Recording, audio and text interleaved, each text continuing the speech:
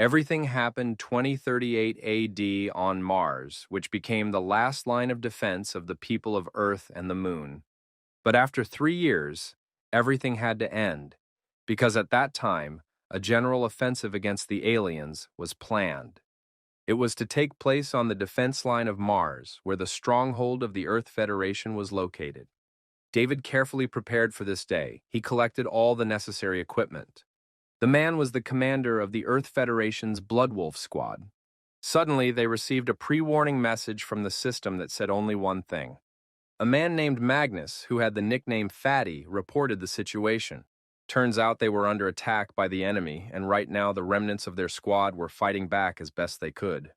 But the strangers, so-called monsters that people had to deal with, were too many. So David gave the order to immediately go on the counterattack, and his guys opened fire on the invaders. At that time, the weapons had also changed a lot. They no longer had gunpowder, and instead of ammunition used a laser. David commanded to continue firing, which, however, was not doing much damage to the aliens. Even nuclear bombs were ineffective against them, the man thought, and that was annoying. And after all, when they first appeared, they could be killed even with ordinary rifles. But after 3 years of war with these outsiders, the monsters had developed a resistance to even nukes. As a result, half of the Mars defense line was already in the clutches of the aliens. They had even developed a counterattack method that brutally killed people, particularly their commander. But what was more terrifying was that 3 new species had appeared among these horrible monsters. In order to completely eradicate all of humanity, they had mutated and were now divided into classes. David was even forced to sound an orange alert level, for the aliens had evolved. They had become mutants with extraordinary speed and strength, and the humans urgently needed help. After all, in the face of these terrifying creatures, human superiority had completely disappeared. However, David realized that their main task in the war was to survive, so he turned to everyone, telling them not to panic. The man said that the 3 new mutants he was taking over, and Fatty was left in charge of the defense. With these words, he ran at the first mutant, who was a little surprised to see his first opponent. David Hayden was a first-class fighter. In all his 22 years of service, he had never been defeated in battle. That was to be the case today, but the man was still surprised at the speed of the new species of aliens. When one of them tried to grab him with its arm, David fired at it. This obviously didn't please the monster. In turn, the man was surprised that there was someone who dared to fight him. He opened fire on the man, or rather, it was an attack from the mouth, which contained a powerful laser charge. But David managed to dodge all his attacks. He was well trained, so he knew what to do. After a moment, when the enemy stopped with the guys, he dropped to one knee and returned fire. He figured that no matter how much these things evolved, but their attacks would be useless against him. But suddenly the man noticed someone approaching him from behind, and before he did, he saw the leg of a mutant monster in front of him. They were making their way towards their Earth Federation point, but David realized that he had to hold them off and buy time. The fat man, meanwhile, asked him over the radio where the Moon Sister Squad was hanging around, because the time was now. Their men were dying, they urgently needed help, and they would not be able to resist the aliens for long at this rate. But David wanted to know why Luna's squad was delayed, because the time for a general attack had already come. But not a single ship from the lunar squadron has not appeared, the man thought, if they were intercepted. David tried to contact the local command center of the general offensive in the Lunar Federation. After some time of unsuccessful attempts, he finally succeeded and the connection was established. Except that instead of the usual voice of the dispatcher, he heard screams that surprised the man greatly. In fact, it wasn't even shouting. It was strangers talking to each other, and it was one of them who received David's call. Hearing this, the man realized with horror what had happened to the people of the Moon Federation. He wondered if the Moon Federation didn't have the strength to provide them with reinforcements at the moment. David looked at the oncoming monsters and felt a little confused. The man sarcastically remarked that he would have to look for a wife in his next life. However, he was beaten by Fatty, who was the first to put on his special outfit and said he would be the first to leave. He apologized one last time for pulling him back all these years and then activated the effects of the suit. In the next instant, there was a powerful explosion that exterminated half of the monsters at once.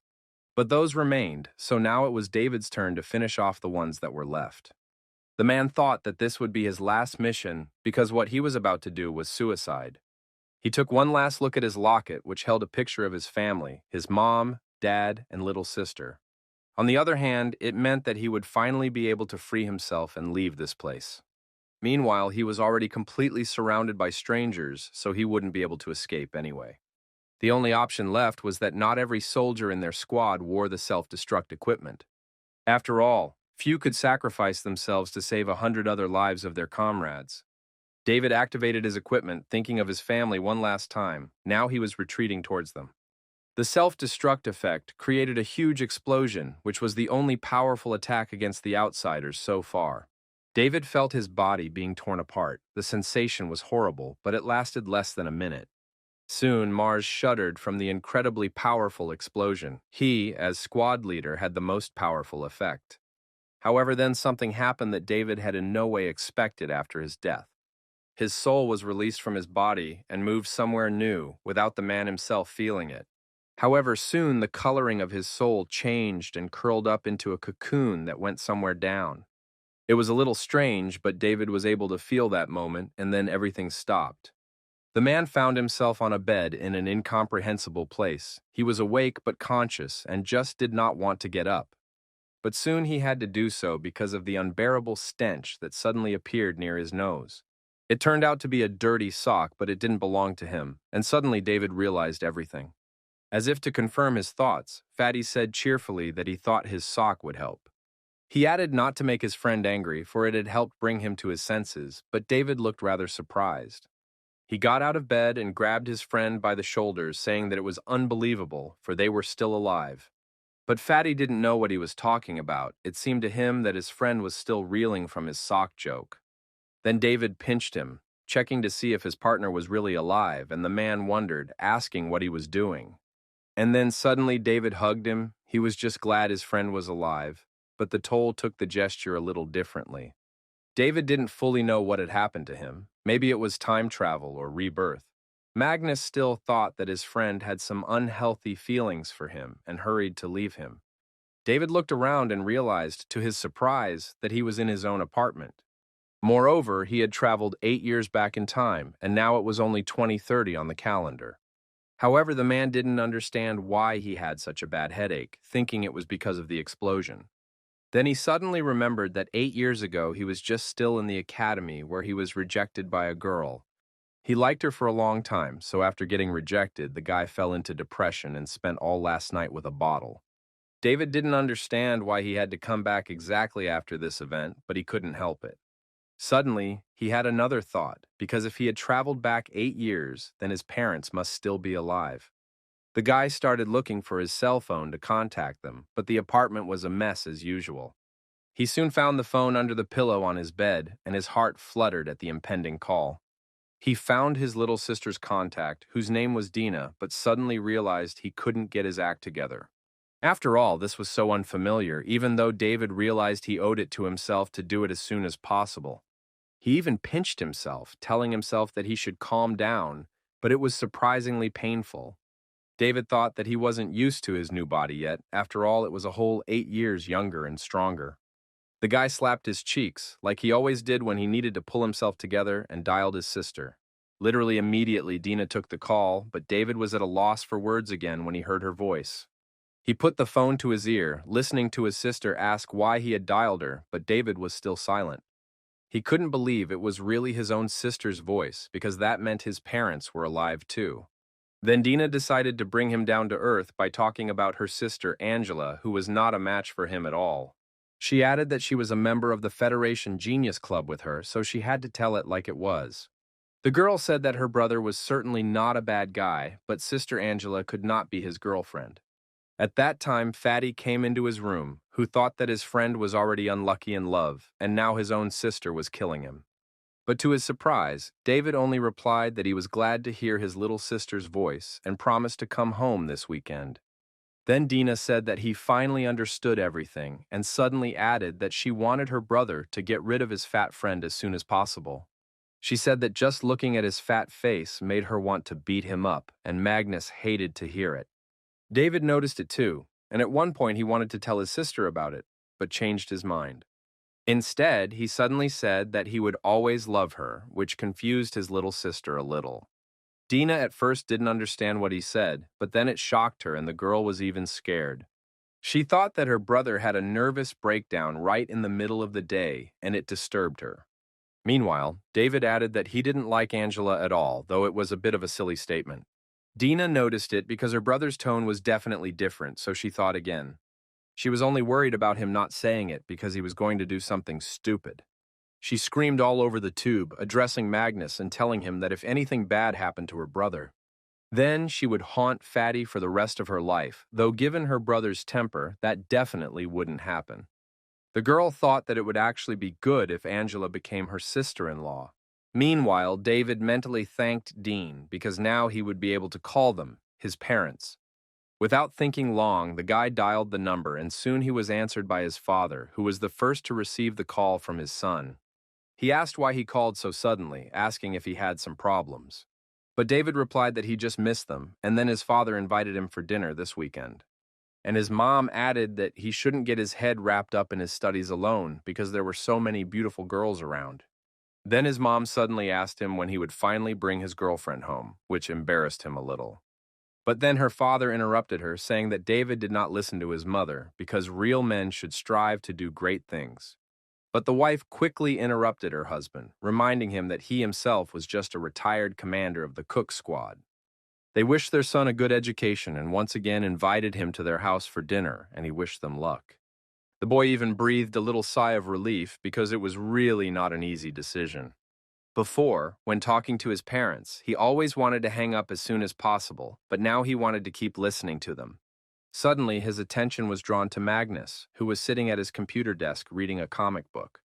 Looking at his friend, David found it hard to believe that this fatty would become a great shooter of the squad in the future. He would accompany him on the Mars battlefield until his death, but he would be the first to die. Suddenly, David thought that there must be some way to prevent that devastating catastrophe. Now in this body of a 20-year-old boy was a fully matured, unyielding soldier, which meant he would definitely think of something, but first it would be a good idea to fill his stomach. They ate dinner together and soon went to bed, Fatty falling asleep first, as always with some food beside him. This time he was dreaming of something pleasant. David realized from the sounds he was making, Magnus seemed to be laughing. But David couldn't sleep. He was thinking about all the events that had happened to him during this time. He was glad he could hear the voices of his loved ones again, but he didn't understand why or how he had been reborn. It was also a mystery that it had only happened to him. David thought that tonight had been a remarkably quiet night. And yet in just 5 years, such a gentle night would no longer exist due to the alien invasion. 5 years later, the Earth-Moon system, disguised as comets, was attacked by aliens. Several important cities on Earth and Moon had received a crushing blow. The guy remembered it well. Humans had been too careless, even though they had fantasized about the existence of aliens. But there was no way they expected that in the sky above, aliens would one day really appear. At first, humanity began to fiercely resist. They shot back and fought battles every day. In the early days of the war, both sides exchanged pleasantries, and the humans even gained the upper hand. But the turning point was the battle on the Curtis Plateau. It became a key battle in the battle for Mars. Due to the inattention of humans, the northern part of Mars was occupied by aliens, after which the battle for Mars did not stop for 3 years. However, during these 3 years, the aliens became stronger and stronger. They learned to resist humans. Eventually, after the defeat at Sun Lake, the humans lost control of Mars and went on the defensive. 2 key nodes were destroyed by comets, causing the human coalition to fail to react in time. They had lost several important strongholds, and besides, the aliens had somehow figured out how the major battles would go. David wondered if it was possible that the outsiders also had supernatural abilities. But that phrase of the moon people he heard in the guy wondered if they could have been traitors. After all, everything must have a reason, and if the moon people really betrayed them, what was their reason? But David soon rejected this conjecture. These speculations of his were of little use now. After all, he didn't belong to the top brass, so most of the information was out of his reach. He thought that even though he was back in the past, he couldn't do anything right now. It was for the best. However, He somehow felt like there was some kind of problem within the people, and he just couldn't leave it at that. Suddenly, his attention was caught by a poster on the door that read "Fight for Earth" in English. Then suddenly David thought what would happen if he too became a member of the upper management and learned about everything from the archives. After all, during the military school in the past, his grades were too mediocre for that. However, this time was different, and if things worked out, he could join the top leadership. And with it, the right to influence decision-making, so maybe he could find the key to solving the problem. But the most important thing is that because of the war, after 5 years, the students with good results became the main forces on Earth because of the war. Recklessness and fun won't help in solving problems, so David realized that he had to be serious and consistent. Meanwhile, Fatty was dreaming about all his classmates looking at him and his girlfriend with envy. Yes, in the dream he had his favorite girl Lulu, whom he met at the end of the third semester. Soon after school, they went to his house, where Magnus took her into the bedroom and pulled her close to him. He suddenly reached for the zipper on her breasts, intending to stretch them, and the girl embarrassedly told him to stop. But suddenly the guy's plans were interrupted by a monster who had unobtrusively opened his bedroom window. The werewolf wolf burst into their room and roared, which scared them both, and then grabbed Lulu. It was quite unexpected. The girl screamed for Magnus to help her, but he was still in shock. The werewolf took advantage of that, pushing Fatty with his foot and sending him flying to the back of the room. Magnus didn't understand where the werewolf had come from, but he told the girl not to worry because he would save her. But the werewolf seemed to have other plans and headed back out the window, intending to just run away. Magnus shouted for the beast not to even think about escaping until he got his Lulu back. Fatty pounced on the wolf. He grabbed the hand he was holding his girlfriend with and tried to unclench it, but it didn't work. He noticed that it wasn't a werewolf, but a real waterman. He could tell by the way it looked. Magnus cried out in despair, for he didn't know how to fight such monsters, and his girl was doomed. Fortunately, at that moment, he was just waking up and was surprised to find that things were not so made up. For he was indeed clutching someone's hand, except it wasn't a waterman, but his best friend and roommate. David didn't understand why Fatty was suddenly grabbing his hand, and it made him a little uncomfortable, but he didn't say anything. The guy only glanced at Magnus, as if asking what it meant, and he apparently wasn't fully awake yet. The fat man shouted, saying that his friend had become a waterman, which surprised David even more. They sat like that for a while longer, but soon David couldn't stand it anymore and turned to his friend. He asked him what he was doing, and he asked if he had drowned himself, and now his spirit was haunting him. He added why he had to do it over some woman, obviously meaning his fictional girlfriend. But David replied that his friend was just having a nightmare, and he himself just decided to practice. The boy said that a future soldier couldn't afford to be lazy, and Fatty said that his friend reminded him of an instructor.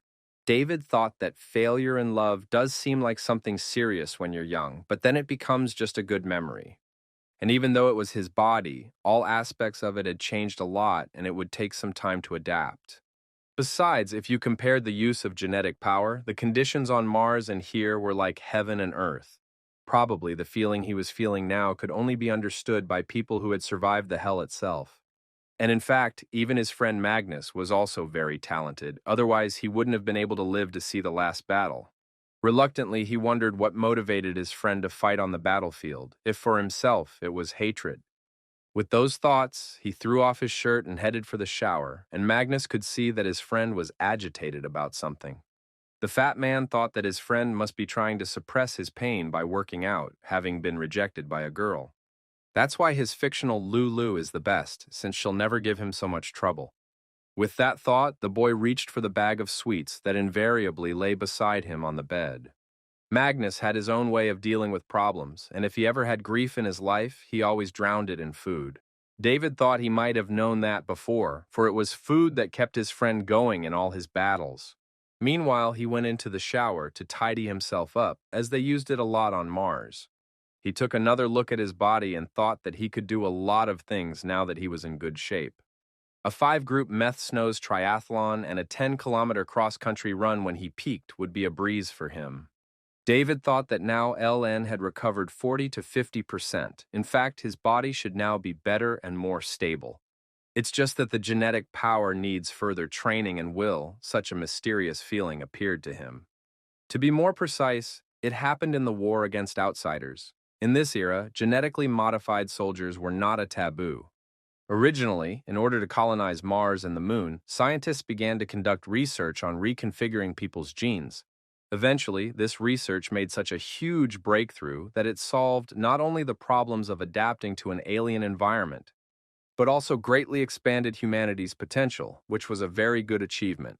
Genetic technology had truly brought human exploration of the Moon to reality. The Earth Federation had a somewhat conservative attitude towards genetic engineering and leaned more heavily towards natural evolution. They believed that more time was needed to achieve the goal of fully adapting humans to interstellar travel. The people of the Moon, on the other hand, acted more radically, for the harsh conditions dictated a more pressing need. And while direct genetic adjustment brought benefits such as increased IQ and adaptability, but it also brought about some physical and mental deficiencies that created huge controversy. But the Moon people, through the pairing of new humans, took advantage of the superior ability of humans. It consisted in self-regulation by human heredity of survival of the fittest species. In essence, the goals of the Moon and Earth were the same, only the processes of achieving them were warm for one and hot for the other. David thought that his physical condition would be much better for the war. The main thing was to let this body get used to the genetic power. His muscles would need to be tightened up too, as they would need to match the genetic strength for maximum effect. The method to do this is quite simple. Train until his heart rate drops. He now had a good understanding of his potential. Both Earth and Moon attach great importance to military schools, so the living conditions there are often amazing for newcomers. But of course, the requirements for admission there are also high. The main criterion for evaluation is genetic value. David finally came out of the shower, which pleased Fatty because he wanted to eat with him. The boys got ready and went to the mess hall because the food at the military school was good and Magnus liked it. It seemed a little strange to David that his friend hadn't said a word about the menu, as he always did. Instead, he suddenly said that for some reason he thought David seemed different today. He wondered if Fatty's skills were beginning to awaken, and he had been quite outstanding in the war. David decided to find out for sure, asking what was different about him. Magnus simply pointed to his mouth, saying that the obvious example was this smile. He couldn't tell exactly what had changed. Perhaps his friend was just prettier, but it made David uncomfortable. He said that Magnus's compliments didn't make him feel good at all, because he didn't see the point of them. From the outside, they were spoken of as the guy who dared to confess to the prettiest girl in the school and Fatty. Meanwhile, the friends had eaten a large breakfast and were looking for a table. Magnus noticed how everyone was whispering about David, discussing what he had done, namely his public declaration of love. It was the same on social networks, where people thought that this guy's enthusiasm had disappeared after such an incident. For a moment, Fatty was even amused to read all these comments, but then he sighed loudly. To David, he said that the youth in their day had no respect for their elders at all, clearly alluding to himself and his friend. But it just so happened that his statement was heard by the people around him and everyone laughed with it, and Magnus felt embarrassed. Suddenly, some girl who was clearly unhappy with David's actions approached their table. She said furiously that he had already glorified their class with his love confessions. Her name was Catherine Seindal. The girl was the old lady of their class at the special military school. She was also a friend of David and Magnus, and a close friend at that, but she had been the head girl for 4 years now. David remembered that after graduation she had advanced quickly in the military service against outsiders, and became one of the youngest spaceship captains to take part in the battles. She and Fatty had been at the bottom of the military for the first few years, but that hadn't stopped her from continuing to hang out with them in any way. Too bad, it seems the heavens themselves were jealous of her talent, for her fleet was nearly defeated in the Battle of Sun Lake. And in the end, Catherine Seindal also fell in that battle, defending her spaceship to the last. However, that would happen later, but for now, the girl asked if she wasn't right when she saw David looking at her intently. Then she moved closer to him and asked if the guy was so eager to embarrass them for the whole school. David thought that she was right because he had really distinguished himself. Then Fatty decided to support his friend, telling Catherine that he had already realized everything and he had been laughed at. And the girl turned to David, asking him how well he had thought it over if he would treat them to 3 full lunches. Fatty joined her, saying that the lad would also have to wash his socks for a week. Then David couldn't take it anymore. He said it was more of a get-together than a consolation. Catherine said that she had originally wanted to comfort him, but when she saw his smiling grin, she decided it was unnecessary. Magnus's support showed up when he asked for his bank card password, saying that he'd take care of it instead. And David thought that in the past at this point he really had gotten seriously injured and it had caused a bunch of problems. But now the fact that he was depressed about Angela now seemed really ridiculous to him. He felt great this time, and it was a whole new experience that he enjoyed, though. The taste of the food seemed great to him too, for those who had been through war know how nice it is to eat in peace and quiet. But later on, the quality of the food was getting worse and worse, and it was nothing compared to the food in times of peace. To the fat man, he said that he had no bank card, and the pile of socks could be left lying in the dormitory. Catherine decided to change the subject and asked if the guys shouldn't focus on third year. But Magnus replied that all the graduates were the same, and it didn't make much difference what stamp he had on his diploma. He added that he even admired David for not caring at all about his results, and he thought that he should act as soon as possible and take his studies seriously so that these words were no longer true. His thoughts were shared by Catherine, who said that the stamp was what they would start with when they enlisted in the army. Magnus then rather remarked that they were lucky to have such a caring headmistress who worried about them. He added that he and David were probably hopeless, so would depend on Big Sis in the future. The girl decided to play along and agreed, saying that she was already a member of the Iron Eagle fleet. It was quite unexpected because this fleet was an army of aces and it was extremely difficult to get there. But Catherine said she could do it. She added so the boys would take better care of their own future. She asked, since they both had ballots now, was it really more than 700, which wasn't that much. The girl said for the guys to work hard these days, she might even help them with that. They needed to aim for 800 points, and if they could make it to the Earth Elite competition. It would greatly improve their grades, and it didn't matter if they won anything or not. The guys liked the idea. David said that the head teacher was right and promised to make every effort to go to the competition. When Catherine heard that, she praised him, saying that it was the right thing to do, and then asked what about Fatty. He answered that he would try to go to the competition, but without much enthusiasm, and then she calmed down.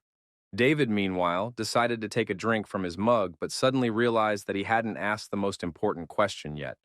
He was a little embarrassed and then asked when the competition would take place, wanting to know how much time they had. Catherine replied that they still had over a month, and she also noticed that the guy had already eaten everything. That surprised Catherine a little, because she remembered that he had taken a portion for the real gluttons, but he had managed it even before Fatty. David, finishing the last bun, looked at her, not understanding why she was so surprised. And then he announced that he was going to get more, and soon appeared again with a full plate of buns. The guy explained that he needed a lot of calories for his high-intensity workouts. And it wasn't enough just to eat, he needed to load his stomach with enough to last him a long time. A couple minutes later, he was eating another meal too, saying how great it was that they didn't have a war. But Catherine and Magnus didn't understand these words of his, and soon David realized that he had babbled too much. He hurried to change the subject. He asked why the boys weren't eating, but Catherine said that she was already full, watching him do it. She wondered how it was possible to eat so much in such a short period of time. Magnus thought that his friend had really turned his emotions into a desire to eat and had restricted himself to food alone. In Fatty's eyes, it was terrible, for he wanted to help David and ended up teaching him to also nibble on his grief. He added that his friend should not despair, for he still had everything ahead of him. Sooner or later, he would meet them and his girlfriend. Catherine also added that men should be strong, so he should focus on the points now. And David thought that his friends had misjudged his behavior again, but he really couldn't explain anything to them. Catherine Sindahl lived in the women's dormitory of the dragon riding school not far from David and Magnus. She had just finished her little job and was glad she had finally made up her mind about everything. Her dorm mate asked if she had chosen too many disciplines when the girl showed her the result of her work. There was a list of all the disciplines that were related to the Navy, and Catherine had chosen them all. She even suggested her friend to choose the same, but she refused, saying that it was too difficult for her. Especially, she added that it could be the other way round, and she would be the one to take her friend under her wing in the future. The girl was going for navigator, and Catherine said that it was actually great because her help would be needed too. She also wondered what courses David and Magnus had chosen, since those two had to be supervised all the time. Meanwhile, in the men's dormitory at Dragon Letters, the boys were discussing their choices. David was unhappy that his friend had chosen only those subjects that required cramming, but Magnus justified his choice. He said he was sure he'd be able to graduate, so it was a perfectly safe scheme.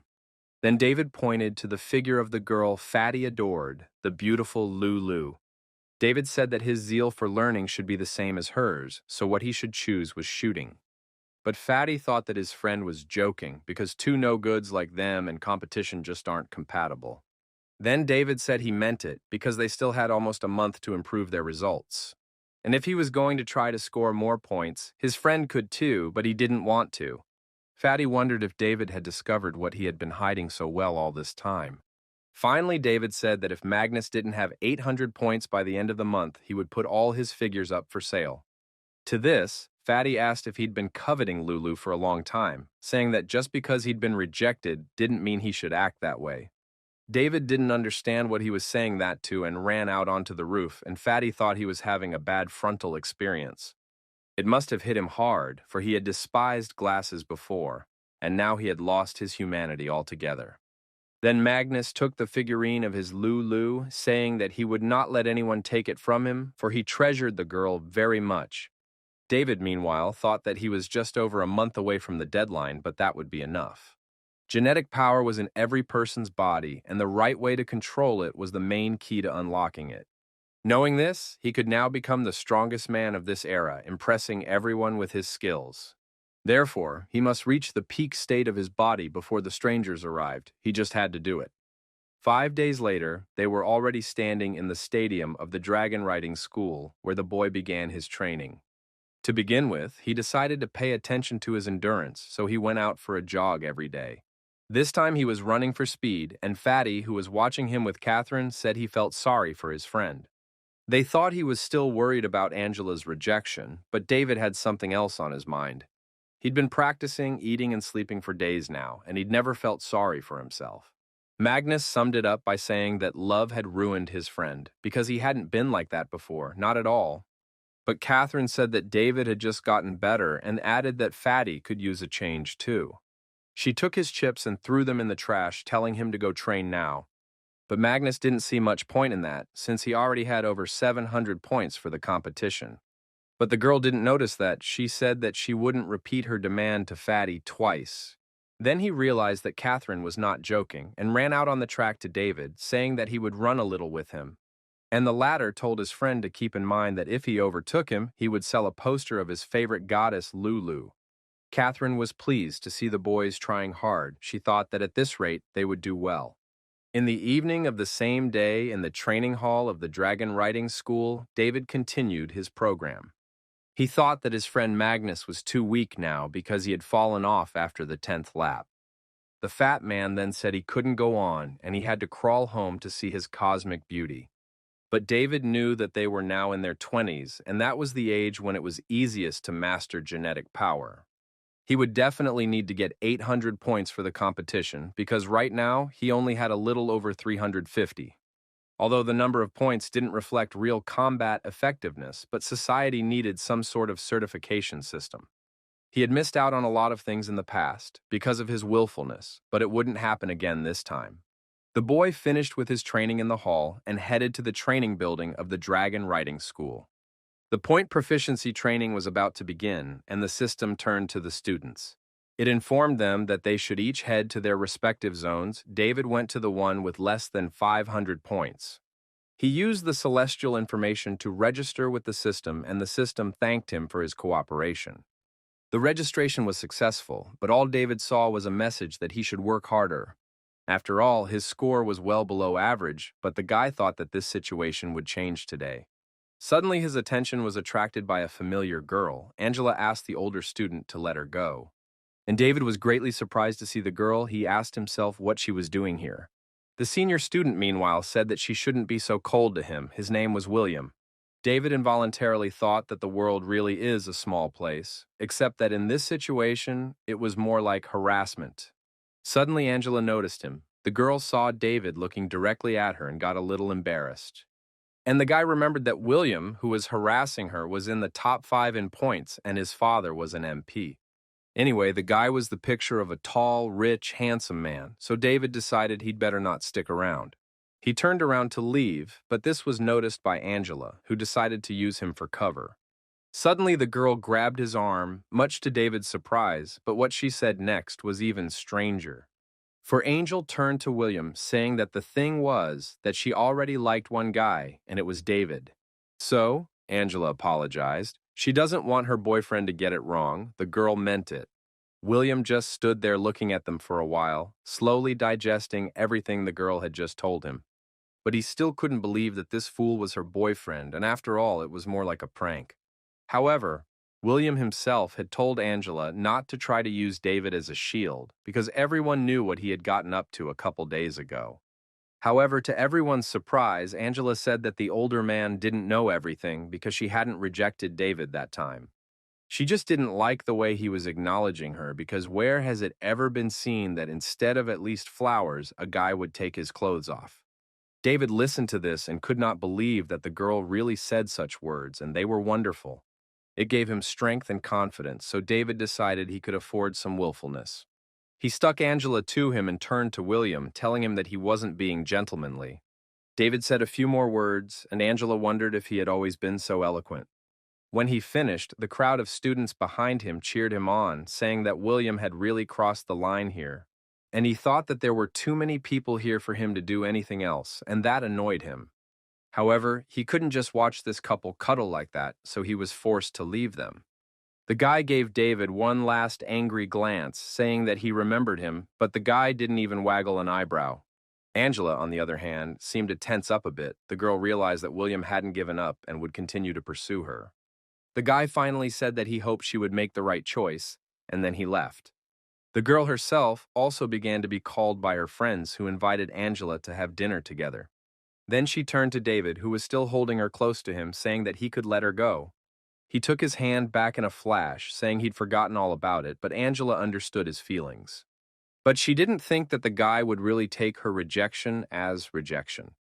Angela thought why such a talented girl like Dina had such a loose and stupid older brother. David, meanwhile, was thinking how soft her skin was and the smell of her hair. He couldn't help but admire her. Angela cleared her throat and thanked him for helping her out in this situation and wanted to add something else. However, David interrupted her. He said that she shouldn't thank him as it wasn't hard for him to be her excuse. He added that he had other things to do, so he must go, and with these words he left the girl, who was a little surprised. David went back to thinking about his scores, which he wanted to check now to see if they had gone up. When the war started, the system stopped being used, so today he would be able to find out everything. In order to change the future, at this point he could only increase his score on his points. The guy was already standing near the right office and then entered it. This was where he was going to spend the rest of his time.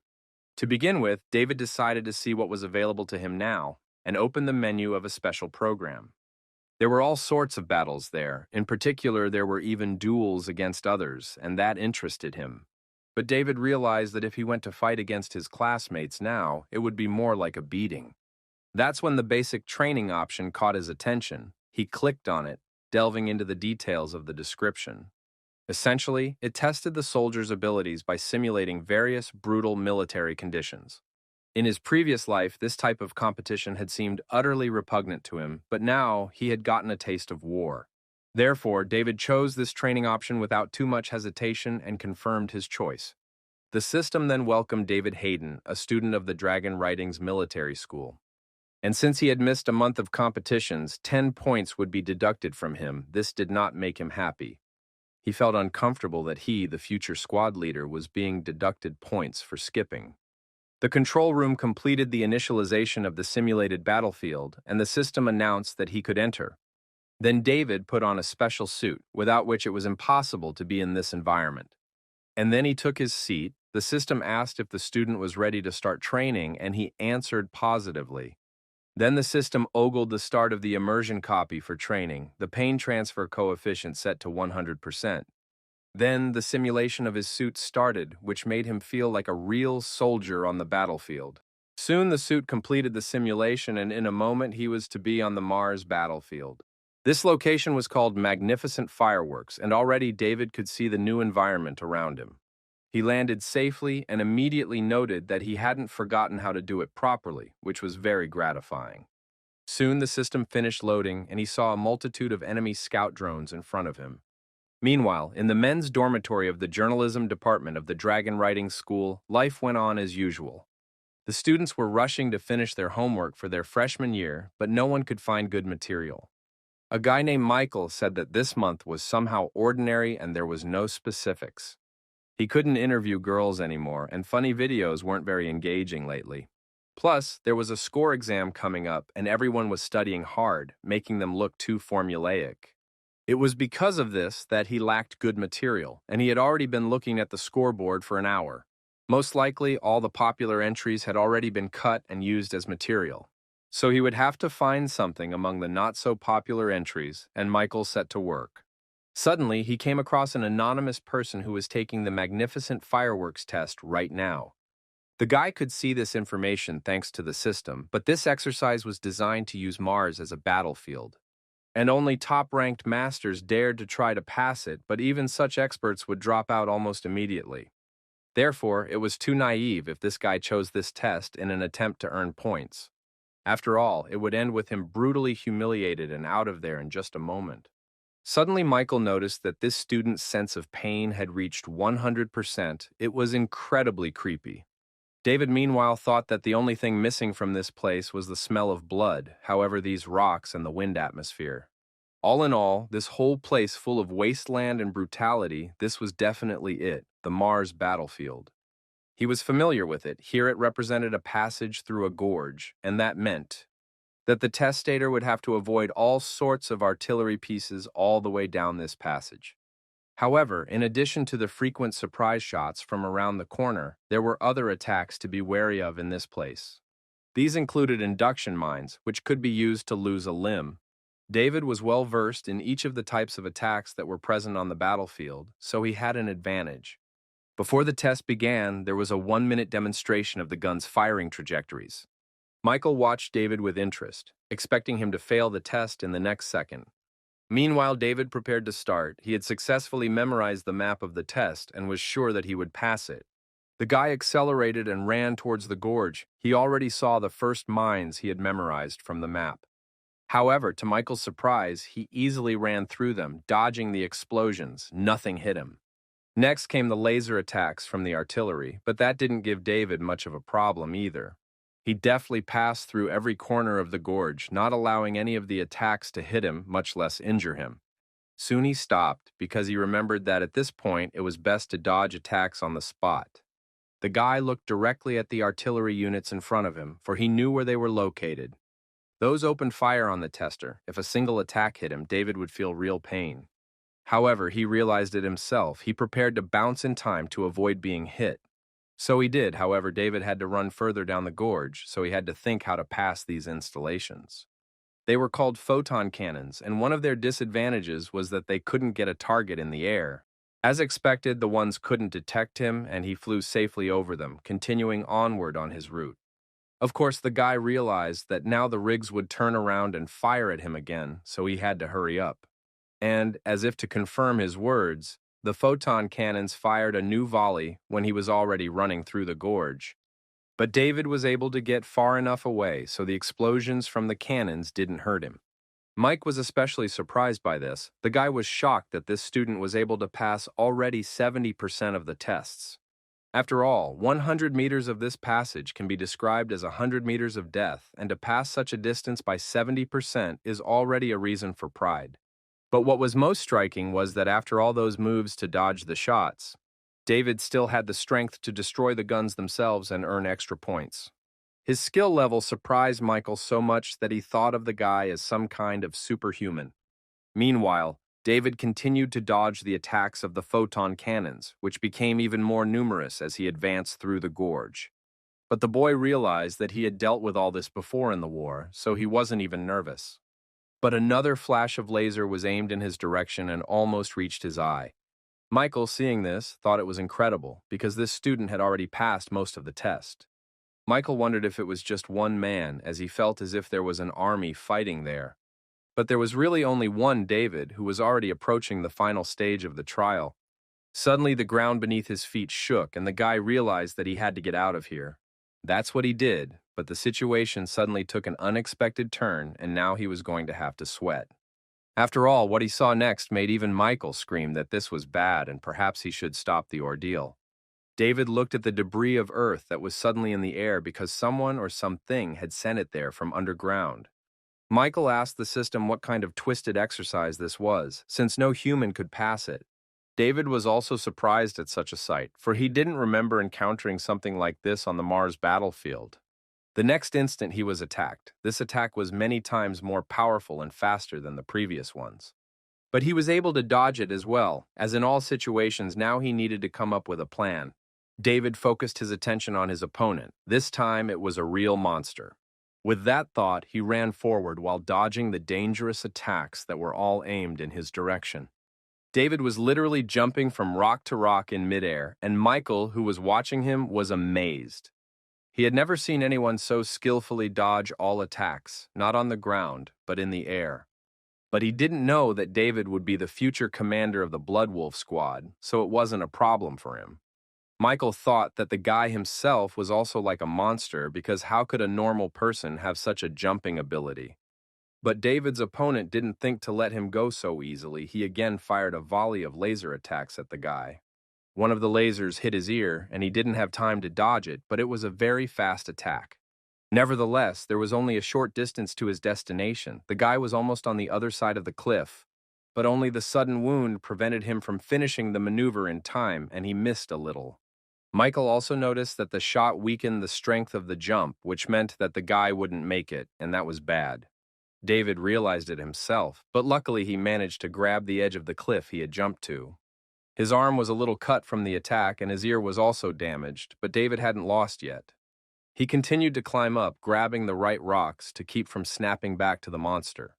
And then David made a leap that he hoped would take him right to the end of the cliff, and he succeeded. However, suddenly, he saw the final attack of the monster that had managed to release it coming towards him. It split into 3 lasers, but David was able to dodge them all. He realized that the end of the ordeal was near. He still had 10 meters left, so the guy was sure he could break through. He just had to wait for the moment. He ran away to a safe distance and finally saw the finish line of the test, before which the last obstacle was waiting for him. It was a small maze of lasers that was impossible to pass, even as the fastest man. David also realized that trying to pass this with human speed alone was at a loss to himself. To Michael's surprise, the guy shifted his steps and leisurely approached the lasers, studying their location. And then he began to move through the maze, deftly passing each laser. Michael's glasses flew off at what he saw, for such flexibility would have been envied by many experienced soldiers. And David thought that only by relying on instant judgment and flexibility could he pass this test. As expected, he successfully reached the finish line, which was the portal gate. All the guy needed to do was simply enter them, which he was done, and then the system came back on. It gave out many messages to David, among which he could read about his breakthrough reward and find out his rank. He had it epic, and that couldn't help but make David happy. Now he could take off all his equipment. And Michael couldn't even believe that all this was happening in reality because this student had passed the Mars battlefield with a difficulty of 100%. Michael asked himself who this man was, because you've never met anyone like him before. The guy was fortunate to have a screen recorder with which he was able to capture the entire ordeal. And that last look made him feel as if death itself was staring at him, which made Michael uncomfortable. Still, he didn't know who this guy was or where he went to school, so it was impossible to reveal his identity. The loading screen showed a message about successful synchronization of the video, which was now available.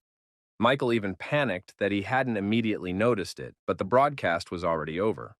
With a trembling finger, he clicked on it to see if the recording of the entire ordeal was saved. Luckily, it was saved, which meant the guy had some great material to release. Michael didn't think of David as a god so much as a demon, for what he was doing was incomprehensible. From the beginning to the end, there was an aura of annihilation, and it wasn't coming from the battlefield, but from this man. It took Michael, who already had some experience in journalism, less than 20 minutes to compile a report. It wasn't long before reports about the student who had passed the Mars battlefield were all over the campus. Michael noticed that, judging by the voices, it was already known to all the students in the department. In just 5 minutes, the major military schools were simply exploding with messages from students. Michael wondered if this was the trump card of one of the schools, and that was how they decided to make themselves known in the competition. After all, he had never heard of a Mars test being passed with a grade of epic rank before. Previously, the maximum grade was high minus rank, meaning it had increased by 2 orders of magnitude at once. Meanwhile, David thought that he still had a lot of trouble with some of the details of this test, and he probably didn't get a score of epic with a plus rank because of the 2 big mistakes. However, it was great that after setting a new record, he was immediately given 100 points. Except the guy realized that he shouldn't be so happy about it because he didn't know how long it would take to get 800. Meanwhile, some students were sitting in the library of the dragon writing school. Among them was Angela, who looked a bit annoyed because of the atmosphere. All because many students were discussing how someone was able to break the record of passing the Mars battlefield. The girl was interested in this too, as she was finally paying attention because everyone around her was talking about the same thing. She opened her phone and went to the message board of the school, but the information posted there surprised her. She read, just like everyone else, about an anonymous student who had passed the Mars battlefield tests. And after all, each of the Earth and Moon federations had their own ranking, and this student had raised it quite nicely for Earth. The gold content on the Moon planet was higher, which was especially strong at the higher levels. And testing the Mars battlefield with an epic ranking grade was undeniably the most difficult battlefield on both planets. Therefore, it seemed impossible to everyone, and even Angela herself had tried to pass it, but only felt despair. It seemed to the girl that only a god could successfully pass it, and that was how David now looked in the eyes of the students.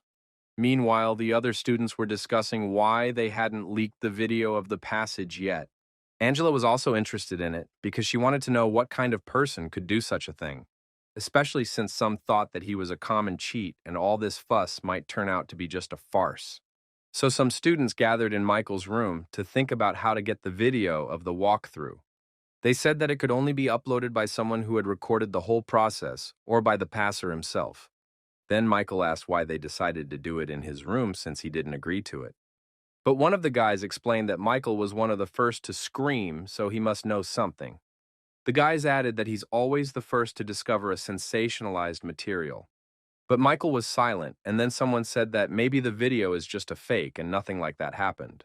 After all, if you think about it, it's really impossible to pass this test, but Michael suddenly raised his hand saying that he had the video. At first, the person who expressed the idea of a fake thought the guy was bluffing, but the look on his face was serious. All 3 guys present were surprised at what their friend said, but they could see that the guy wasn't kidding. They jumped on him, asking him why he still hadn't leaked the video, and Michael asked them to calm down. The guys then asked to see the video he had just mentioned, wanting to see for themselves. Michael hesitated for a moment, but the guys already took that as a sign of agreement and got excited. They started ripping the laptop out of his hands, wanting to see the very student who had passed the impossible test. But Michael took his laptop back, asking what they were doing and saying that the recording belonged to him. Then the guys started begging him even harder, offering even their treasure in exchange for the video. In a moment, they were already sitting at the monitor, but Michael warned them that he would realize the video himself. The guys agreed, and then he turned on the tape. A gorge appeared in front of them, in which they saw the very same student. The guys were impressed by the way he moved, but what surprised them the most was that he wasn't the least bit afraid. And when they saw the look with which David looked directly into the camera at the end, they all got goosebumps. The guys agreed that there was definitely some kind of murderous aura emanating from this man. One of them couldn't even look at it anymore and bounced back, asking if it was really a person. The others agreed that such an ordeal would be too much for each of them and they would easily die there. But this guy was incredibly strong. It was the first time they had seen such power, and they couldn't help but marvel at it. Michael also thought that even though he was watching it for the second time, the feeling of power hadn't diminished in the slightest. He also mentally added that it would be great if this man turned out to be an Earthling. However, something told the guy that he was definitely an Earthling, at least a student at a military school on Earth. Soon the guys quickly lost their heads at the splendor of this student, each wanting to be like him. They even forgot about the condition of Michael, who reminded that this record was made by him, so he realizes everything himself. However, the guy still decided to publish it finally, and everyone was happy about this statement. After all, such a cool fight should be seen by every student in dragon writings. And it would also bring glory to their journalism department. With these words, the guys uploaded the video to the net. It was night, but despite that, the first views started appearing lightning fast. And the next morning, the talk was only about it. The students realized that the whole story was not a lie. Guys from all faculties wanted to watch the video to see the face of this legendary student. Even the girls were not an exception, although in the girls' dormitory they found out about it a little later. Catherine looked outside from her room. She had just woken up and did not understand what all the fuss was about. The girl couldn't listen to anything in this environment, but she needed to write something down. She cleared her throat and prepared to do so, but the noise outside interrupted her again. It was beginning to irritate Catherine more than a little, as she couldn't complete the task she needed to do. After another failed attempt, she finally couldn't stand it and decided to find out what was going on. The girl got angry and pounded her fist on the table. She was annoyed that everyone kept yelling about some sort of test. Catherine screamed how she should write something down in this situation, and to her screaming came her roommate. She rushed to calm her friend down, saying she would show her something interesting and held out her phone. At first, Catherine misunderstood her friend, saying that she and her friend had different interests, but she shook her head. She said that it was something that both she and Catherine would enjoy, but the tone of the conversation hadn't changed, and it was definitely about guys. She confirmed it by saying that this guy was a real macho guy who could seduce even her. But Catherine replied that she wouldn't watch anything, however her dorm mate was keeping up. She opened her phone, which immediately brought up a live feed of the Mars battlefield passing the epic ranking score. Catherine then said she already knew about it, however her friend, whose name was Clara, insisted on watching it. Both girls leaned over the small monitor and watched the entire video from start to finish. Catherine was clearly impressed with this student. His movements were truly incredible and admirable. Clara thought the same. She liked strong guys, and this student was just like that. Catherine thought about his incredible reaction and speed and his ability to observe his surroundings. She wondered what kind of training he had to go through to achieve such self-control. Truth be told, it was even unexpected that such an intimidating creature existed. Plus, that last glance of his exuded a cold calmness of mind and a desire to fight. The girl hoped that she wouldn't run into him at the very beginning of the points tournament because he would definitely be there. She felt as if no matter who went up against him, no one would be able to stop this guy. Clara, on the other hand, was just thinking about how handsome he was, and she didn't seem to care that he could be her opponent. She felt like every cell in her body was ready to surrender. She wondered what he looked like. Meanwhile, Fatty was trying to restrain himself from the provoking thoughts that were bothering him. After all, today was Fatty's big day, so he should make sure that everything went well. He made a homemade cheer flag, also had a nanoroid from the limited edition, a set of posters and accessories. He prepared all this to guarantee an autograph from Lou Manley, who was his goddess Lulu. David, who had gotten out of the shower, noticed that it had started up again and even considered calling a friend over for dinner tonight. After all, he used to love it, and besides, anything was better than letting him do such nonsense. And after David had invited him over to his place a couple times and treated him to dinner, he'd started following him everywhere. And so it was until he joined the army, so David asked his friend if he wanted to go to his place for dinner tonight. But Magnus that today was Fat Man's big day, which he had been looking forward to for 2 whole months. David then advised him to confess his feelings to his goddess, because even if he was rejected, it would be a valuable experience. The guy even felt a little uncomfortable that it had been many years, and his friend was still true to his feelings. But Magnus replied that it was enough for him to look at her, because to love was not to possess. David then said that he wouldn't go on with this chatter because he still had to concentrate on the points. He added that whoever doesn't get 800 points before the competition will be washing socks for both of them, and Fatty didn't like that. Lastly, David said he was going home for dinner and advised his friend to keep his cool in front of his goddess. Magnus didn't have time to respond to that, and David was on the subway a few minutes later, heading home. His parents' house was located near the nearest subway station, so the guy got there pretty quickly.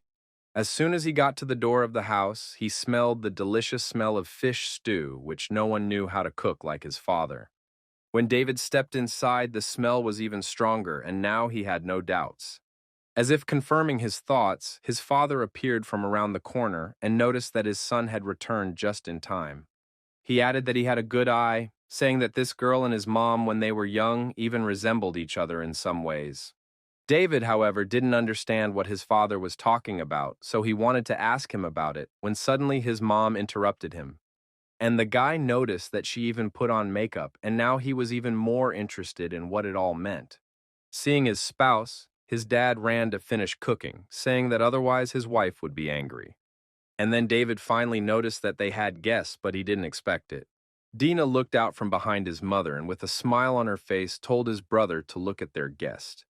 David did so, but literally at once his face turned red because in front of him stood none other than Angela. The girl raised her hand in greeting and said hello to him. She looked as charming as ever. Meanwhile, in the campus of the American college, the students were also watching the airing of the impossible test. The students agreed that none of them could have passed it even halfway, so they were greatly surprised. The fact that David was watched all over the world testified to the fact that Michael's work was a success. The real-time views of his video broke all the records of the week's top news stories. The next day, Magnus sat at his computer screen about to watch his space beauties. After all, because of all the commotion with the expert yesterday, he hadn't been able to do it in peace, which was a little annoying. Fatty was only interested in one thing besides food, and that was women, so the news about the expert didn't bother him much. Meanwhile, David stood stunned because the girl he liked was standing right in front of him. He looked at his little sister, thinking it must have been her doing it, and she winked at him. Suddenly, David thought that Angela had never been to their house in the past, which meant he had managed to change the course of events. He had been able to meet Angela thanks to Dina, who had somehow managed to befriend the elite of their school. That first time the guy saw her, he was confused and forgot to even say hello back to her. So it happened this time too, Angela asked in an affectionate tone why he didn't greet her. David tried to get out of it by saying that he didn't have to because the fairy had come to visit. It would have been a nice compliment if his mom hadn't yelled at him, telling him to go help his dad. David peeked into his father's kitchen where he was already finishing the fish. The boy said he would help him. However, Dina didn't miss the opportunity to tease her brother, saying that his skill would only scare Sister Angela away. David replied that she herself is not equal in this, then put her sister in her place, and she did not like it. Dina suddenly shouted, turning to her mother and saying that her brother was bullying her again. It was a forbidden technique. The mother took her daughter's stance in a flash, looking at David with a menacing look that made him uncomfortable. He walked into the kitchen and ran up to his father, telling him that he could leave the rest of the cooking to him. At one time, his dad had shown him how to make fish stew, so David knew what to do and when to do it. His father looked at him with admiration, and then his son held out a piece of the dish to him, telling him to try it. Mr. Hayden did so, and to his surprise, he had to admit it was delicious. The man added that his son had done even close to his level and praised him, saying he was proud of him. And David thought that the opportunity to cook a meal for his family was very rare for him. So now he could use the cooking skills he had practiced on Mars during the war. After a while, he finished and hurriedly took all the dishes out to the table where everyone had already gathered. David then made sure everyone had enough chopsticks and wished them a pleasant appetite. The guy advised Angela to try the hot dishes first, putting one in her plate. And Dina, who was watching all this, was surprised that her brother was able to be so kind. But David didn't notice her prying gaze. He put Angela another piece, saying that she wouldn't get enough with one. Dina realized that at this rate they would have their first date tomorrow, which she had in no way planned. After a while they finished dinner. Everyone acknowledged that David had become a much better cook. His parents then said they were going to go for a little walk to help digestion, while the kids cleared the table. When his mom and dad came out, they immediately started discussing Angela, saying that it would be great if David started dating her. Meanwhile, David and Dina finished cleaning up. His sister immediately laid down on the bed, and David asked Angela if she would have an apple. She said yes, but Dina said she wouldn't and suddenly got out of bed, going to her room. She said that a classmate had called her, so she had to step away and let them eat in the meantime. She left, and David thought her sister had done it on purpose to leave her and Angela alone. He himself was well aware that Angela should not be his soulmate, though the girl was very beautiful. And she was also so close, which made her seem even more prominent, but he could not give in to temptation. After all, now he must concentrate on changing the future and preventing the invasion of the aliens. The boy finished peeling the apples and handed them to Angela, and she thanked him for his labors. The girl took one slice per skewer, asking if it was okay that she had come so suddenly. David was a little confused as to what she meant, so he only stared at her in surprise. And the girl took a bite of the apple and thought that not so long ago he had behaved in front of her completely confused. But not even a week later, he had played along with her in front of William without any problems. Angela was suddenly surprised to think that she had to admit she had indeed been a bit seduced. Meanwhile, David replied that it was okay, after all, she was his sister's close friend. He added that his parents seemed to have misunderstood everything, but assured the girl that he would explain everything to them later. But in the meantime, when he said that, Angela said that his parents had been pretty nice. David then averted his gaze again to the apples, saying that the girl didn't seem to be confused by anything. So he thought of nothing better than to just continue peeling the apple, this time for himself. Angela, however, noticed that the way he peeled it was quite unique and could not be achieved with just normal skills. David quickly handled the apple and took a bite. It was a real dessert for him during the war. After all, there were hardly any apples on Mars, so he wouldn't even mind a basket of rotten ones if he could get them there. Angela, meanwhile, quickly finished her apples and set her plate on the table, drawing attention to herself. The girl said that she had actually come today to ask him for a favor. Still, when it came down to it, she didn't like to think about what words were best to use. And David seemed to understand what she was talking about and asked if she wanted him to take a part-time job as her shield. Then the girl said that she was Dina's friend and they were studying together so he would be able to help her. She added that she would agree to any reasonable conditions because the next competition was very important for her. Then suddenly David had the courage to ask her, without much hope, why then she would not give him a permanent job. When Angela heard this, she was embarrassed and blushed at such a sudden and blatant question. She finally answered that she couldn't promise that, but who knows, maybe she would in the future. Angela thought that she had made a little mistake today. She had a feeling that she was not keeping up with the rhythm of communication. Then David decided to get up and, clearing his throat, said that it was all a joke, but it was better that those words didn't reach his mom. He also added that a simple thank you would be enough and the girl could treat him to a meal once in a while. Angela liked this offer already more, and she answered him with a handshake, saying that she was fine with it. David didn't understand why, but he wanted to fool around because he could see Angela again. In fact, he had long ago lost his youthful impulsiveness, so it was more just nostalgia for his youth. Meanwhile, Dina stood outside the door and listened to the sounds from the room, but it was quiet. She figured that this was such a rare opportunity, and if she messed it up, there wouldn't be another time. So she decided to just go in and see how her brother was doing. Dina opened the door. She cautiously peeked out from behind the edge of the wall, except she saw David and Angela in front of her, discussing something. It was a little embarrassing for the girl because her brother had such a chance to make Angela feel comfortable, but he was busy with something else. The guy and the girl were discussing a strategic analysis of the affairs of their elite club, which was not romantic at all. Dina thought that now her brother would embarrass himself because their training course was much more complicated than his. However, it turned out to be a little different because Angela thought the same, but contrary to her expectations, David understood everything. She noticed that he quickly identified the key points and clues to resolve the entire strategic plan, except that it did not match the image of the David who had confessed his love to her a week ago. However, the girl did not understand how it could be because Dina said that her brother's academic performance was low. And then Angela thought that maybe he just didn't know how to use his power properly. David, meanwhile, noticed that she was thinking and asked if he was wrong or made a mistake. But the girl answered in the negative. A little embarrassed, she said that everything he had said was right. And then Angela hurriedly changed the subject, saying that they needed to discuss something else. She showed him a familiar video saying that a recording of a Mars battlefield walkthrough had recently appeared online. It was perpetrated by an anonymous expert, and the girl asked if David had heard of it. He replied positively. Angela added that his actions alone on the Mars battlefield can be used as a textbook. Someone from the journalism department had captured the video and posted it on the forum so David could find it and take a look himself. She added that he should pay attention to this expert's reactions, habits, and way of thinking. After all, human genes have dominant heredity, so he is as talented as his sister. So Angela was sure that David could also become very strong. She even winked at him.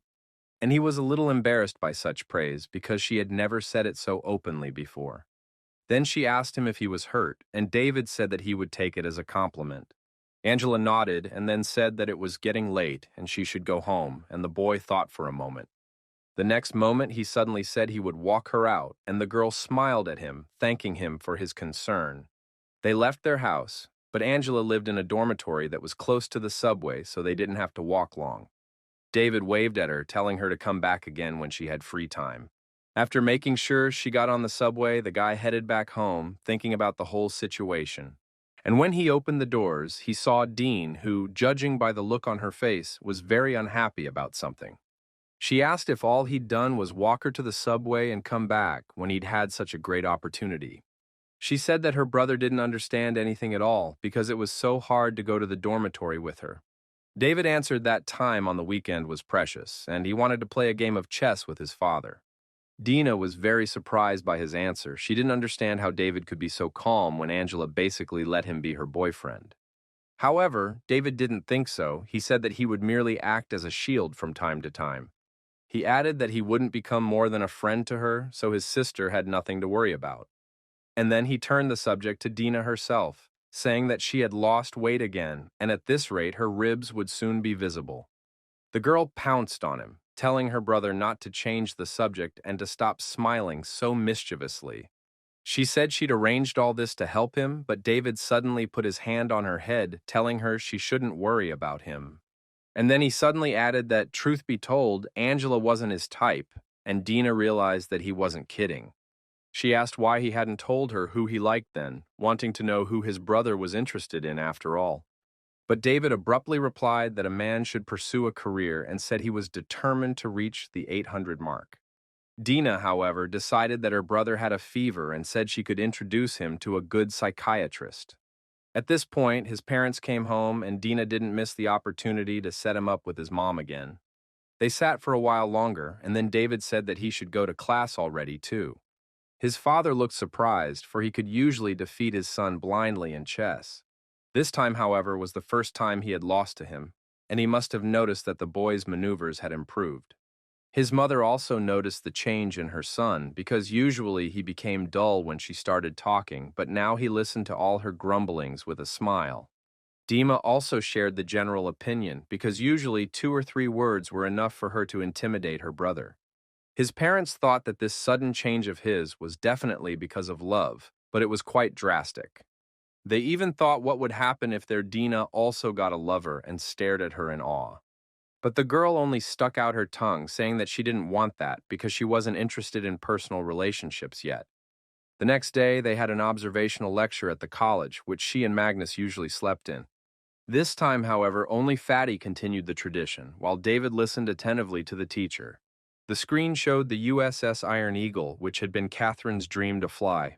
It was one of the newest ship models in the Army that had come out less than a decade ago. David was well acquainted with it, for he had even been aboard it once in the war. However, this particular specimen that was being shown at the lecture was quite badly damaged.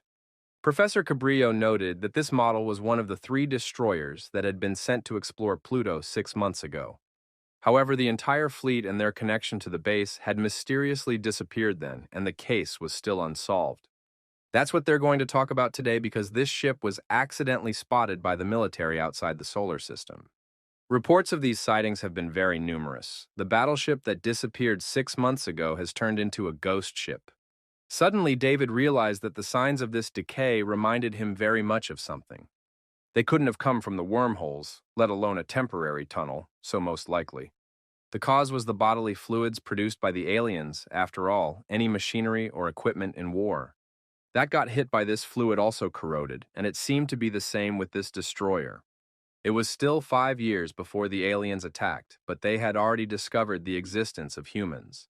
David didn't even notice how he was speculating about it out loud, which made Fatty wake up and the professor pay attention to him. The guy thought that if it was like this, it confirms that the sudden attack from the outsiders was carefully prepared. In addition, it shows that the intelligence of the aliens is not lacking, but also equal or even superior to human intelligence.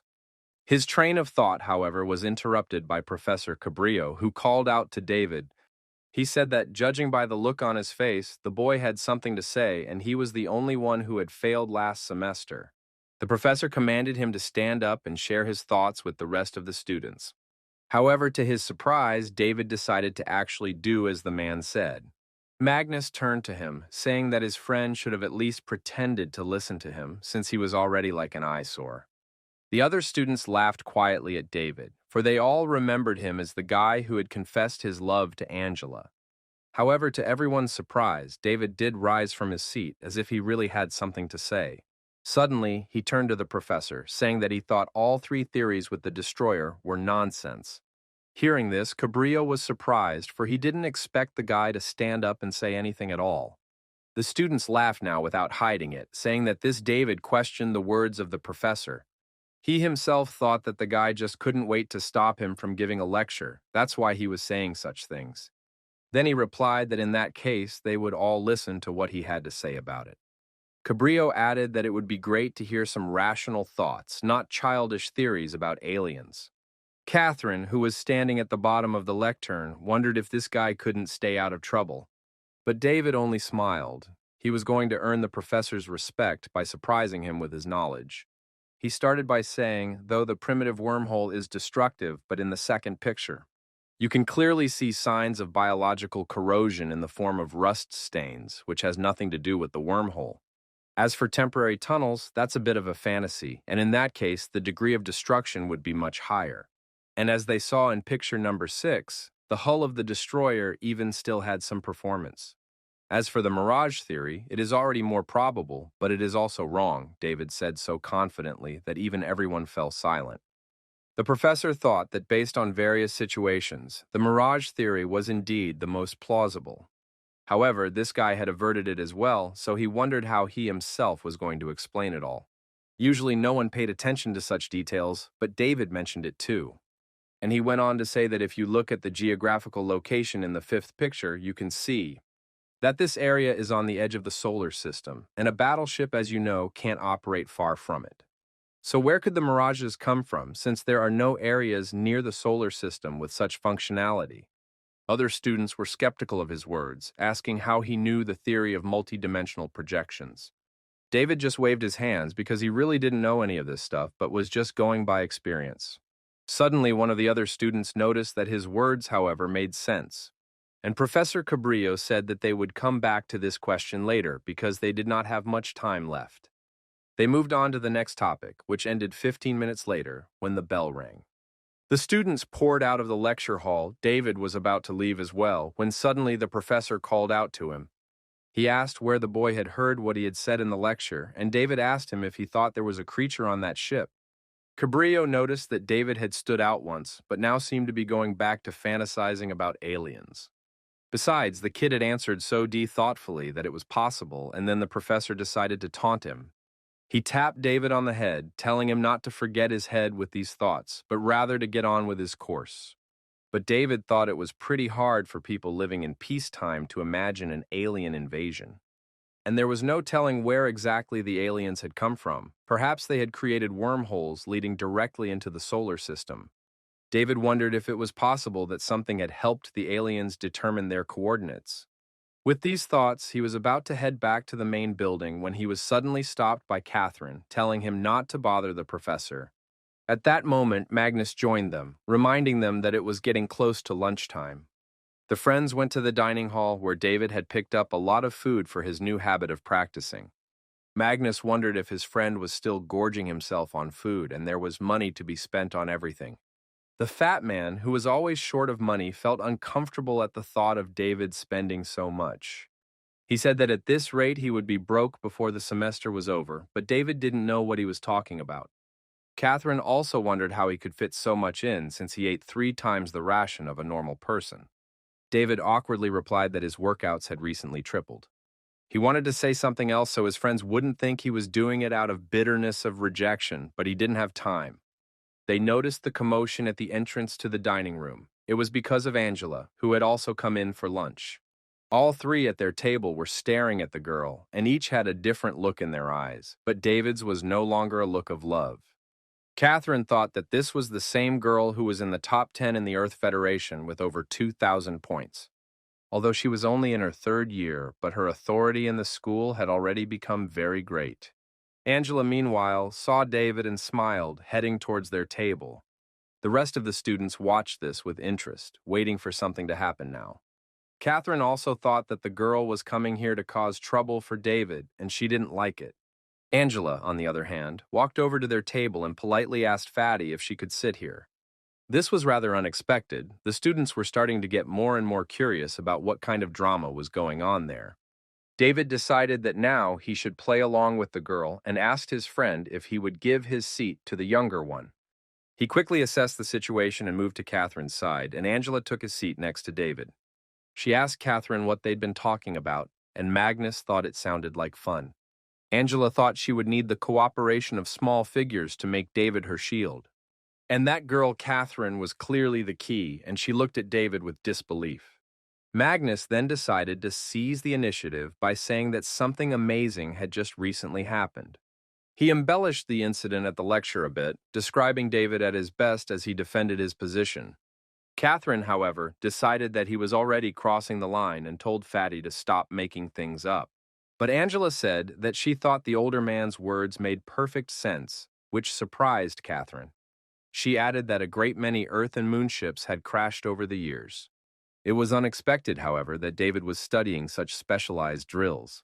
It was obvious praise, but the guy with a bun in his mouth said that Junior was a good actress. He wondered if she couldn't have warned him in advance if she wanted to put on a show here.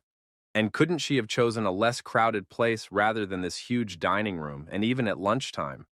But he answered her simply that his knowledge was rather superficial, for he had not studied anything in depth. Suddenly he asked if the boys thought that aliens might be to blame. But no one answered him. Catherine and Angela were already discussing the video of a certain expert passing the Mars battlefield. Fatty was fired up about it too, since Angela had a lot of connections, so they hoped that she already knew who it was. Magnus added that whoever it was, he was definitely some kind of pervert, since he was being so cruel to himself. At that moment, David sneezed. It was commonly said that people sneeze when someone remembers them, even though it was only a saying. The guy apologized for that and asked his friends to continue, while Magnus and Angela handed him tissues. The latter said she had dealt with people from Earth's top 20, but this expert's style didn't sound like any of them. Fatty then speculated if it could be that this guy just had 10 years of training in just this test. Angela replied that she doesn't know that because there is too little information about him, but either way, he is worthy of praise. The girl also added that his real strength, however, will be shown only in a real fight because it is a different matter. At that moment, David felt Fatty step on his foot, drawing attention to himself. He didn't like his friend's behavior, who could eat so carelessly when such a goddess was sitting next to him. He told David about it, but he just shrugged and smiled. He knew the truth about him and Angela. The girl, meanwhile, turned to Catherine, saying that she would like to practice with her in the afternoon. She agreed, and then Angela asked David why he and Magnus shouldn't go with them. When David heard that, he wanted to object, because in fact he already had some plans for the day. He had to go collect scores, time was short, so there was no time to practice with everyone. However, before he could say that, Fatty answered for the two of them and agreed with Angela's suggestion. They agreed to meet at the training ground at 2 o'clock. Then the girls left, and Magnus asked his friend if he would go with him because it would be a good experience. He added that he could probably spare some of his time after lunch. Besides, Fatty simply didn't understand why David resisted going to the training together. But the man, as expected, said that he had plans of his own in the afternoon, so they should have gone without him. He added that he hadn't agreed to it anyway, and that's when Magnus realized that his friend was serious.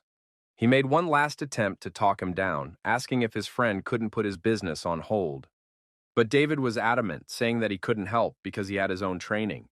This made Magnus a little angry, but he realized that if David didn't go, he couldn't go either.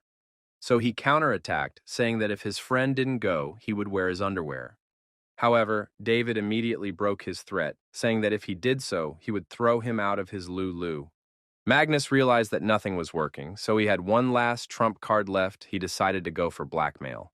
The fat man said that David might not believe it, but if he doesn't go with them, he'll put up a post on the campus local network. And in that post, he would officially declare that he were two homos, that is, the boy-boy kind. Magnus only wanted to get to know Angela because who knew, maybe by the end of the semester he'd have a girlfriend from his junior year.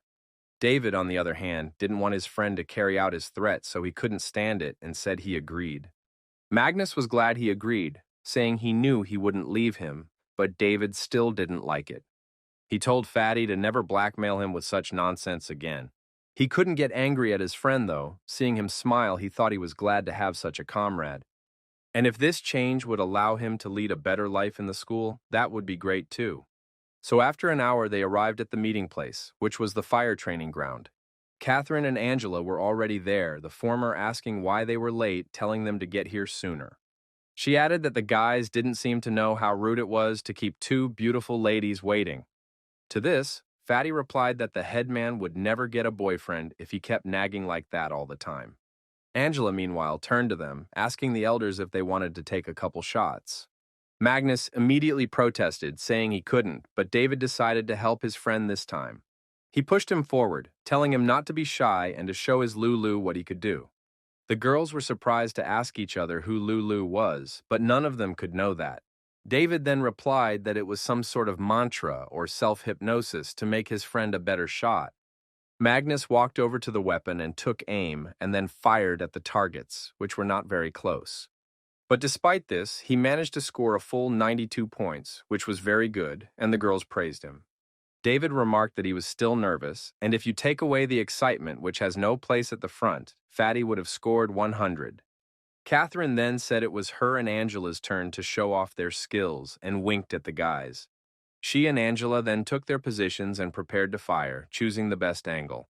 The girls opened fire, and David had to admit that they shot wonderfully and without misses. In the end, Angela scored a full 98 points and Catherine scored 95, both impressive results. Catherine then turned to David, saying it was his turn, but he reminded her that he was a melee fighter. The girl then said that even if he fights in close combat, he should have the technique of fighting at a distance. Some students who were standing nearby watching the process looked at him with disdain. Then David replied that he would definitely make more effort in the future and master the long-range shooting technique. But the seniors still disdainfully said that he was boring and turned around to leave. That's when Catherine stepped in and shouted, "Wasn't David a real man?" She also turned to the high schooler who called him boring, asking if he was getting into trouble. The girl also didn't like his tone, telling the guy to address her as a senior, not as a friend. The senior then asked her not to get angry, once again saying that he didn't mean it at all. He turned to his friend William, saying that if he had known that this Catherine would be here too, there was no way he would have come. William replied that his friend just looked pathetic because a man who relied on a woman for everything wasn't a man at all. He added that this seemed to apply to David too, since he refused to shoot, taking it as his weakness. He knew that David was just a shield, but he wished Angela had been able to find someone better. With that thought in mind, he spoke forward, turning to Angela and suggesting that she practice together this afternoon. He added that he felt he was the only one here qualified to do so, and the girl frowned. Seeing that, David thought, he knew he shouldn't have come here, since he didn't have time to mess around with all this. Besides, now was not the right moment to touch a battle weapon. Meanwhile, William continued, saying that Fatty should lose weight, because if he went into the army with such a body, he would only be a cook. David knew how hurtful that sounded to his friend, so he couldn't take it anymore and turned to William. He said that he was trying for his own good, since even he wasn't competent enough to fight Angela. He added that she was the hope of their entire school, so the boy didn't need to force her. William was a little surprised by his words, asking if David thought he wasn't good enough. In that case, he asked how about himself, and Catherine wondered when David had time to get so boastful. Students began to approach them, as everyone sensed the tension and hoped to see something interesting. Instead of answering William, David only silently walked over to the shooting area and put on his protective gear. Then he tucked in his gun and prepared to shoot, hoping not to embarrass himself in front of everyone. Pressing the special button that activated the targets, the guy adopted a shooter's stance. In the next instant, 100 targets appeared, some of which were even moving and hard to reach. William's friend, whose name was Justin, noticed that the guy chose the double bullet challenge. Angela and Catherine were also surprised by this, as it was the most difficult test on this range. As if on cue, all the targets started moving in different directions, and it was really hard. Magnus was worried about his friend, and the students behind him started to shout at him to shoot, asking why he was frozen. But David didn't freeze. He just concentrated on the targets, memorizing the trajectory of each one. And then he opened fire and immediately hit the first target, breaking it in half, which surprised everyone. The guy continued shooting, even though he specialized in close range, but shooting was on the list of mandatory skills in the Army, so David had mastered it perfectly. The targets on the range fell one after another. All the students were amazed by David's technique. Soon he finished and put the gun aside, mentally telling himself to relax. The gun was fuming from firing so many shots so cleanly without stopping, but what was most amazing was the result. For all the students froze in shock when they saw how many points this underclassman had scored in such a test. David thought that such a score should have been enough to make William treat him with respect. Needless to say, everyone, without exception, was amazed that he had completely passed the most difficult test. After all, he had hit all the targets and he had hit every one of them in the top 10, which was incredible and amazing. David, meanwhile, turned to William, saying that he was not yet fully trained for this test. He added that he had learned this kind of point shooting from Lulu Fatty, as she was a master of long-range shooting. William and Justin looked at each other awkwardly. This was the first time they had heard of such a person, but it was not surprising. William also had nothing but praise for the younger man. He said he was a good shot. He told Angela that he had some business to attend to, so he needed to get back, but he would contact her later. The students who had gathered around them shouted happily, congratulating David on such a great result. And he thanked William for his support, saying that he would remember this praise for the rest of his life and wished him good luck. Fatty looked at his friend with admiration. He couldn't even think that David would turn out to be so cool. Angela couldn't hide her joy for the guy because he really shot so well. After a while, they said goodbye when they finished their training together and went home. David headed towards his dormitory when suddenly Fatty caught up with him, saying that now he would be his brother. He grabbed him by his jacket and added that from now on he would try to be like him in everything. David asked what he'd been to his friend before, to which he replied that he'd just been his oldest. He added that if his friend didn't think he was dumb, then please let him teach him his tactics. After all, he wanted to learn to shoot as cool as he did, but David didn't like that wording. He said that if even Fatty was dumb, then those who could be called smart in this world would be very few at all. After all, this point shooting from the wrong position and offsets was actually invented by Magnus. In the future, he would become the king of guns, but for now, he was just a regular, happy-go-lucky homebody. Meanwhile, in the girls' dormitory of the dragon riding school, Angela sat in thought.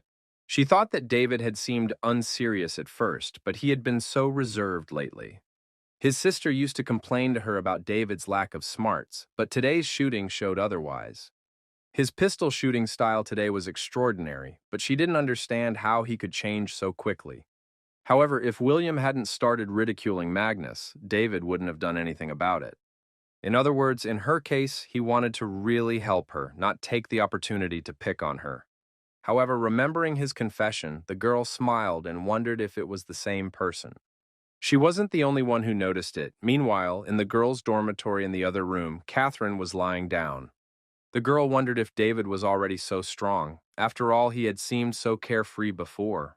She realized that perhaps she had underestimated him, and he could really keep Angela company. At that moment, her phone vibrated, alerting her to new messages, and Catherine opened the chat room. It turned out that David had asked for a day off because of his stomach, but Catherine knew that it was just an excuse.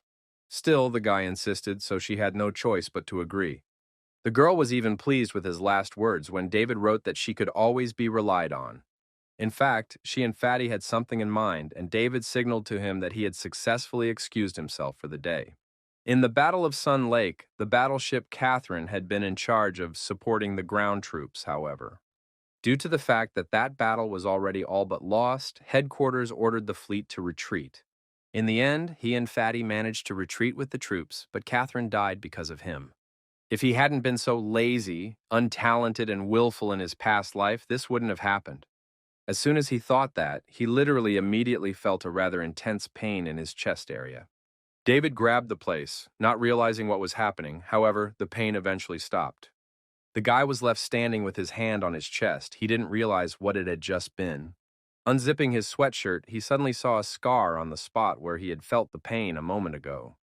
But David didn't know when it had been left, because the guy hadn't even noticed it all this time, and that was strange. Besides, it looked like a tattoo, and to the touch, it was like some kind of soft metal. It was clearly not a hallucination, but something inexplicable, but there were a lot of things like that lately. The only good thing was that the 5-year-old's body didn't react strongly to this scar, otherwise he would have had a hard time. It happened to David in the restroom, and apparently Magnus heard him screaming because he asked if he was okay. He added that he'd call an ambulance if something serious happened, but David didn't need that. He quickly zipped his sweatshirt back on, thinking he couldn't let Fatty know about this incident. The guy quickly finished his business in the restroom and came out, asking if his friend was sure he wanted to learn how to shoot. He answered in the affirmative and looked hopefully at David, who nodded approvingly. The next day, they went to the sports ground together, where David made his friend run laps. The fat man was exhausted. He was tired, for they had been running for an hour, or rather, he had been the only one running.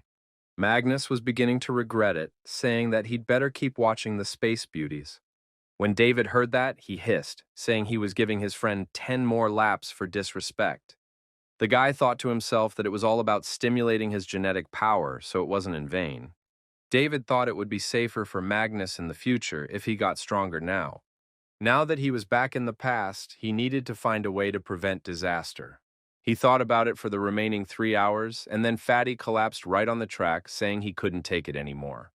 David told him that it was a push to start, as the intensity of his training would increase. He added that now Magnus could rest while he ran 30 laps on his own, and then they'd get back to him. Fatty thought that David had lost his mind, for this way of physical training was worse than death. Meanwhile, they were being watched by some students who noticed that these guys had been pulling tires for more than a day. This had indeed been going on for almost a week now, and soon Fatty was running almost on par with David. He was saying that if he couldn't even stand it, how could he be his little brother? It gave him motivation. David praised him, telling his friend to keep this momentum going. He added that after 10 laps, they would go eat meat. After some more time, they tiredly headed to the college cafeteria, going to be full for the week ahead. The girl at the order counter asked what they were going to eat, and the guys simultaneously exhaled the word meat. They pulled out their cards and said they were taking all the chops they could find on the counter. It ended up with both of them having full trays of meat and the rest of the students being left with only vegetables. Magnus thought it was great to train with his best friend and progress after all. But he spent most of his time practicing and watching the news, and even turned down a couple of girls when they called him. Meanwhile, David thought that if he summarized all the available information about strangers and humans, there were only 2 assumptions. First, the aliens and the people of the moon were not related. Secondly, the alien attacks had a certain foresight, so it's possible that the outsiders have some sort of foresight ability, that is, the existence of more advanced outsiders is possible. And under these circumstances, he should get as close to the leadership as possible so that his words would carry weight. That would be best, for the reason humanity lost would only lie in a lack of strength and preparation. As for the screaming coming from the base, it was likely that the rebels had just appeared there. David also admitted that the aliens and the moon's people were connected after all. Then the problem was more serious. The moon's space technology had completely surpassed Earth's, and almost 90% of all expeditions were conducted by them. During the 3-year war, the moon lost 40% of its troops, but compared to Earth losing 90%, it's not that much. In that case, the moon must have had a way to communicate with outsiders, but spread among its citizens that it was impossible. However, if Earth was left without the support of Luna's air force, her army would be quickly annihilated. In that case, David would have to access the moon's information rather than Earth's leadership. However, this would require even more effort. The situation was quite complicated because all these theories had their own flaws. The first was too naive and simple, and the third had a considerable number of paradoxes. However, no matter how things really went down there, David would need more investigations. He said out loud that he should blow off some steam, and this was heard by Fatty, who said he could lend him his disc. But David pounced on him, asking what kind of twisted thoughts his friend had in his head. He added that they had another workout waiting for them. When they were done with that one too, David said he had to go to the main building and his friend could lie down for now. The guy knew that he now had a 458 score, so there was still a lot of work to be done. He had gotten an epic rank grade last time, but he wasn't happy about it. David logged into his course chat room and noticed that it was quite lively tonight. Angela was ranked 5th in the Earth Federation rankings. Right now she was going through a battle simulation. It was called the virtual battlefield of our city, in which the girl was to fight a duel. His opponent was a certain Andrew. The guy was a student of the Pacific School and ranked 9th in the Earth rankings. Both participants prepared for the battle. Angela concentrated on defense. From the screens in the main building, it was possible to watch their fight in real time. That was where David headed, who noticed that this test was a shootout in the city. Angela was strong with her sniper shooting. Her elegant footsteps terrified the enemies. As for her opponent, Andrew, he was well versed in dual Thunder Eagles brand pistols. Although this weapon was slightly behind in accuracy, it had more firepower. So even though Angela was ranked higher than Andrew, the guy was not to be underestimated. In such fights, it is always worth paying attention to the condition of the opponent, the environment of the fight, and a number of other factors. This was a duel between people with more than 2,000 points. Among them, the one who would be the first to reveal his opponent's flaw would win. Andrew seemed to be serious and didn't plan to leave the challenge as a loser at all. He attacked Angela non-stop, using different types of attacks, but the girl managed to block everything so far. She deftly dodged every bullet flying in her direction and was ready to counterattack. Suddenly, one of the Americans' attacks hit her, and she felt a part of her equipment break off. This surprised Angela, because usually such things did not happen, so this Andrew was a master of his craft. The one meanwhile continued to attack, firing a line of homing projectiles at her. The girl was able to hide behind a wall, but thought that if this continued, her situation would get worse. However, luckily for her, the guy stopped firing at her for a moment, all because he was out of ammunition. Andrew realized that he had to reload his weapon as quickly as possible. It took him no more than 5 seconds. But this time was quite enough for Angela. She realized that this was her chance, and she should use it. So the girl reached down and adopted a sniper stance, and then took a shot. Andrew barely noticed it the moment the attack was already near his neck. He managed to bounce back in time. Just a little more, and it could have been over, which was to be expected from the 5th place, the guy thought. However, he thought that he had gotten close enough, so the initiative was on his side. With that thought, he ran out of his hiding place and headed straight for the wall behind which Angela was hiding. However, she was ready for such a maneuver and was already waiting for him in a new position, asking where he was in a hurry. The girl opened aimed fire, but Andrew also had a good reaction and dodged all attacks. He even managed to shoot back, which only made Angela's job more difficult because she had to aim well. The girl decided that she shouldn't let him get any closer because it would mean defeat for her. So she fired again at the approaching guy, but the guy could see it coming. He twirled the pistols in his hands, and then suddenly there was a big explosion that blocked the view of both of them. Angela realized that he was going to try to attack her from the sneaky side, so she got ready. However, because of the smoke from the explosion, nothing was visible, and the girl could not see Andrew's attack in time. He kicked her in the stomach and pulled out a melee weapon, which was a sharp blade. The guy swung it at the girl, who could barely contain the pressure of his leg, and he pressed harder and harder. The students watching the broadcast shouted for Angela not to give up or back down. But David thought that as frustrating as it sounded, it looked like Angela was about to lose. It was true that she had good sword skills, but she was up against Andrew, a master of non-lethal combat. At first glance, he wasn't a fan of resorting to weapons, but this guy was proficient in many types of weapons. Usually in fights of this level, there was a free choice of the battlefield, and that was what influenced the outcome. Of course, it was a test for both sides, because it was easier to learn in a thankless situation than in war. As expected, Angela lost. But David had already left the main building, and now he was thinking about Magnus because he still needed to train his friend in shooting.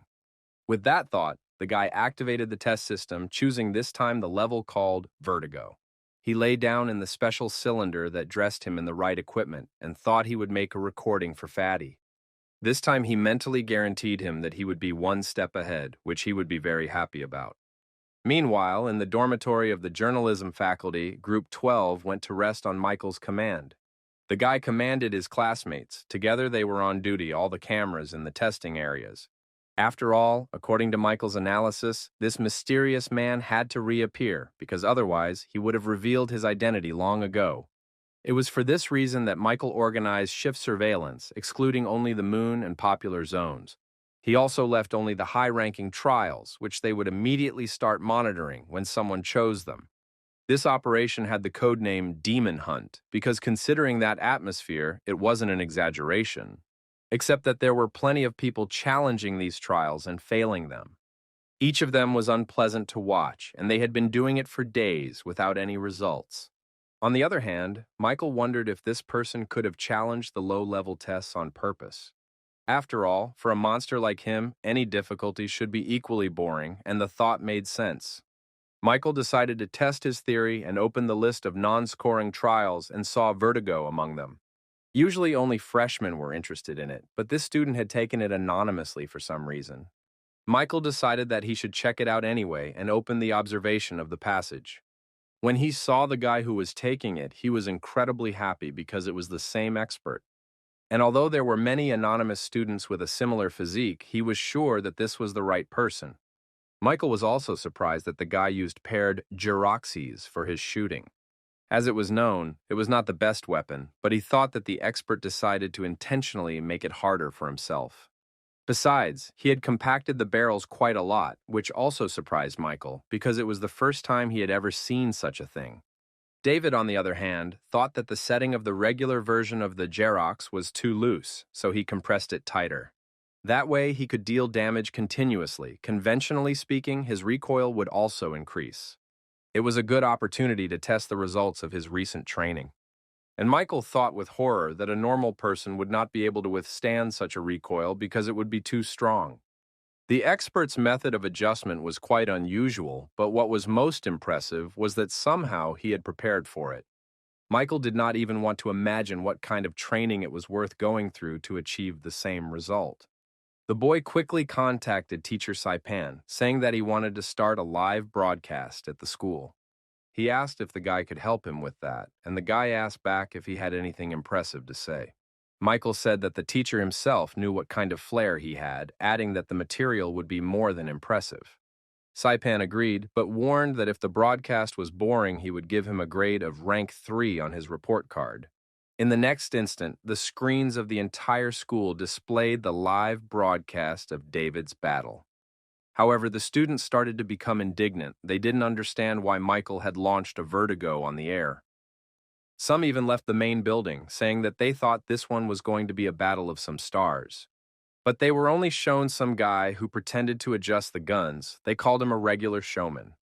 Catherine and Angela also came to look at this expert. They agreed that his tuning method was good.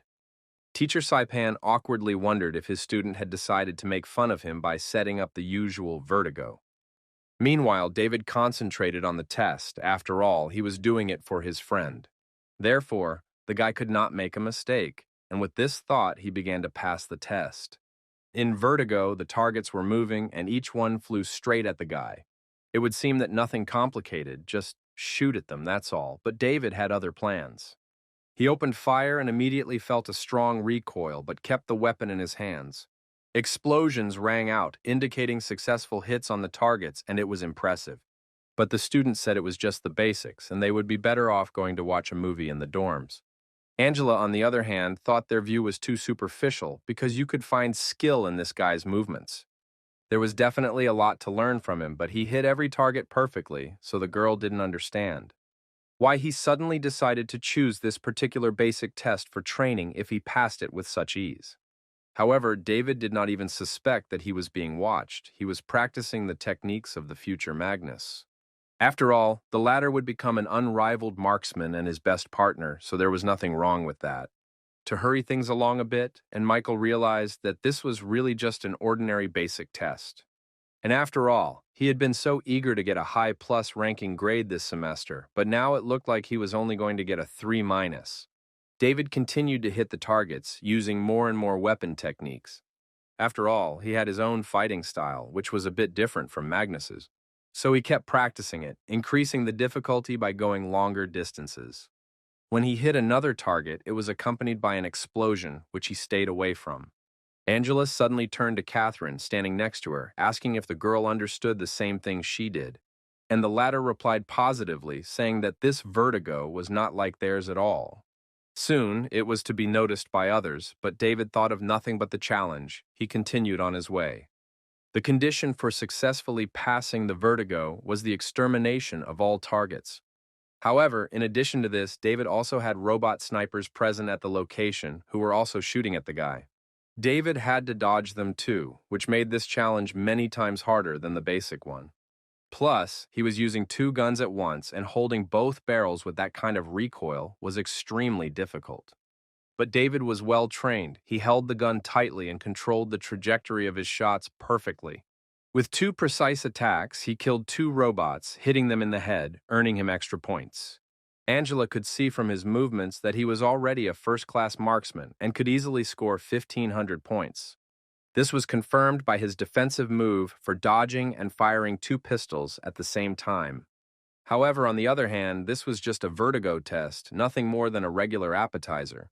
But already the other students were beginning to notice that there was something wrong with this test, for there were not supposed to be any shooters there. David had noticed the camouflaged shooters himself, but he couldn't waste time on them now. The guy decided to finish off all his opponents with one attack and stopped for a moment, opening himself up for shots. As expected, they followed, and David was able to pinpoint exactly where they were fired from.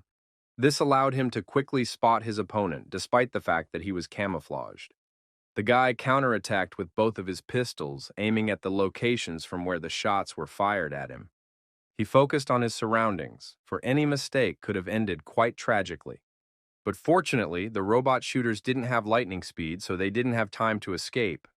His attacks hit the target. Some even hit the heads of enemies again, for which the guy got extra points. When this section of the map was finished, David ran further towards the finish line, looking for new targets. Michael noticed that everything seemed to be more interesting now because his shooting was quite accurate.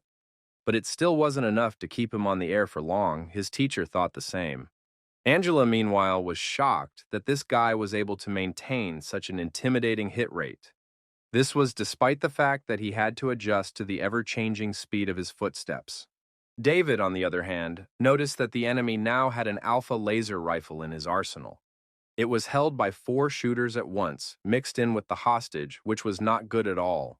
The hostage's item couldn't be attacked, and even if hit accidentally, it would still count as a failure. Agila thought that she herself could probably react properly, but her pace would definitely be slowed down. Catherine agreed with her, saying that if one stopped at that point, one could only end up in a dead end. But David did something unexpected for all of them. He didn't slow down and open fire. While dodging the last volleys of laser fire, he killed all 4 shooters. At the same time, he managed not to damage the hostage dummy, for which he also received extra points. The students who had stayed behind to watch him said that this guy was quite perky and accurate. Angela noticed that he now had a 6 to 7 meter dash in front of him, where it was fashionable to take a little break. But this man was not going to give up the pace. He was already preparing to fight back the next wave of opponents. This surprised the girl, and David, meanwhile, saw new targets in front of him. Without thinking long, he opened fire on them and immediately hit all the targets that were there. There were explosions. But literally at once, new opponents fired at them, and David hurried to hide from the attacks. He moved very precisely and carefully, not allowing one of the attacks to hit him. He ran for a while until he saw a cliff in front of him and jumped there, thinking of a plan. According to it, he would lure the enemy into this ravine where he would kill him at close range. Such a plan seemed flawless to the guy, so he thought that there would be no problems with its realization.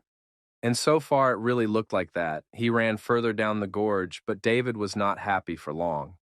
Angela and Catherine, meanwhile, were amazed by his shooting technique, marveling at the ingenuity and skill of the guy. And David suddenly saw a new obstacle in front of him in the form of an 8-barrel fragmentation fugitive, Patu Raptor large-caliber machine gun, which has the highest firepower in the Earth Federation. In addition, there were several other gunners standing near the machine gun who were the first to open fire on David. And then the machine gun itself turned on. Its shots were in 4 directions at once, and it was very difficult to dodge them. The students thought that this was definitely not vertigo at all, because there was no way a human being could go through such a thing. And not just one person, even a small squad would be destroyed in front of such an intense barrage. But David thought that at last he got something interesting because he was tired of shooting at targets. It was almost impossible to dodge the laser machine gun volleys, so he had to come up with a plan. First of all, the guy decided to move to a safe place where he could think about everything in detail. So he ran out of his hiding place and ran in the direction of the nearest rocks, shooting in parallel. He managed to kill 2 of the gunners in flight and even hit the body of the machine gun. David landed in the ravine but literally immediately realized that he had to get out of here again. All because the barrel of a machine gun was already pointed at him, which was preparing for a line of powerful shots. It did, but because the guy was ready for it, he was able to get away from the attack in time, avoiding damage. David bounced off a rather large rock, intending to test one theory on weapon types. It consisted of finding out if a setup like this one had a weak zone 3 meters up. To his surprise, even a high-level weapon like this had one, so David was able to aim better at that distance. And then he returned fire, hitting not only the rig itself, but also the target shooter standing nearby. It was quite uncomfortable, but the guy kept shooting. He knew that the ordeal was coming to an end. After a moment, several more targets appeared nearby, which he also hit, causing explosions. David could see that there were almost no shooters left, and he was used to fighting with a machine gun. Another difficulty was that the targets were falling from the sky, and if they were not shot before they touched the ground, the test would be a failure. Angela and the others knew that too. Right now, all the students thought that David would fail because several targets were almost touching the ground. Besides, there was no way a guy could break through such a barrage, but what David did surprised them all. The guys saw the characteristic explosions that said that somehow he had managed to hit the targets. And then they all saw how David had taken a sniper position right under the barrage of their machine gun fire.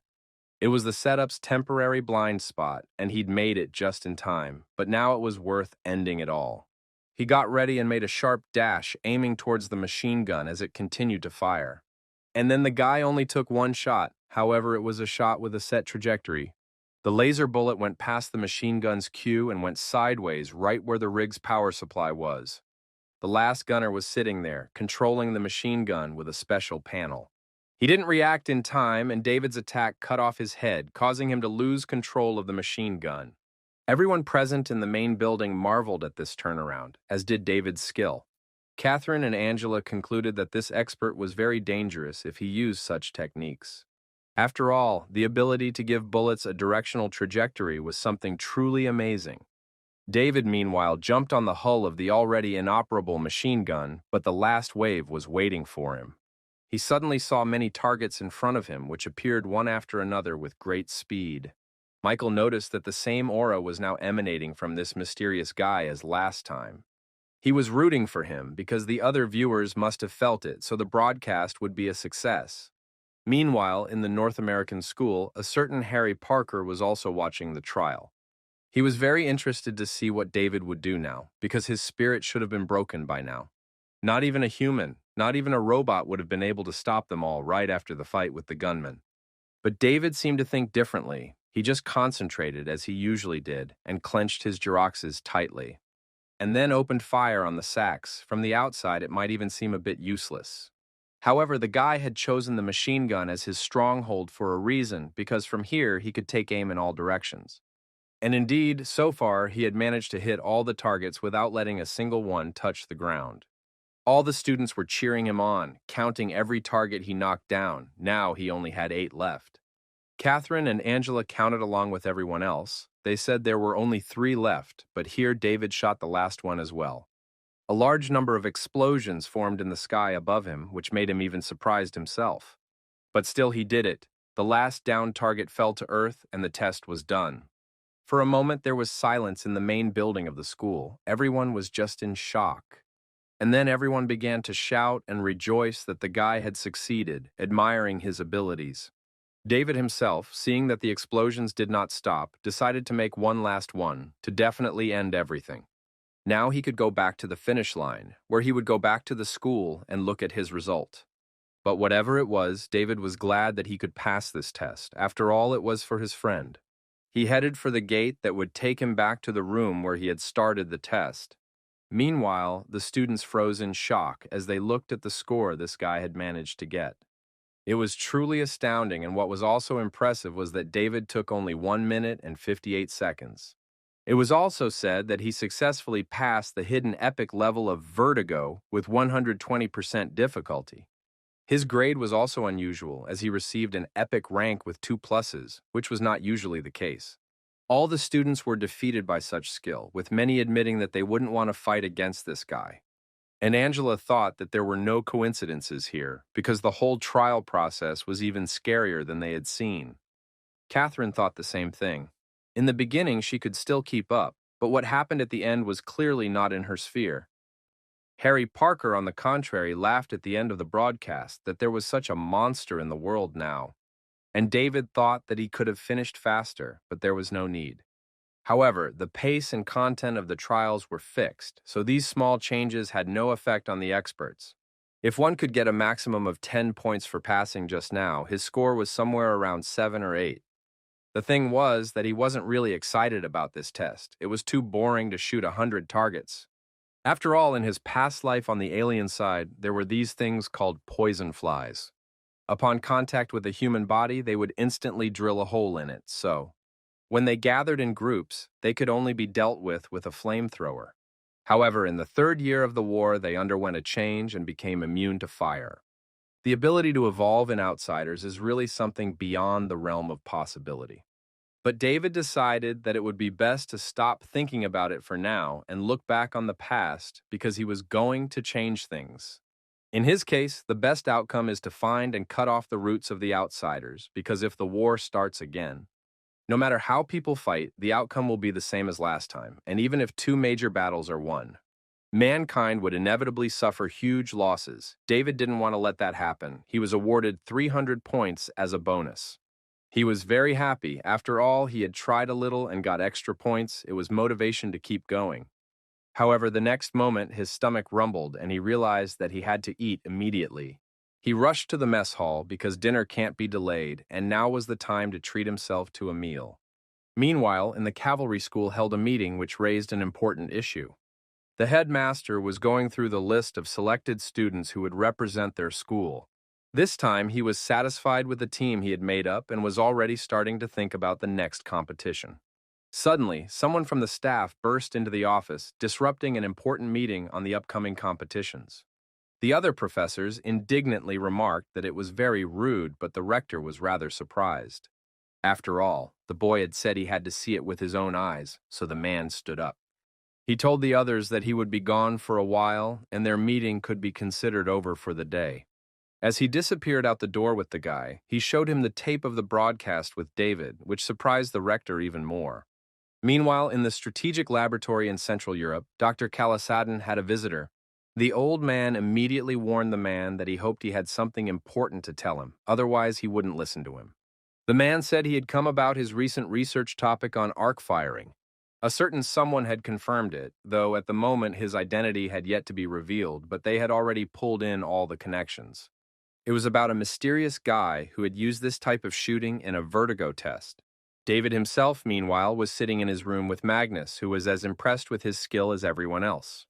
He was imagining shooting exactly the same way, only with love bullets and hitting his Lulu. It looks strange. David asked if he had met his training standards for today, to which Fatty replied in the affirmative. He added that it wasn't that hard, and that his friend just doesn't have taste, so he doesn't understand the world of Lulu. But David thought about the fact that Magnus was really quite talented, because his training was actually not easy.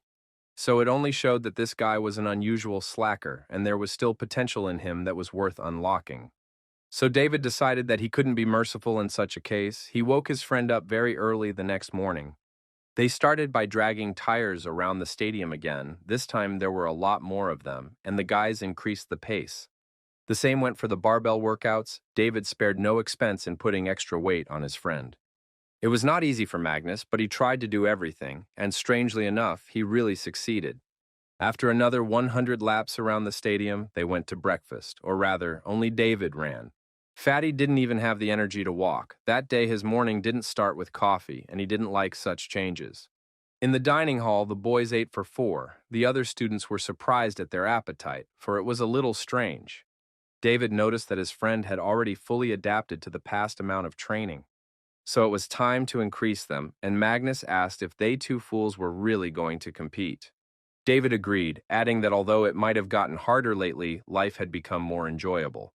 Magnus didn't share his enthusiasm, however, and then Catherine came to them, saying that he was just too lazy. But the girl added that it was fixable, so she felt obliged to look after him as head girl. And Magnus folded his hands in prayer, saying that she was indeed a person with a big heart, but she shouldn't do it.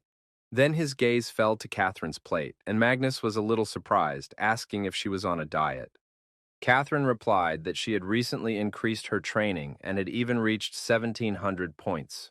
Magnus was horrified to hear that, but David smiled because he and his friend had been working out too. The scores had their own distinguishing points, with the first starting at 500, the second at 800, and the third at 1,600 points. And then there was the top-class expert boundary with 2,000 plus points, which is where their head man was aiming for. David said that he and Fatty already had almost 800 points each, so they would definitely participate. But Magnus was the only one who didn't like the idea, so Catherine said she'd give him a Lulu figure. When he heard that it was a limited edition figure of his idol, Fatty said he would take part too.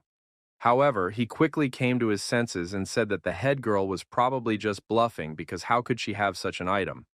But the girl just showed him the certificate for the figurine in her phone, and that was more than enough. Magius rushed to her, saying that he was doubling his training from now on. He added that Madam Headmistress could be assured that the task would be completed, and David felt a little uneasy. That was the end of it, and they finally got down to eating, for a new pair was due to start soon behind the schedule. After a while, they were already sitting in the lecture hall, where David and Magnus were approached by someone. The boy asked why they were in the back rows again, and Catherine thought that the two of them had gotten into something again. But Magnus just smiled and explained that the lecturer here was quite interesting. Just at that moment, Professor Wyoming himself, who had been teaching here for over 20 years, entered the lecture hall. He looked a little out of place, however, and the students couldn't help but wonder what was wrong with him. Some thought he had decided to make a joke like that before entering, but the professor didn't look like a joker. He went to the blackboard and picked up the chalk and then wrote something, all the while the students watched him in surprise. The words he wrote were that God descended on earth yesterday, which made everyone very excited. After all, the students realized that today they would be analyzing yesterday's speech of that expert. However, many were skeptical, not believing that someone could get a grade of epic rank with 2 pluses. The professor, meanwhile, pointed to the board and said that some people might have already seen it. And if some hadn't seen it yet, there was nothing wrong with that, as they would look it over again now. Pressing a button on his desk, 6 large screens appeared in front of the students at once for a better picture. Those students who had left yesterday because of the boring broadcast now realized that they had missed a lot of things. And those who had already seen the video of the walkthrough still got goosebumps watching it again. Justin thought he was discovering something new about this guy's behavior each time he watched it. After all, he was actually a really good example for learning the patterns of battle tactics. That was why the professor had decided to choose him for today's class. He stopped the video and looked at the students. He briefly talked about this man, who had also become famous for passing the Mars battlefield before. After yesterday's test, it was also clear that fighters who reached the epic rank grade could pass 120% difficulty. However, today, the professor said that he wanted to talk not about the results or the small tricks of the planners. He said the challenge showcased many combat skills that are now unavailable. Suddenly, Wyoming pointed at Catherine, asking what the girl thought about it. This surprised her a little, but she stood up and said that she had been in the main building yesterday and had seen everything with her own eyes. And the interpretation was that this was the 26th time she had watched the tape, but there were still moments that she couldn't explain. The professor nodded approvingly and then called over Justin, who was sitting nearby, asking what about him. He admitted that he'd watched the video 56 times and was about to lose his confidence if this expert did anything again. Wyoming then said that the students he had just questioned had scores over 1,600. He added that their marksmanship was at a level even higher than 2000, which caused a wave of excitement among the students. And then he said that he would now analyze everything from God's point of view, so they should listen to him well. The professor took the chalk and wrote something on the blackboard again, and everyone realized that it was going to be about guns. Wyoming tossed the chalk and looked at the students with a satisfied look, expecting questions, but there were none. So he began to talk about what is called accurate suppressive fire assessment.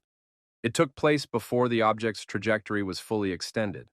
It is quite easy to do this with one object, but when there are 10 of them at once and each has its own trajectory, it is much more difficult. The professor then asked those who could do it to raise their hands, and Catherine and Justin raised theirs. Next, however, the man added to have those who could do the same thing raise theirs, only with interference. This time, not only did no one else do it, but those who had raised first also lowered their hands. Next, the professor said that they would move on to hand positions, shooting skills, and expert movements. Chalcidine's enhanced combination shooting was known for its arcing bullets. The time it took for a target to fly for a certain amount of time was determined within a fixed range. That was the theory, and though it didn't involve such a large span of space. But this man, that is David, created its improved version with 2 Xerox guns. And the professor also noticed to himself that there was no hesitation in the guy's eyes, despite the complicated movements. The next item was the frequency move. It was a king-level move when it came to ranged combat. However, its difficulty lay in the training itself, in getting the body to adapt. David had been watching Magnus's reaction the whole time. Obviously, the friend was interested in his passing. David thought that if he continued to get a little more into it, he would definitely wake up much sooner. Finally, the professor moved on to the most exciting part, arc shooting, which was also used by the expert. Of course, there were some fighters who did such a thing by accident, but this man did it easily, as if he was already used to such a thing. After all, the professor himself also couldn't believe that such a shot straight to the head was an accident. And he also suggested that no more than 10 people on both Earth and the Moon could achieve such a level. But then he said that the hardest part was not that at all, because the expert's last move was the one that shocked even experienced shooters. It was because of him that the guy was nicknamed God. The professor reeled off a video fragment with 100 targets at the end of the test. He also slowed down the footage 50 times, saying that the expert was using a group shooting technique here. It turned out that the designer of this level had not planned from the beginning to be able to pass it. After all, he had designed it to test not just one person, but an entire team. Hearing this made the students a bit downhearted. Then Wyoming hurriedly reassured them, telling them not to be discouraged because one day these skills might be possessed by everyone. David, meanwhile, thought that when he was destroying those flying targets, he got a familiar feeling. After all, during one of the battles on the Mars battlefield, they had encountered an attack by a group of a flying species of aliens. And their method of attack was very similar to this. Suddenly the guy wondered if the aliens really have something to do with humans, and just at that moment, he felt a sharp pain in his chest area. It had happened once before, and now he experienced it again. David grabbed the place that hurt. However, this time the pain was even worse than last time, and he couldn't bear it, so he quietly ran out of the lecture hall. The guy found the nearest restroom in a flash and went in, intending to take off his sweatshirt and check the scar. He stood in front of the mirror, not sure why it was happening again, but his chest still hurt. As he unbuttoned his sweatshirt, he was surprised because he saw that another scar like that had appeared. The guy wondered if those scars were trying to tell him something, because the first time was when he thought Catherine had died because of him. But in the end, it all came down to the points he had to earn in time for the competition. After all, if he could get into the core of the elite circle through those points, he would be able to get more accurate information. David left the restroom and walked back up to the lecture hall where he saw Magnus animatedly nodding to the professor. As he entered the lecture hall, David sensed that the atmosphere was already more cheerful than before. He also thought that Fatty would be able to accomplish something in time, and that time would come very soon. The pair ended and the students headed for the exit, saying that the professor had delayed the lesson again, but it had been interesting. Magnus was especially interested as he wondered who the warrior was that almost personified a god. Catherine's friend said that she had something to take, so the girl didn't have to wait for her. The headmistress nodded and they said goodbye, and then she saw David and Magnus, who were just on their way to lunch. The girl caught up with them and offered to have lunch together today, saying she was buying them a treat. The fat man awkwardly remarked that Mrs. Headman had been paying them a lot of attention lately. But when Catherine asked if there was something wrong with it, he hastened to answer in the negative. Then the girl turned to David, asking if he thought that the shooting technique of that expert was something similar to his. Then David suddenly stated that he was in fact the mysterious man from the rumors. However, understandably, the guys didn't believe him, and the guy thought that the truth was often difficult to accept. Catherine noticed that he must have been making good progress on his points lately. She said that it was evident by the progress he and Fatty were making with their training, and the guys felt good about it. Magnus added that he was the one who hadn't worked in earnest yet, and Catherine looked at him then and said she'd be looking forward to it. Such a sincere statement from the head girl, as well as her rather sweet look, embarrassed Magnus a little. He even blushed and turned away so that it wouldn't be noticeable, but everyone could see that he liked the praise. David thought that in the future Fatty was really on the same level as he was now as an expert. Catherine heard someone say that the School of the Far North had already started conducting targeted simulation battles. Then the talk went on about the mysterious expert. The students shared their thoughts that he was surely from Earth. This atmosphere was passed on to his friends as well. Catherine and Magnus were determined to go right away to train. After lunch, the boys stayed true to their word and went to train together, while David decided to look somewhere else. It turned out to be a library. He thought there must be some literature on the subject of space and time. He read that in just 200 years, mankind had evolved so much that it had completely transformed the moon. It had also begun to explore Mars and send interstellar expeditions, with Saran da Vinci, Ph.D., playing a key role. David figured that whether it was Earth or the moon, he was being objectified as a god, and his kind were also the largest kind on the moon. It was thanks to them that the moon, despite its meager resources, had been able to overtake the Earth in development. By the way, the last stages of his life, this great scientist devoted to the study of space and time. Thanks to his research, people have made long-term progress in space physics and made a breakthrough. In short, people had quite extravagant hopes of controlling time. David thought that there must be some kind of intermediary that triggers under certain circumstances. And this intermediary is able to pass through time, a spirit or soul, to put it in general terms. However, with current technology, it was impossible to create a suitable environment for this, so space had already provided a clue. It was a molehole in the center of a molehole, a world beyond the 4 dimensions. And the so-called coordinates are, in fact, the most attractive point in the long river of time.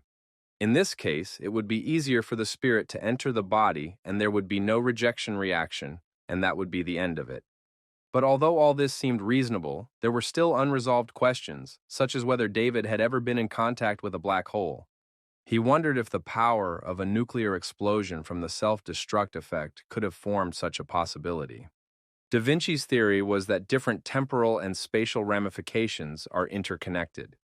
Accordingly, they influence each other, so his ismerations in this space were supposed to change the future. David was thinking so much that he didn't even notice Angela, who approached him and asked if he was interested in it too. The guy smiled awkwardly, saying that he just decided to flip through some books on the subject of space. But the girl noticed that excessive modesty could also be mistaken for arrogance. She added that David had been leafing through those few books for more than an hour, then she completely unmasked him. The guy then asked if she believed in the possibility of going back in time. To that, Angela replied that instead of thinking about the past, she preferred to look to the future. And then she said that she heard he would take part in the competition and offered to train together.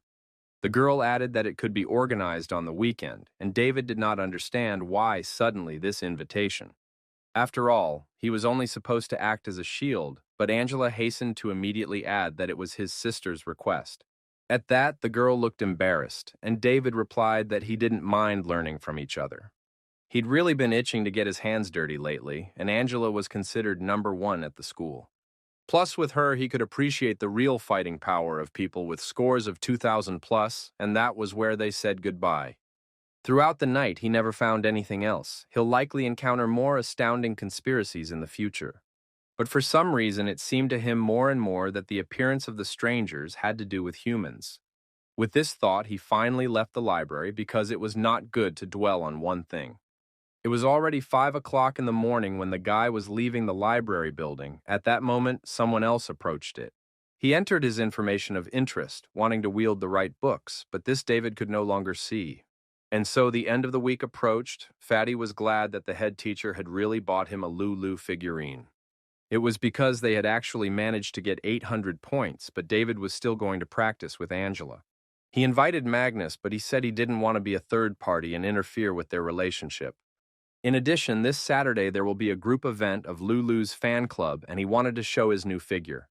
In that case, David invited him to come to his place for dinner, which Fatty decided not to refuse. When Saturday came, David came to the special club training ground. Angela was already there and was practicing her punches on the punching bag, testing her physical strength. Noticing the guy, she stopped and decided to take a little break. Now they had a GRPP exercise. David noticed that the girl was already in full uniform, and the girl said that he had come after all. She asked him to wait another minute while she practiced another combination of punches. Meanwhile, he remarked that he didn't think that the girl would come here so early because it was only 8 o'clock in the morning. But Angela replied that it was a matter of course, as she had to get ready to spar with him. She started up the training system, which began projecting special exercise models. The girl, meanwhile, adopted a fighting stance, about to try a new combination of punches. She concentrated and prepared to attack. Interestingly enough, her eyes were closed at this time. And when she opened them, there were already several models of soldiers surrounding Angela. However, this was what she had hoped for, because what the girl wanted to try was just meant for such occasions. When a person is backed into a corner, they tend to get lost and make mistakes, so here you have to attack first. With this thought, Angela pounced on the first soldier standing near her, or rather, his created model. She turned on one leg, and with the other, she kicked him in the stomach, which made him shatter into pieces. Next, Angela backed up a bit and took the place where he was standing. Now she was able to break out of the ring. This pleased the girl, but she should not relax. She noticed a new approaching opponent. However, the same fate awaited him as the model before. This time, Angela was kicked right in the head. David, who was watching the whole thing, thought that she was really an outstanding student. The power of her genetic strength had already reached a good level, and her control was also excellent. In her movements, she always left herself room to maneuver, and each movement was connected to the previous one.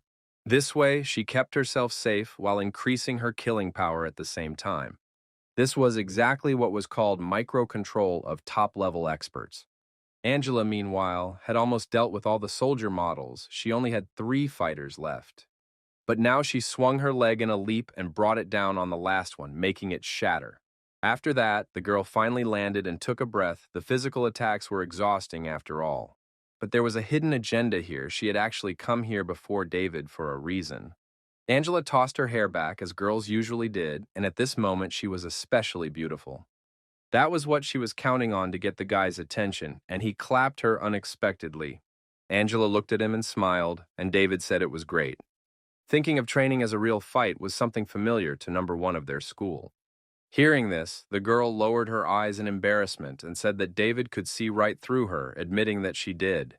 She added that she'd always thought Dina Hayden's brother couldn't be as untalented as he'd been described. Now, already embarrassed, David said that he was just having a bit of hormones at play, so it couldn't be helped.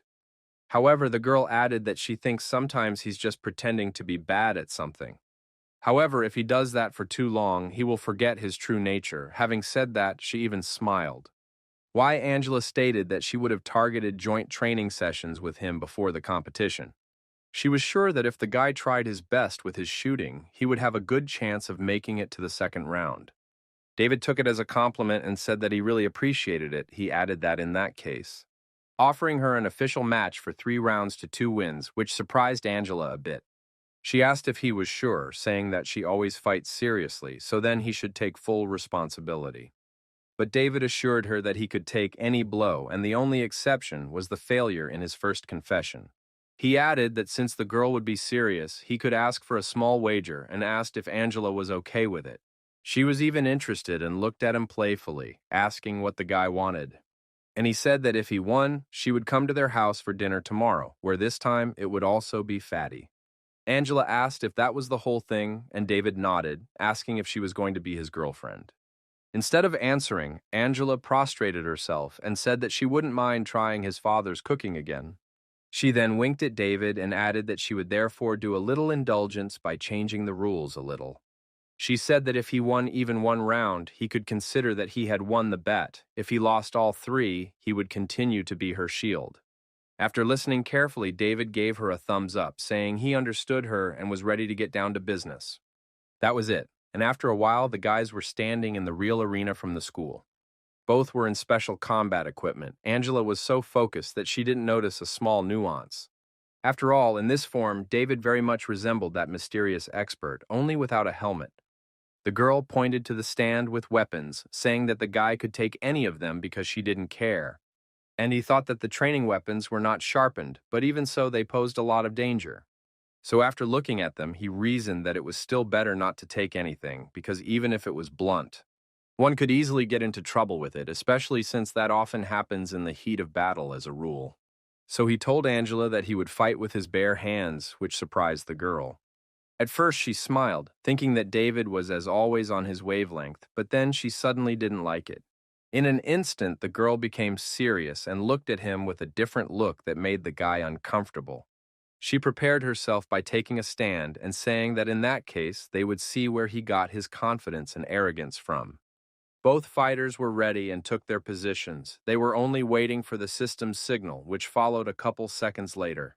Literally immediately, Angela used some sort of technique, and David was surprised to realize that she was using an aura. Pushing herself off the floor, which was equipped with a special coating, the girl went on the attack.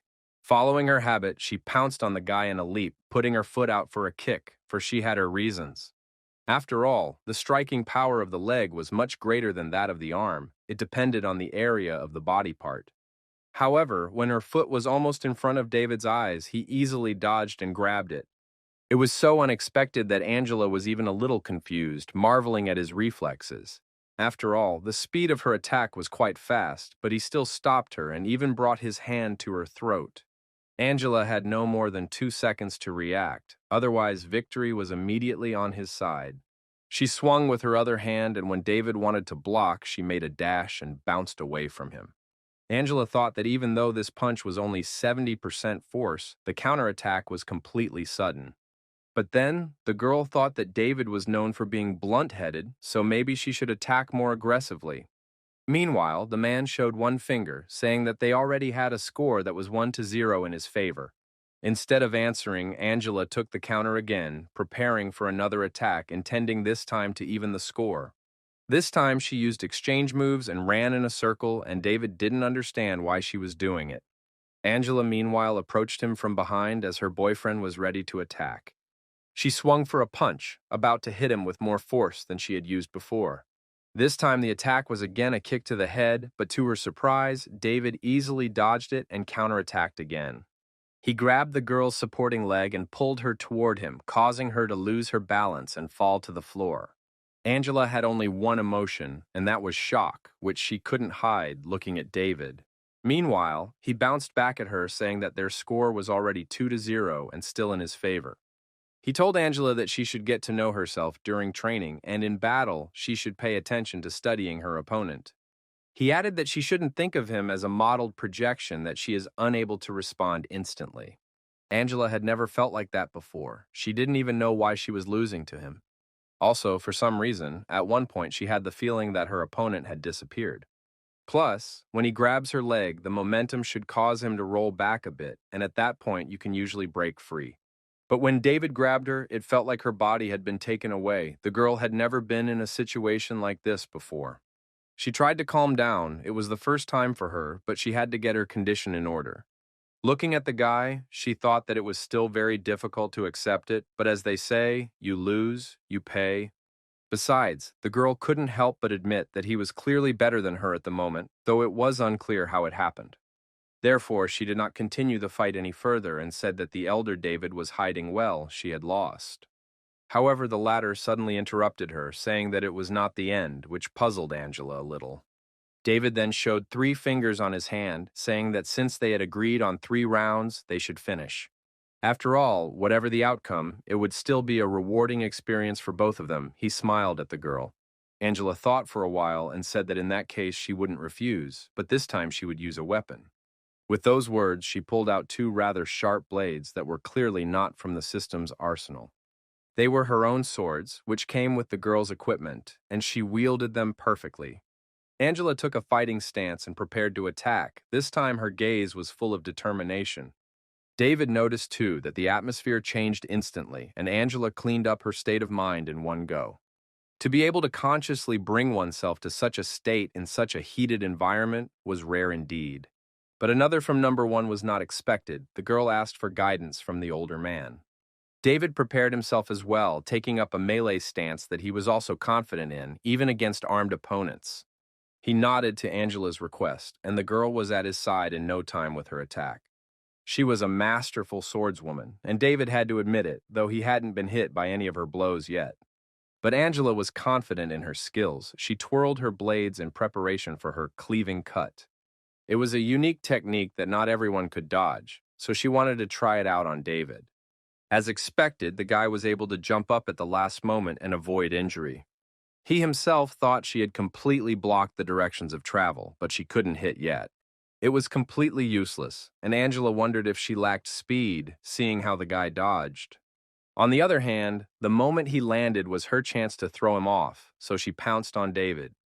When he landed, she was already looming over him in a leap, swinging for another overhead attack. By then, several students who were cheering for Angela had approached the court saying that this attack would be successful. They added that the girl had really practiced the ultimatum technique, and David was interested.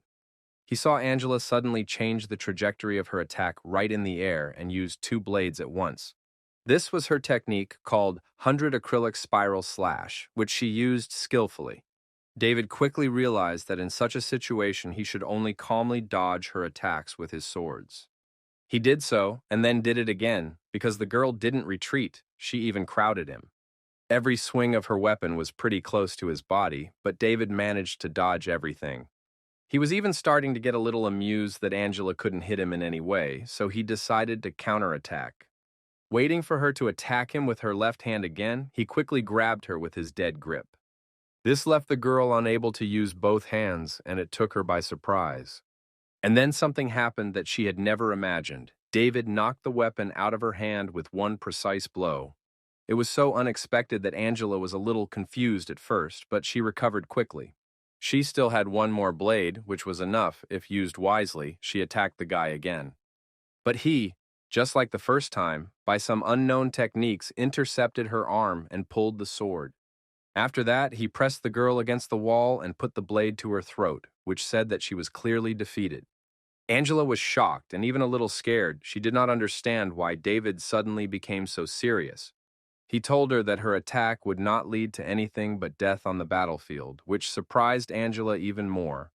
But soon he realized that he had been pinning her down for too long, and he suddenly felt uncomfortable about it. For that reason, he hurriedly let go of the girl and said that it had been a pretty good fight. At the end, he summarized their score, which was already 3-0, and apologized for maybe overdoing it at the end. Angela, meanwhile, thought that she had struggled so hard to learn an ultimatum-level skill, and the guy had repelled it so easily. Even though she wasn't in the top 10 in terms of melee level, but she still had a level of around 2,000 points.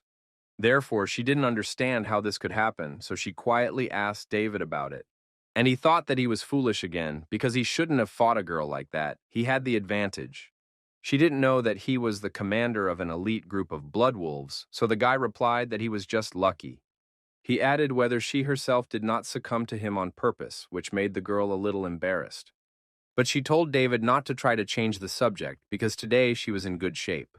She added that she had never seen anyone able to stop an ultimatum skill with their bare hands before. Plus then, he acclimated that first-class skill, but David said he didn't recall such a thing. Angela, on the other hand, remembered it perfectly. She said he had just said that nothing but death would result. She asked if he didn't know that it could be used to win any group in a point competition. Then David told her to think about how exhausting it was, because her attention span was dropping. And she could be guarded by a sniper rifle in battle, or there could be 100 opponents and she would be dead tired. She didn't think about it, but their fight was over and now it was time to clear the area. Outside, they were waiting for the students who had also come to try their hand, but when they saw these two, some of them were very jealous. For Angela suddenly took Michael under her arm like a guy's girlfriend and asked her what she should wear for dinner tomorrow night. They looked at each other, and David realized that they were now playing to the audience, and he must be doing a good job of acting as her shield. The students, meanwhile, screamed with joy at what they saw. They didn't expect to see the two of them together again. Angela asked what gifts David's mom and dad liked, adding that it would be more formal this time. As they walked out of the school, all eyes were on them, as everyone wanted to see Angela's boyfriend. The guy himself wondered if he was really her shield, and if the joke turned out to be true, that would be a good thing. When Sunday came, David's parents' house was welcoming guests again, and this time Fatty came as well. It also didn't please Dina, who complained that she was back home, but she wasn't being looked after like that. Magnus, meanwhile, asked his friend what potion he'd drugged Angela with, and Dina said she didn't like Magnus's company. Then he told her that if she was so sarcastic, no one would ever marry her. David backed up his friend, saying that he was leading too, was basically her fat older brother. After that, everyone went back to David and Angela, with Magnus asking again how he'd done it. He added that Angela had rejected his friend after all, so everyone wondered why they were together now. Angela blushed, but said that they had gotten it all wrong because she had come here because she had lost the bet. Then Dina thought that her friend was a bit of a storyteller and said that she shouldn't have lost on purpose. Magnus quietly pitied his friend, saying that his sister was really doing everything to make his life difficult. But Angela replied that it wasn't like that at all, and she had tried her best, but even so, she hadn't won more than one round. The girl then turned to David, saying that he had been at the school for 3 years, so he could already tell them everything. Angela thought that she had even looked through the records of the best students for the last 10 years, but the guy wasn't there. However, yesterday he had easily reflected and criticized 100 acrylic spiral dissections. Suddenly, his sister came up to David and grabbed her brother's cheeks, saying those didn't look like a mask. So she said she would ask him one more question and asked him to answer seriously, because if he made a mistake, he would either be court-martialed or sent to a laboratory for autopsy. It was a clear threat. Then came the most explicit questions, the answers to which only the real David would know. Some of the questions were a little personal, but the girl was not embarrassed. It seemed that only Angela looked embarrassed. David threatened her that Dina was called for trouble, but she only loudly announced it to her mom. Still, all the same, Dina became convinced that her brother was really real, except he couldn't be that cool. She asked Fatty if he noticed anything strange in his behavior, but he only said that his friend began to train hard. Then David couldn't take it anymore and reminded her that they weren't here to criticize him. Besides, he turned to Fatty, they shouldn't talk about each other in such a fiery way. When everyone had finally calmed down, Angela suddenly spoke up, thinking that his words of yesterday made sense. She agreed that her 100 acrylic spiral dissection might not be particularly effective in real combat. David nodded, saying that in fact, once that technique started, you could already find mistakes in it. And if you concentrate hard enough, you can catch a tempo where her hand is faster than her opponent's. Suddenly, he was interrupted by Dina, who said that he was forgetting that this technique happens very fast. So she added that her brother should stop blowing smoke in their eyes or she would tell her mom everything. This really displeased David, so he reached for the apples, saying he would show everything by example. He said that the speed of the knife is quite important, but speed alone is not necessarily effective. It's more important to catch the right pace, that's what comes first. With those words, he tossed the apple. And then in the blink of an eye, he applied something similar to the technique of 100 acrylic spiral splits. Thus, when the apple landed on his dolon, it was cut into many dolons. All three of his friends looked at him with astonishment and undisguised admiration, and the lad smiled contentedly. He continued, saying that in cutting techniques the spread is important, but in 100 slashes, it's too big. Because of that, you get the usual chopping blows, but in battles, it's not so much the brute force that matters, but the techniques and their details. And then slowness, on the contrary, helps to achieve higher limits. The guys were shocked. Angela thought he made 58 cuts, 13 of them at an angle, but the slowing down wasn't even felt here. And Fatty thought the friend had made 48 cuts, 10 of which didn't seem to have been interrupted, just a change of pace.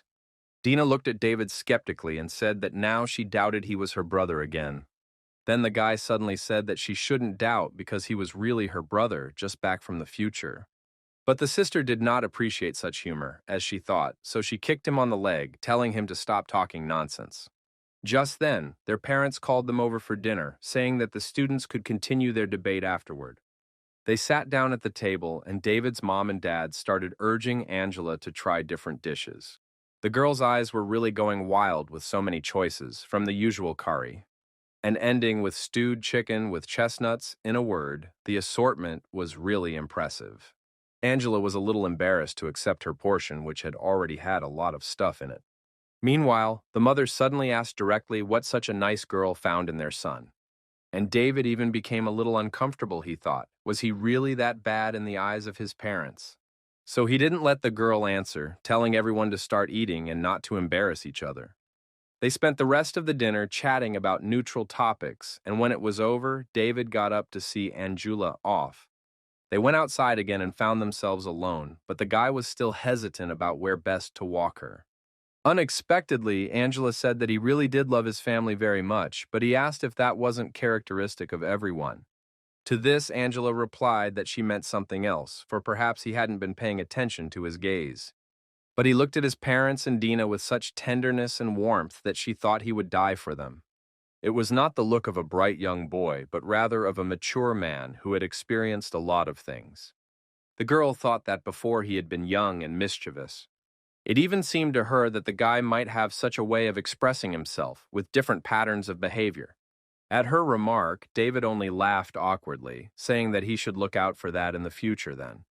Angela smiled and then said that her car wasn't far away, so he could go back. But David said that Dina had told him to escort her straight to her car so he wouldn't piss his little sister off.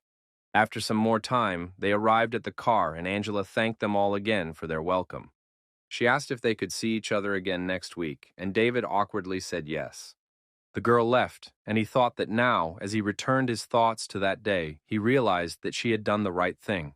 After all, by turning him down, she had saved herself from losing someone who could have been something closer to her than just a shield. And Angela herself thought there was a trace of unspeakable sadness in David's smile lately. But Davy thought that he wouldn't want to cause more pain to the people around him, and even if it couldn't be avoided. He would look at this world with a smile, and it didn't matter who was in front of him, his family, Fatty, Dina Edie Angela. Meanwhile, in the meeting room of Earth's Central Intelligence Agency, the competition was being considered. Some of them were complaining to the MP, saying that he was taking his time instead of doing something useful. But soon, he couldn't stand it any longer and pounded his fist on the table, urging everyone to calm down and saying that enough was enough. After all, Luna has a pretty good rationale for this. It's a plan to appoint humanity's best fighters. Strength is the only criterion in decision-making because any flaw can lead to the failure of the whole plan. Although gene modifications were discovered on the Moon and Earth at the same time, the Moon has achieved better results. And now that it has surpassed the Earth in all parameters, the Earth always loses the right to vote during decision-making. So if this time they also fail in the points competition, their disgrace will lead to a widening gap. General Marshall's train of thought was interrupted by a girl in special glasses who was sitting across from the man. She asked if he was sure of the candidates recommended by the war ministries. The man replied that they could only hope that they would do their best. After all, there were age restrictions here. There were many other representatives from the Earth districts at the meeting, and they were all beginning to doubt this competition. The girl wondered if the Marshal General was suggesting that they hope for luck again, for she recalled, that last time there were none of their men in the top 4, so it was pointless to participate in the competition. The representative of the other district also pounded his fist on the table, saying that they should face the truth. After all, if they sent their top 50 as usual after the selection method was announced, they would have no chance of success. The other representatives didn't really like this and started arguing among themselves. Another girl said that the chairman's words were not undercut by anything because she knew that the performance in Asia.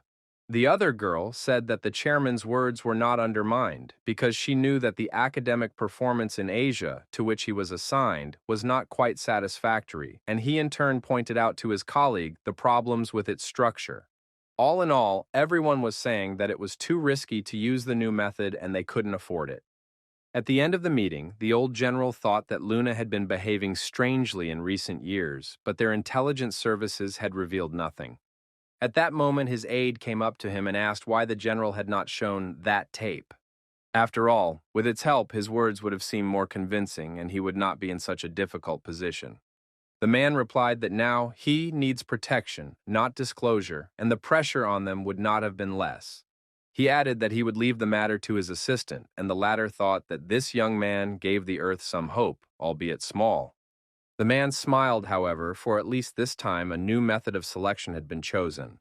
Meanwhile, in the classroom, the professor announced the start of a new week, saying that the scoring competition was about to begin. He added that this year Earth had gotten 58 spots and Moon had gotten 70, so the competition would be fierce.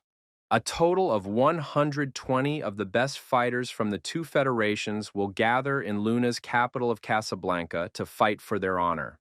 To participate in the selection, it was necessary to have a minimum of 800 points, but to enter the finals, it will clearly not be enough. So this time, the first stage of the selection process will start with the top 10 students with an epic rank score getting direct entry into the finals. And getting this grade means that this person has absolute dominance on the battlefield. There was also the possibility of special recommendations, which of course was a great honor for the student. And if the quota of candidates after all this is not filled, then the second stage of selection, competitions will begin. Fighters with scores above 1600 or who had received a rank 1 rating in the trials would participate there. David thought that he hadn't really seen the point of this selection before, but now it was giving basic combat effectiveness. This was done to weed out fighters with high scores but low combat effectiveness. However, it seemed to the boy that there was something strange about these competitions, and perhaps it was in them that he would find the key to the future. After class, all the students went to the dining hall for tradition, but David didn't expect what happened there. He was called again by Angela, who saw him come in with Magnus and Catherine and waved them over. The girl invited them all to sit at the table next to her, and the friends felt awkward to refuse. Catherine remarked that it was surprising that the guys could eat after the professor's words about the new selection. But Magnus said that he wouldn't have any strength without food, and he'd been working out with David recently, that he'd starved himself.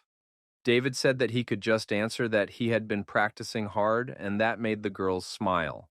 But then Catherine thought that in these competitions it was assumed that Angela would directly enter the finals. But after all, she herself had already scored over 1,800 points and should be eligible to participate in the qualifying competition. However, the conditions for passing the first stage were too harsh, and it is unlikely that there will be many people with special recommendations. And even if they recommended her in this way, Catherine didn't think she could overpower Luna's key figures. Then suddenly David turned to her, telling her not to worry so much about the headman, for she would do well. He remembered that Catherine had performed brilliantly in the elite point competition in his past life. And the head girl, noticing his strange look, thought that he was a little upset about his only 800 points. So the girl told the guys not to worry, because when she became captain, she would definitely hire them. Angela supported her friend, saying that her words made sense, because with David's strength, he would definitely have a chance. This, however, surprised Catherine, and she looked at Angela, wondering how she knew how strong David was. She saw her look and explained that she had sparred with him over the weekend and had noticed his unusual fighting skills. David nodded contentedly and then suddenly said that he was actually going to be the winner of the competition.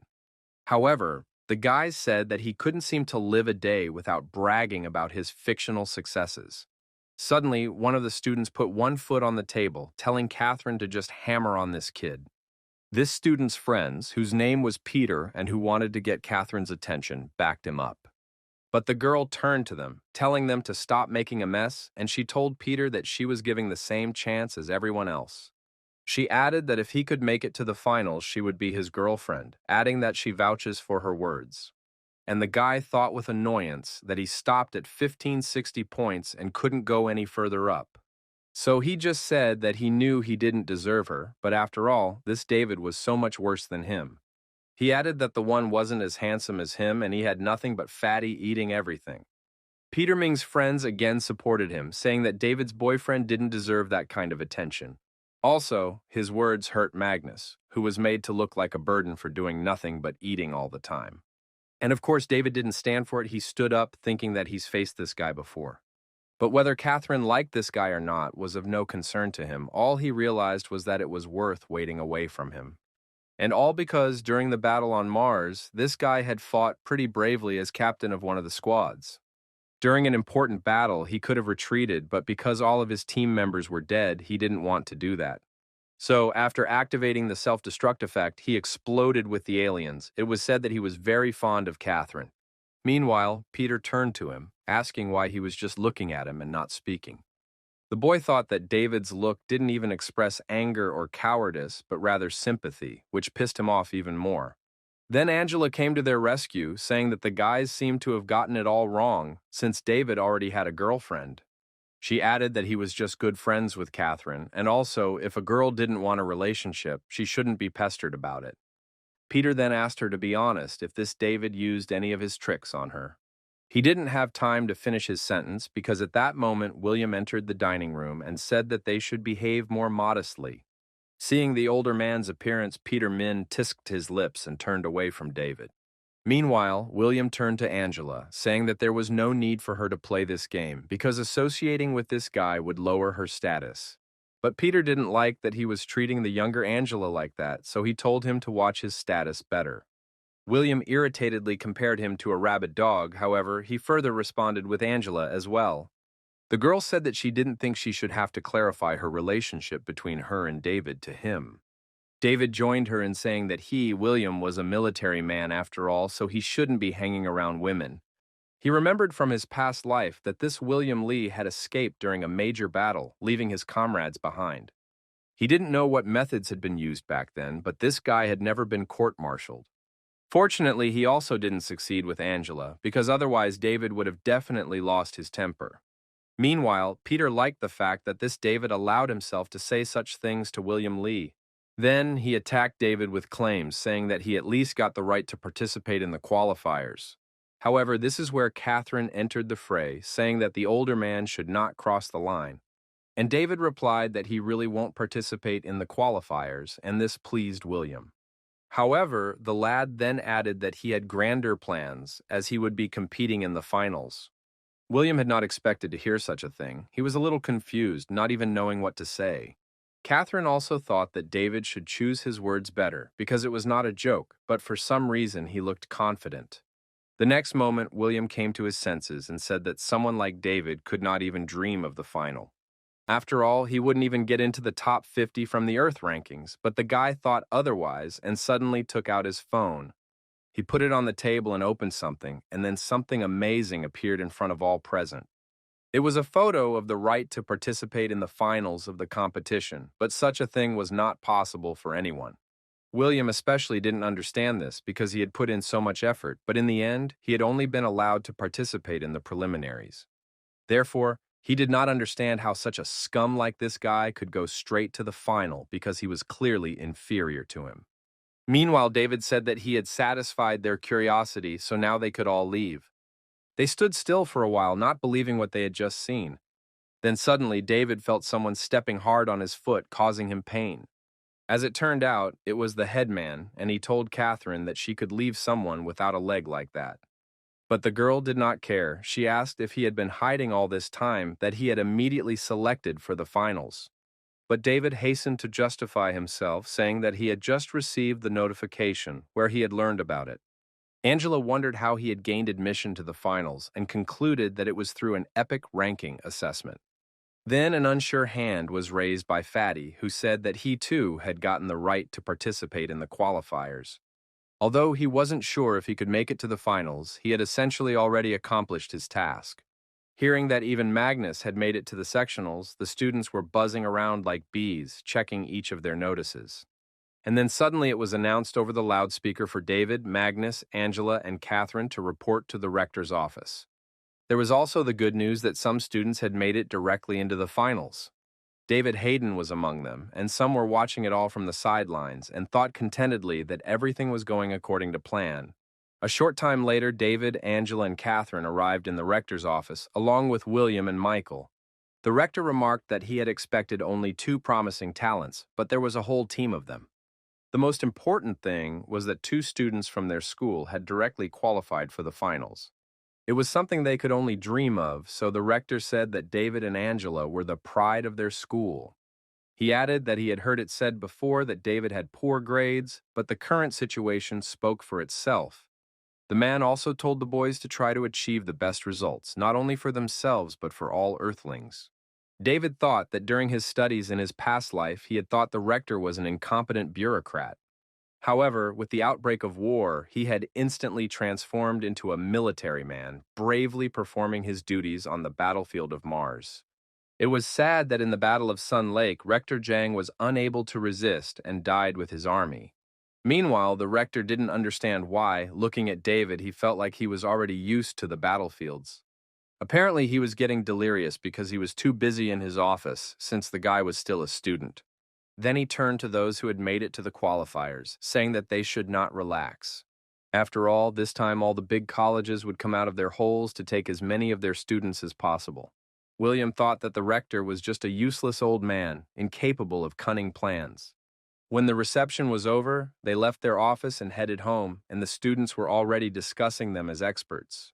Some thought the guys must have cheated, but David wasn't listening to them. His phone suddenly rang. He took the call. It was his sister Dina who, as usual, shouted loudly right in his ear.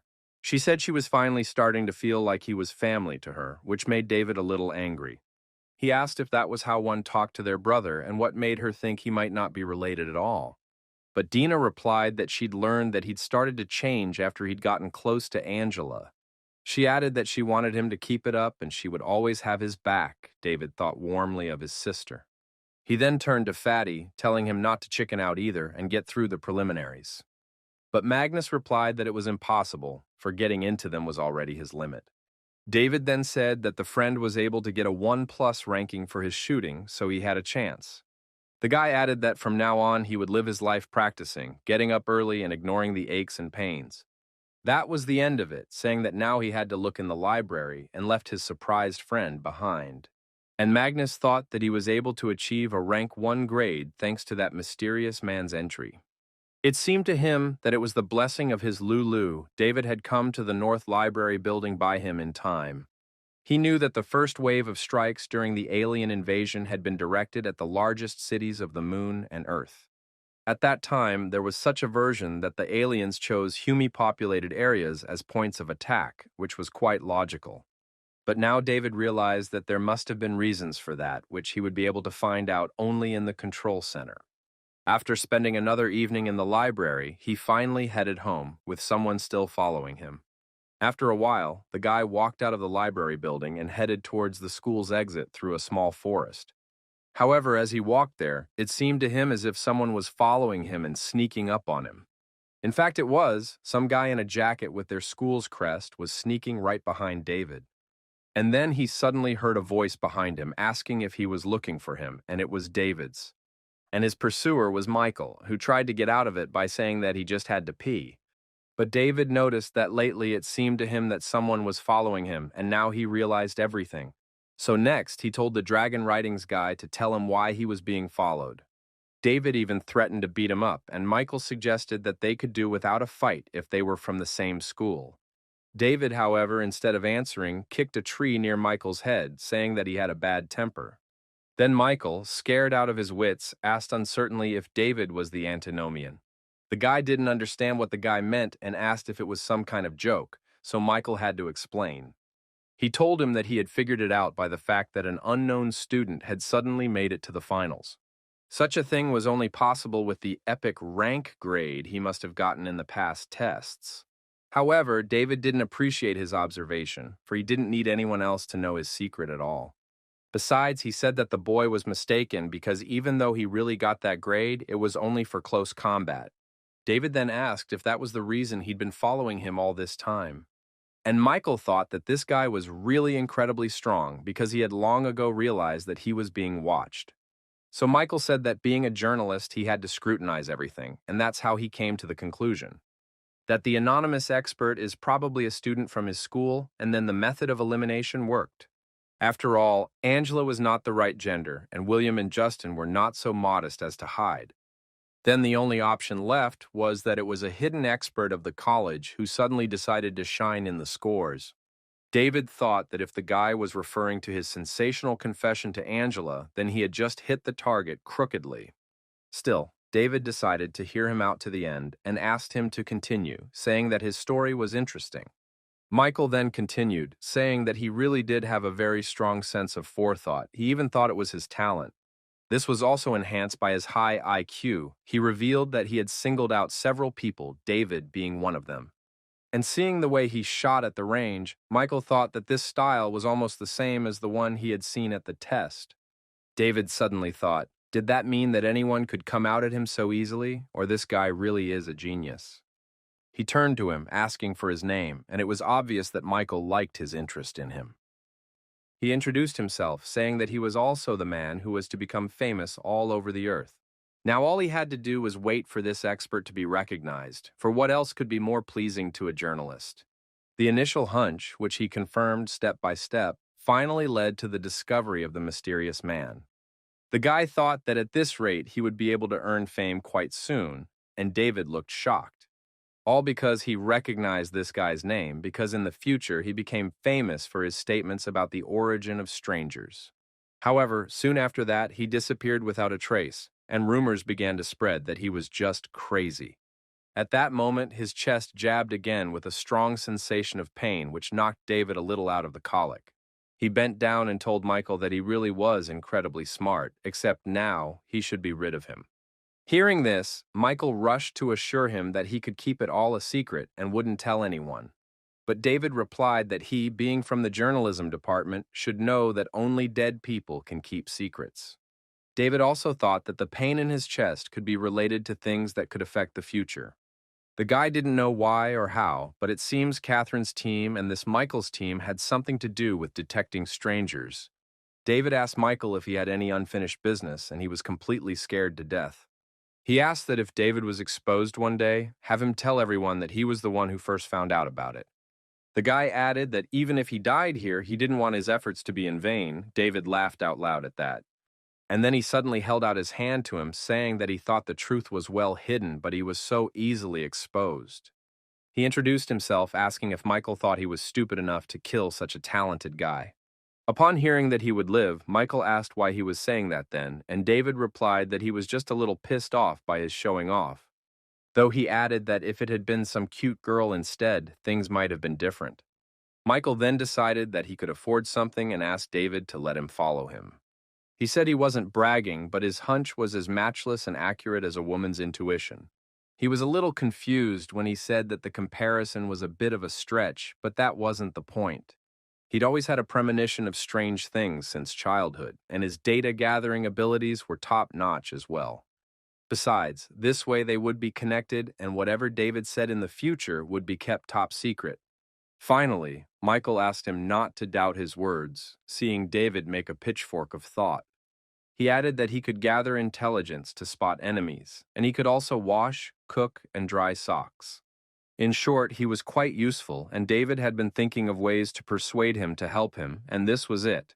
So he said he was glad they were sharing a secret, but he'd asked the boy to hold on to it for a little while longer. Michael straightened up and said he would always obey him from now on, and if David told him to go east, he would never turn west.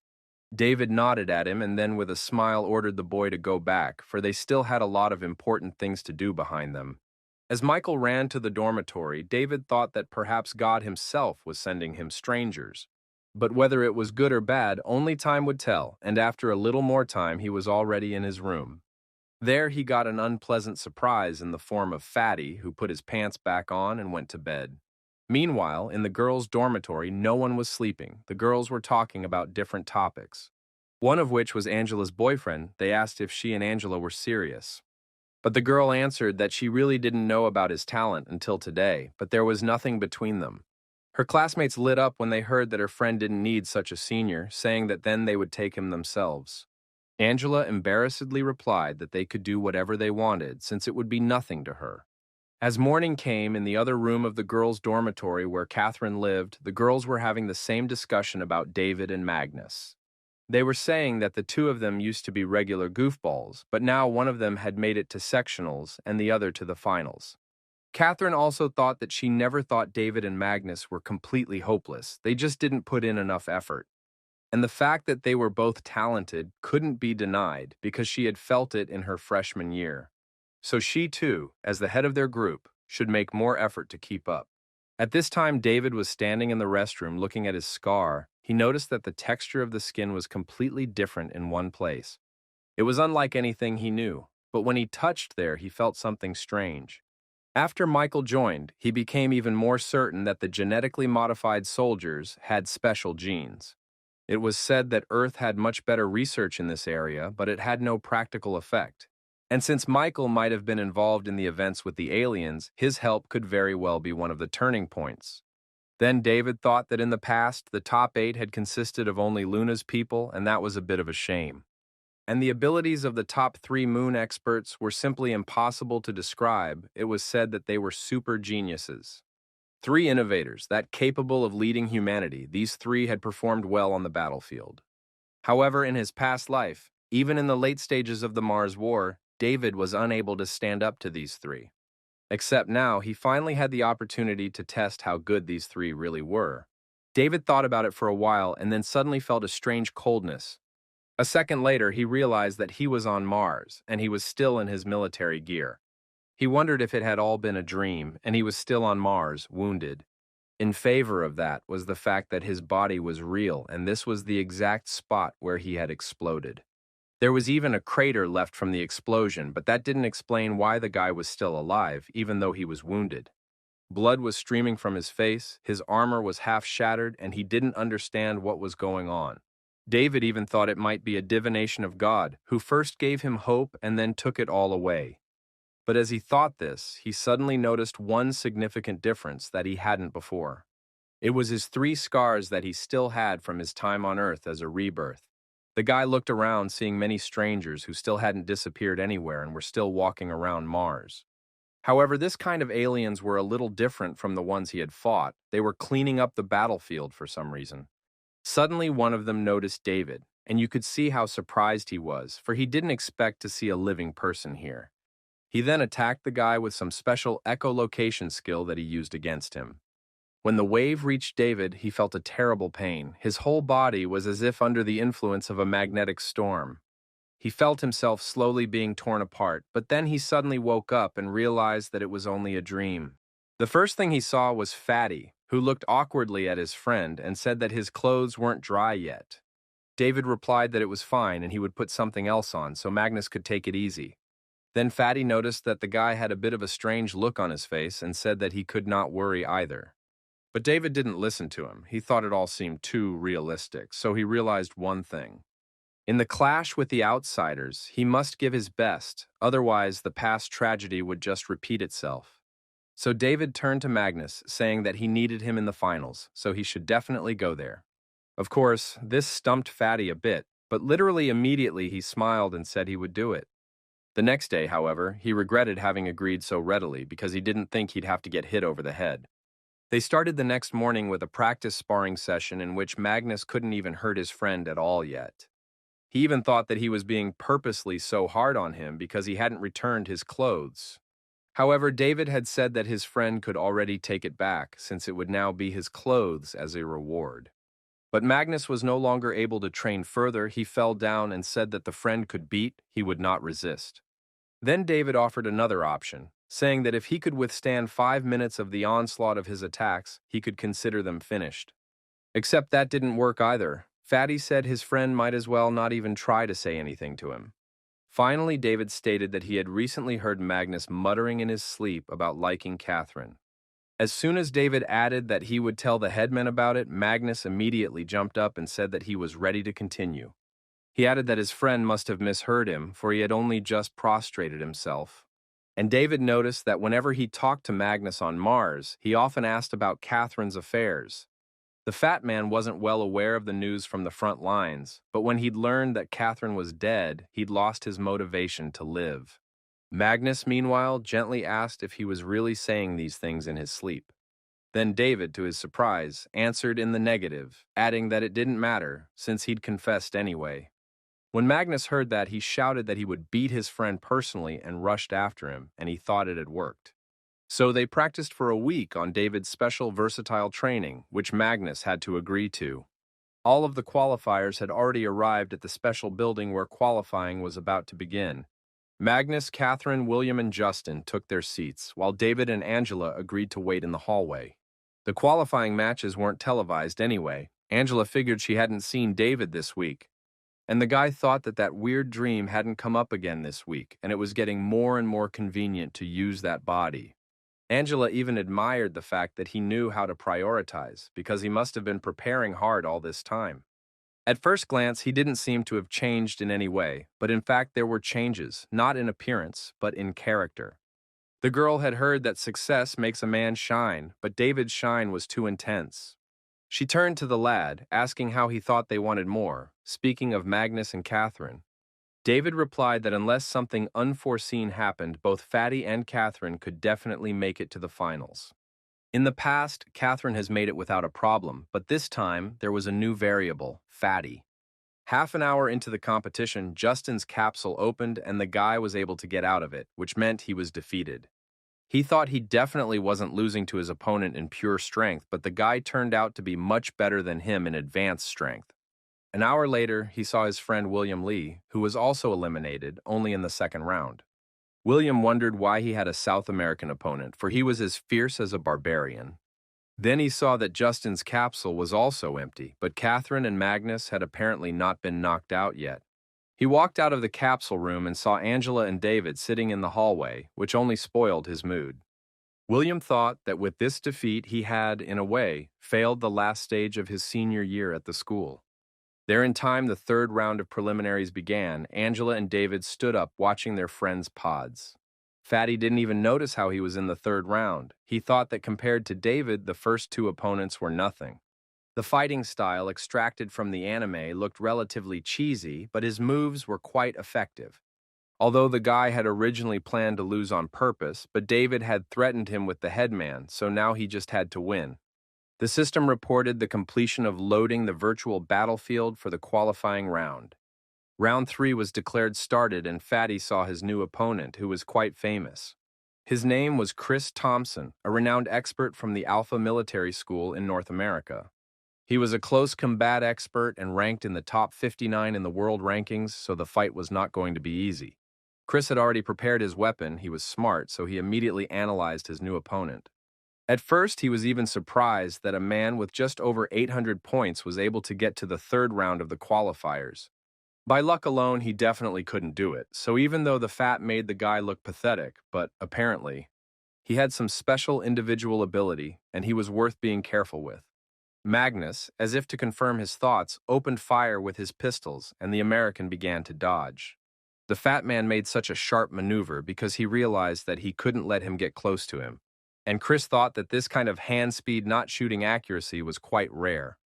If the situation wasn't so convenient for him, this guy could really finish him off right away. It was lucky that he wasn't moving fast enough, and the layout of their combat zone map also played into the Americans' hands. Waiting for a good moment, Chris came out of his hiding place for a moment and counterattacked Fatty. He unleashed a multitude of kunai towards Magnus, who didn't expect it and even panicked a bit. He turned his back, dodging the attacks and protecting his head, but some of the knives hit the armor on his butt. Magnus figured that complex Q-firing techniques wouldn't work in this kind of terrain. Every movement here was a convenient opportunity for his opponent, and if it went on like this, he would lose. So Magnus found a convenient position from which he again fired at the American. But Chris noticed that it was not the best position for the shooter because the distance between them was close to 10 meters. He thought that if the fat man failed in his next attack, he could finish him off. Magnus, on the other hand, thought that there was no turning back since he couldn't fight in close combat. Chris decided to use a false lunge to force him to shoot and appeared for a moment for Magnus. He then immediately dropped back down, seeing that his fat opponent had indeed fired at him. However, what happened next still made the American flinch at Magnus's name. His body was suddenly pierced by a bullet from a large caliber pistol that had hit him from a spin. A moment before, Magnus had thought to himself that he wished he could be as light, jumping, and galloping as this guy. On the other hand, it pissed him off, Fatty thought to himself, wondering where the American was lurking among these slabs. He had nowhere to retreat, for he had reached the edge of the competition zone. It was then that Magnus noticed his opponent's false lunge, which gave away his location. Just what Fatty needed, he prepared to use the same technique as the mysterious expert. It was a sideways bullet, Magnus shouted, so the guy wouldn't even think he could hide behind the wall. He fired in the right trajectory, giving the bullet its own path, where it followed an arcing line. It happened just so, and the bullet of the heavy caliber of his pistols hit the target behind the wall. It was then that Chris was surprised that he could get him from such a distance and also hit important organs. The American clutched his stomach, unable to understand how it had happened, and Magnus was already aiming for another attack. They had all the physical pain in the competition area, but dying here was impossible. So when Magnus fired again and blew Chris's head off, he simply came back to reality and stepped out of his pod. The system announced that the winner of the third round of the preliminaries was Magnus from the Dragon Writing School. When Fatty stepped out of his pod and headed down the hallway, all three of his friends were already waiting for him there. Catherine was the first to ask how it went, looking at him with some hope and even a little admiration. Magnus scratched his head awkwardly, saying that he'd been lucky and had made it to the finals, which made his friends very excited. David even hugged him and lifted him up, saying that he knew his friend could do it, and the girls thought the same. The students who were watching all this said that now even pigs should learn to fly. Magnus, meanwhile, turned to David, telling him to let him go because he wasn't that easy. David did so, saying that he really should lose weight, even though he knew it was impossible.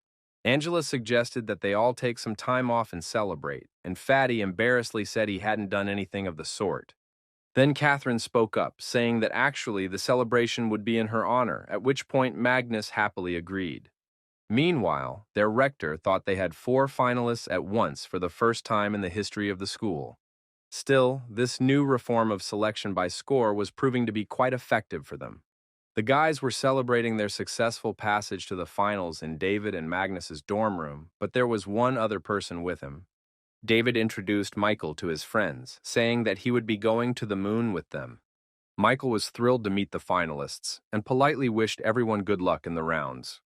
Then his schorl suddenly went dry and he grabbed a glass of juice, drinking it completely in a second. And Magnus was incredibly happy, for it was the first time he had been named senior by students from another department. Then David hurried to draw Michael's attention to what they didn't know, interrupting their greetings. He figured that although he had some snippets of information from his past life, he wanted to find out everything now. Michael replied that he could take it easy and began to report what he had learned about the current competition. Namely, its special significance because the fighters who became the top 4 will get the right to perform a special task. It might even affect the future of the whole mankind, and though it might be just gossip, sometimes they are true too. Angela was surprised to think that this guy really knew a lot despite being an ordinary student. And David said that Michael had intrigued them and then asked what the special assignment was. The guy replied that he really doesn't know that, but he is in a hacker alliance whose specialty is creating fake news. However, some of them are very reliable, for example, this case extracted by a hacker from the moon. David thought about it, even though his past life in the news was not specific, the top 4 were never shown in public. He asked Michael to get to the main point, and he continued, saying that they and the Luna Federation are doing their best this time. According to the latest reports, both sides are reinforcing their strongest cards, and so far Luna's overall level is much higher. Michael added that this year, because of the dominance of the 3 musketeers, the difference could become even stronger. Magnus heard the guy say 3 minors, and he muttered something, but Catherine told Fatty to be quiet. She added that he watches too much anime, but luckily there were only people here who knew each other well. Artiste Alan Doyle, Holy Celestial Chrissy Da Vinci, and Heavenly Light Floyd Cooper. These 3 referred to themselves as the 3 Musketeers, but in fact, little is known about them on Earth or even on the moon. At this, Michael ended his story for a moment, and Angela became serious, thinking about these guys. Then Michael continued, going on to characterize each member of the group. The first was Alan Doyle. This guy had just incredible long-range fighting skills. It was rumored that he belonged to an evolutionary type.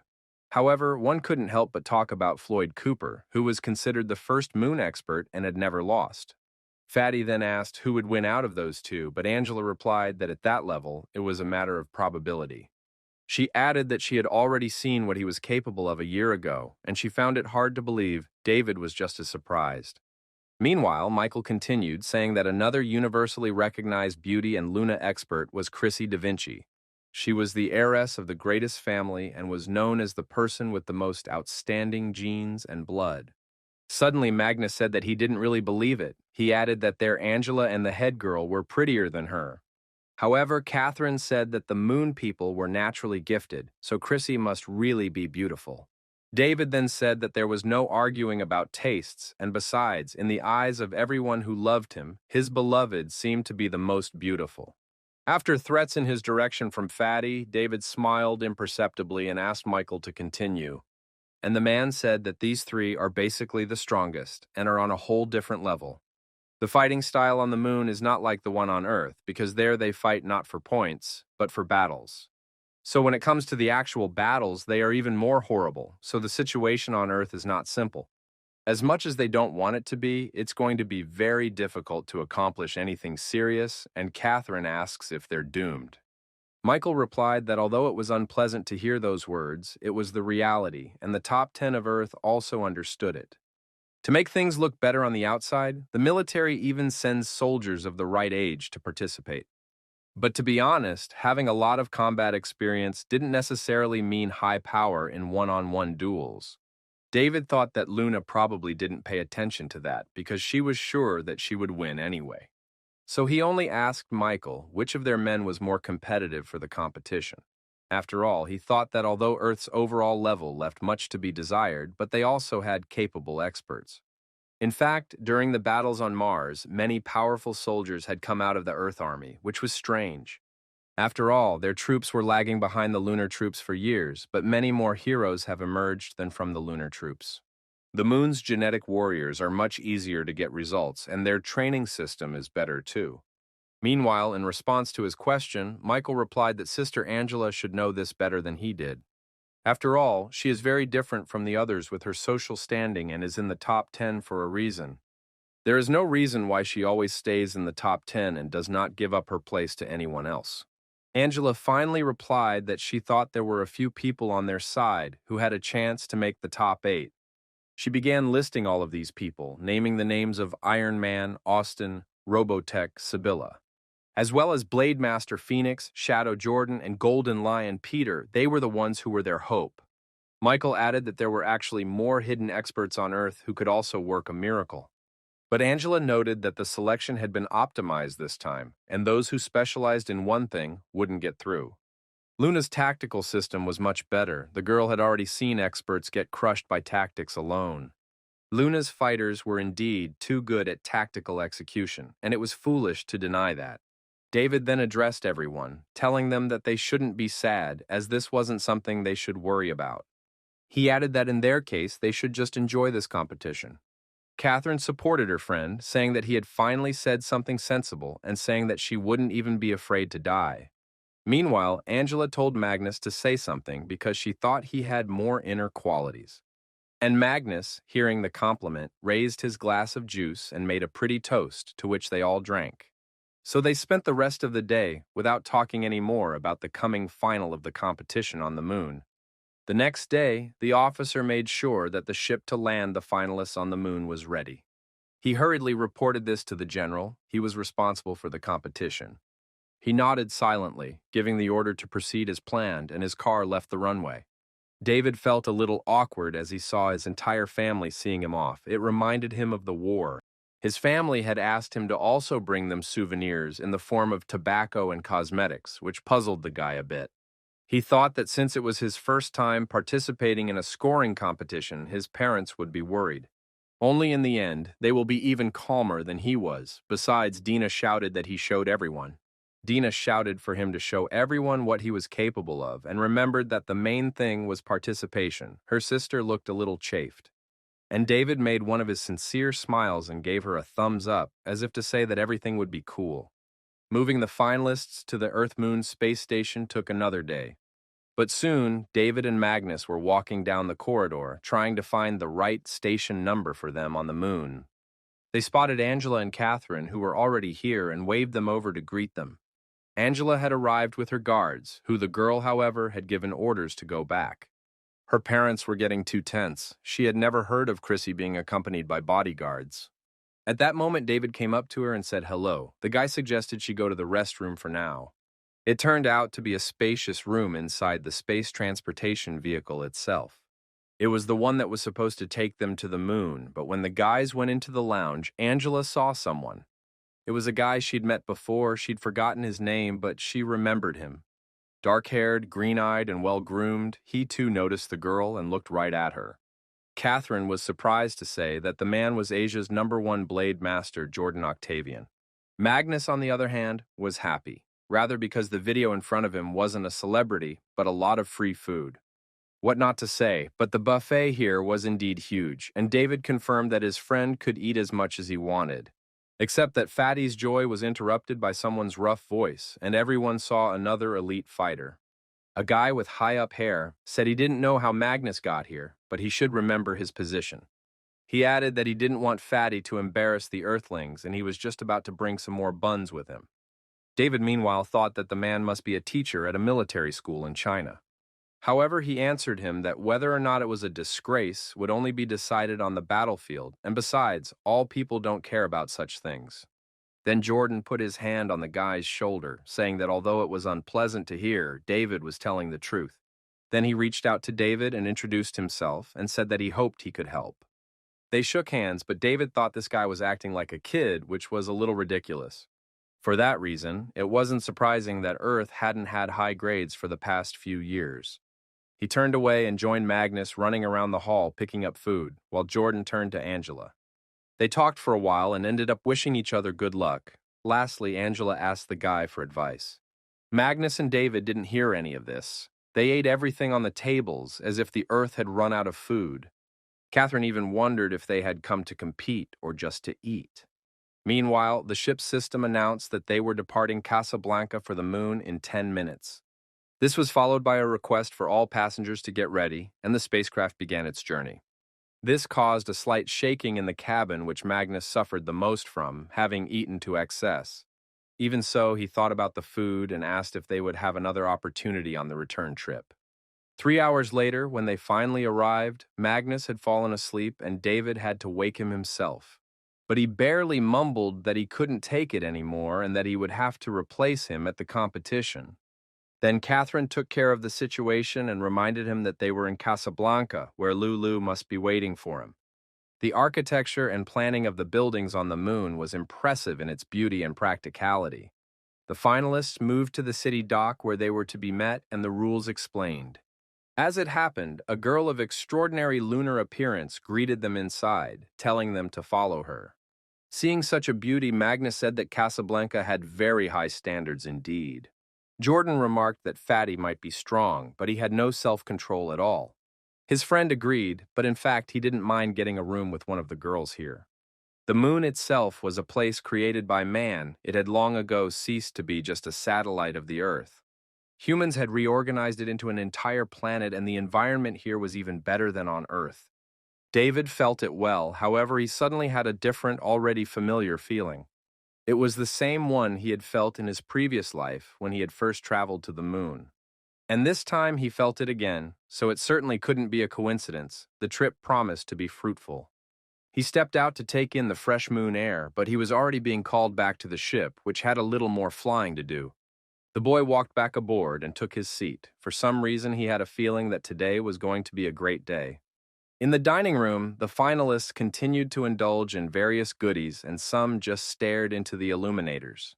His friend liked this place as well. Fatty had said he'd like to go to Lulu's live concert here in the fall. Jordan quietly remarked that it had nothing to do with the competition, but he didn't realize that Magnus was a big fan of the idol. David stood there thinking that this was what Casablanca looked like in peacetime, because when he'd first flown here, the war had already happened. The guy thought that if it was connected to the people of the moon, then who was the crazy person who was ready to destroy this place? At this time, Catherine came up to him, who thought David just couldn't handle the excitement. She agreed that it felt distinctly different from how they lived here on Earth. David said that the moon was another level after all. He added that it would be nice to be greeted noisily as they entered the arena. Catherine thought that now the guy was back to being the same as he had always been, which meant that there was no need to worry. Jordan, sitting nearby watching the scene, quietly muttered something inaudible, calling David a show-off. Then the system announced to the participants to pay attention that the ship would soon be docking with the Milky Way Military School. That meant everyone should have returned to their seats and fastened their seatbelts, just like on an airplane. Their ship went from normal speed to light speed and soon emerged in the docking tunnel of the military school. And a short time later, boarding was authorized and the guys slowly began to walk outside. David came out with Angela, and a group of escorts for the finalists from Luna were already waiting for them outside. Some girl pointed to a sculpture saying it was made in honor of Dr. Da Vinci, who opened the New Age. He was also known as the Light Messenger of the Moon, and near this statue was their dormitory. The Moon Girl added that the map also marked all the free places to visit and the guys could take advantage of that. Finally, she wished them all a pleasant vacation and success in the competition, and then she departed with her group. Jordan's friend waved her goodbye, telling her sister mentor to call him when she had time. Catherine remarked that it would be a little difficult to give her best under that kind of pressure right from the start. Angela approached her then, suggesting a shopping trip to relieve stress.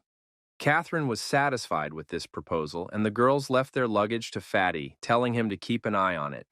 David did the same, saying that he too needed to step away to meet Michael, so he should go. The guys went off in different directions, and Magnus stated that they were bullying an honest man any way they could. David thought that in his past life he had been in Casablanca for 6 months, a month of which he had spent in the training center of the school.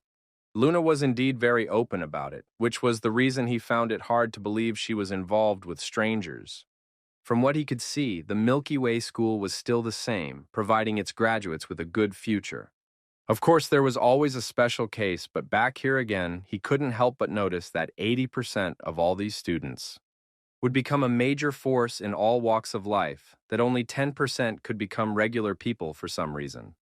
David thought that back then, he had also made a few lunar friends during the special training period. Right now, however, he didn't even know what this place where he had his training camp would look like. Therefore, he decided to check out the place while it was still there and immediately noted that it still had a familiar look. However, although the things were still the same, the people were not. In other words, he had arrived here earlier than he should have. Then David suddenly noticed something else that wasn't there in his previous life when he arrived here. Namely, it turns out that there was now a gravity gym here, which had been modified at the time. David didn't know what the password was here, but he entered the combination he had memorized from his last visit. To his surprise, the password matched and the doors opened, and the guy thought that the moon people were too careless. Then he decided to stretch a bit. Still, the environmental conditions of this hall were not comparable to the environmental conditions outside. For a hall like this, one would need to maintain a stable gravity level at all times, which was done here. And at the same time, it also needed to be equipped with comprehensive security controls. This was much harder to provide, which was why some schools didn't provide such halls at all. David took off his jacket and walked into the training area, immediately feeling his whole body revitalized. Such an unfathomable state usually only appeared in real combat, but it was also awakened here. Under the pressure of this tenfold gravity zone, he felt completely different. If he had a good opponent, he would be able to go wild, but now it was nothing more than just a thought. At least that's what David thought, but the next moment he heard someone's voice. And then the guy saw a girl who was practicing on the pear tree and looked pretty strong. David didn't know her, but the girl had white hair, which is usually attributed to the characteristics of moon people. She was also incredibly strong physically, perhaps even stronger than Angela, which also spoke volumes. The girl continued to deliver blow after blow, mostly emphasizing her footwork.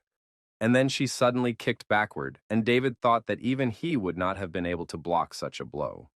However, it also affected the punching bag the girl was using. It suddenly went off the chain. And the moon student took aim and guessed the moment when the inventory would come close to eye level. Then she used some special power that David could only dream of in his past life. He wondered if the level in Milky Way School had already reached such a level of strength. After all, if even the students here possessed such power, then the Earth could really return home immediately. At this moment, the girl finally felt someone's presence and turned around to where David was standing. Seeing the guy, she smiled a little and then pointed him somewhere to the side, telling him that he should go that way. In doing so, she called him a classmate, which surprised David, but he decided to go where she was pointing. The two of them walked out of the training area and met in person. Now they could get a better look at each other. The girl asked if he had gotten lost, and David noted to himself that the beauty of the Moon Girls was not bypassed either. The student meanwhile realized he was an Earthman, though she didn't know where the guy had come from. David then apologized for interrupting her training and asked where exactly they were now. The girl replied that it was a special training area that was closed to students. Hearing this, David said that in that case he should leave, but he got confused and went to the locker room. The girl told him about it, and to get out of it, the guy said that the doors here were indistinguishable. Then the girl said that the open gym was in the daytime area. She added that the campus LAN was navigable, and David said she had a great body. Then he really realized that sounded a little weird and clarified that he meant her kicking attack she had just performed. The girl just looked at him silently with her bright green eyes, in which David read nothing. He thought that after returning from the battlefield, Marsa had indeed become a bit arrogant, but really. Combat experience aside, his horizons are very limited, but as long as you live, you can always meet eye-catching people. 2 days later, they were gathered in a large conference room that was made in the shape of a star. Inside, all of the Earth finalists who were to participate in the competition were gathered. Among them were also famous Earthlings who represented their federation and their continent. Angela asked Catherine why she hadn't seen David and Magnus among the others, and she said that they must be in the last row. They were, and Fatty noticed that despite the crowd, it was pretty quiet, which was a bit surprising. Magnus also said that since arriving on the moon, his friend had been using his girlfriend constantly, and he was also interested in Michael. But David replied that he was just keeping in touch with him, and this time it was entirely up to him to provide them with intelligence. Right now, Michael was making inquiries about the new changes to the match distribution. This time it would be mixed. In other words, it was possible to run into both our own and Moon's people. This pleased Fatty, for he had said that with Luna's men he had less chance of advancement, but David did not agree with him. Everyone would probably breathe a sigh of relief, and even feel some sympathy for Luna. However, David knew that on the battlefield of Mars, many brave warriors of Earth had not been afraid even in the face of terrible strangers. The current so-called elite, on the other hand, were afraid of the Moon's lewds, which made him feel a little sad. But there was no need to think about it further because everyone suddenly fell silent at the appearance of General Hugo. He saluted, and all the finalists present did the same, including David and Magnus. Then the general cleared his throat and said they could sit down, and he was to make the opening remarks. When he saw the applicants from Earth, he smiled faintly, which no one else in the room noticed. He looked at Angela and Catherine a little, because he knew them well. Finally, he noticed Magnus and David, who were standing proudly like everyone else, waiting to hear what they had to say. And then suddenly the general turned to them, saying that they had shamefully lost last time, so now they would not ceremonize. He added that they had shown him almost nothing at the last competition and even the competition before that. The general also said that he heard some people were happy with the way the matches were distributed. Except that, as their leader, he was ashamed of them, and he said so with a special exclamation. Fatty, who was among the people who were excited, felt very embarrassed after saying this. The other students also quietly said that they just wanted to take a higher seat and there was no need to make things so complicated. The general meanwhile continued, saying that perhaps their strength wasn't that good and inferior to the current Moon people. Then he suddenly banged his fist on the table where he was standing, proclaiming his opening statement. After that, he clenched his fist, and all the applicants realized that the general was about to say something motivational. So he did. The man extended his hand and said a few more sentences that inspired everyone. After some more time, the lecture came to an end, and the finalists went on to do their business. Catherine noticed that after the conference, there were queues at the simulators, so that the speech was very effective. Meanwhile, Andre thought that everyone who could come here probably did it having some dreams. And that was why they were not going to lose, which meant only one thing: the fights would be hard. Besides, hundreds of television and internet media from Earth and the Moon are now gathered at the Milky Way School. So the journalists, climbing into every crevice, also provoked some worries. After all, their goal was to compare the combat effectiveness of the two stars in these competitions. Catherine said that she would not want to be left out of the ranks of those about whom the media would write, so they decided to try their best. David, meanwhile, finally found Michael at the coffee shop where he had invited him for a cup of coffee an hour ago. When David saw his friend, he asked what was wrong with him because he looked stiff and had bags under his eyes. And Michael answered that since his arrival here, he had started having nightmares, although before that he had always slept well. David told him to tell his nightmares and he would help him in any way he could, and Michael liked it. He said that in all his dreams he was just covered by a boundless blanket of darkness and he could not see anything in it. It was strange that this could happen several times a night, after which the guy woke up in fright. Pouring boiling water over his tea, he remarked that it looked like this competition was going to be a problem. Michael added that he had received reliable information that said that Luna's powers would be the highest this time. But David said that he shouldn't dwell on that because the only thing he'd come in to know was the other goals of all this. David knew that Michael and his group were very special and could be called the free hacker group of this era. So looking at Michael's surprised face, he thought he could use them to get closer to the truth. The guy meanwhile said that he thought he would have to search for information about the contestants already. However, the hidden agenda of it all was much more interesting, and Michael even became eager to get to work sooner. David added that apparently this time it would not be just a competition because there was some special feature with quotas. Luna must have some grand plan, but Michael didn't really understand it yet. He wondered if they had better worry about the upcoming elimination matches, since it didn't make much difference to their goals. David thought that the current Michael seemed to be more concerned with the honor before him than with gossip. He replied that materials on the combat aspects were usually severely limited, so they wouldn't get much benefit. He added that based on that, they would still only have to rely on their experience, so Michael could help with what he had asked for earlier. The guy thought for a bit and then said that David could leave it up to him and he would try to find out something. Then he said he should be on his way, and David thought that all these days he had been thinking only about the connection between the strangers and Luna. Something suddenly became a little clearer, namely the current situation on the moon, which is controlled by several families. For example, one of them is the Da Vinci family, meaning the moon as a planet cannot betray humanity. However, there was still an option where a motive could arise from one or more of the families. Due to the convergence of several coincidences, it seemed inevitable, as Earth was completely defeated. However, the moon had been repeatedly defeated in battle too, and had not shown proper strength at all. That was the problem. Therefore, if there was a traitor, he must be hiding on the moon, this enlightenment he had received after meeting that girl. More precisely, it was the celestial saintess Chrissy da Vinci, though he didn't recognize her at that moment. The most perhaps obvious thing about this situation was that the problem could be among these three clans: Alan Doyle of the Doyle family, Chrissy da Vinci of the da Vinci family, and Landers Walter of the Walter family.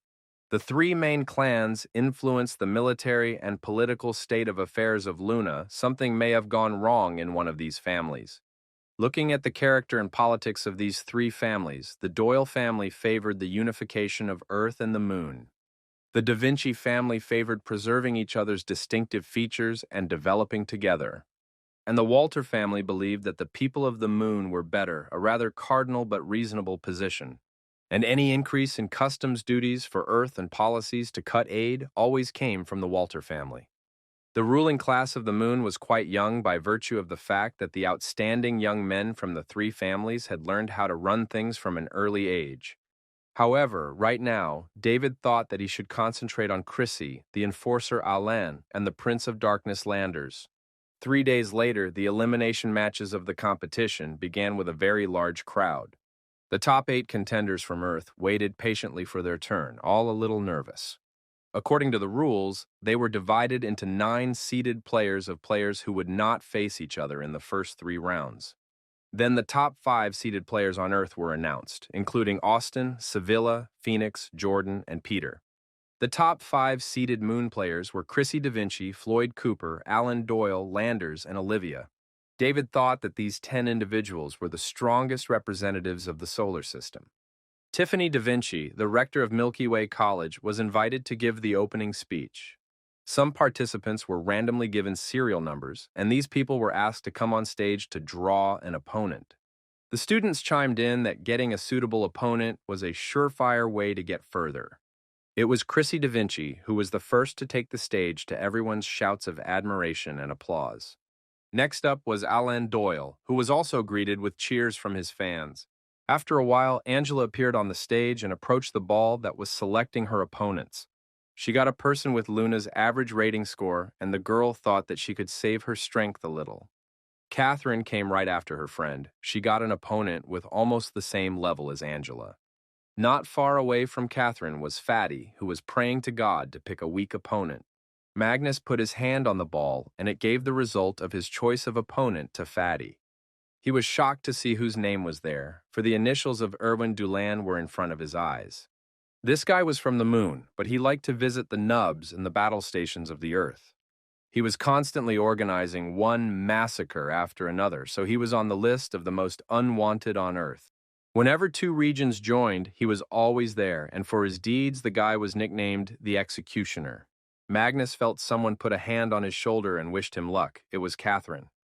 But Magnus asked if it would be better to give up right away, because he didn't want to be disgraced for the whole space. Then the headman warned him that in that case, the general would send him to Mars to cultivate the land.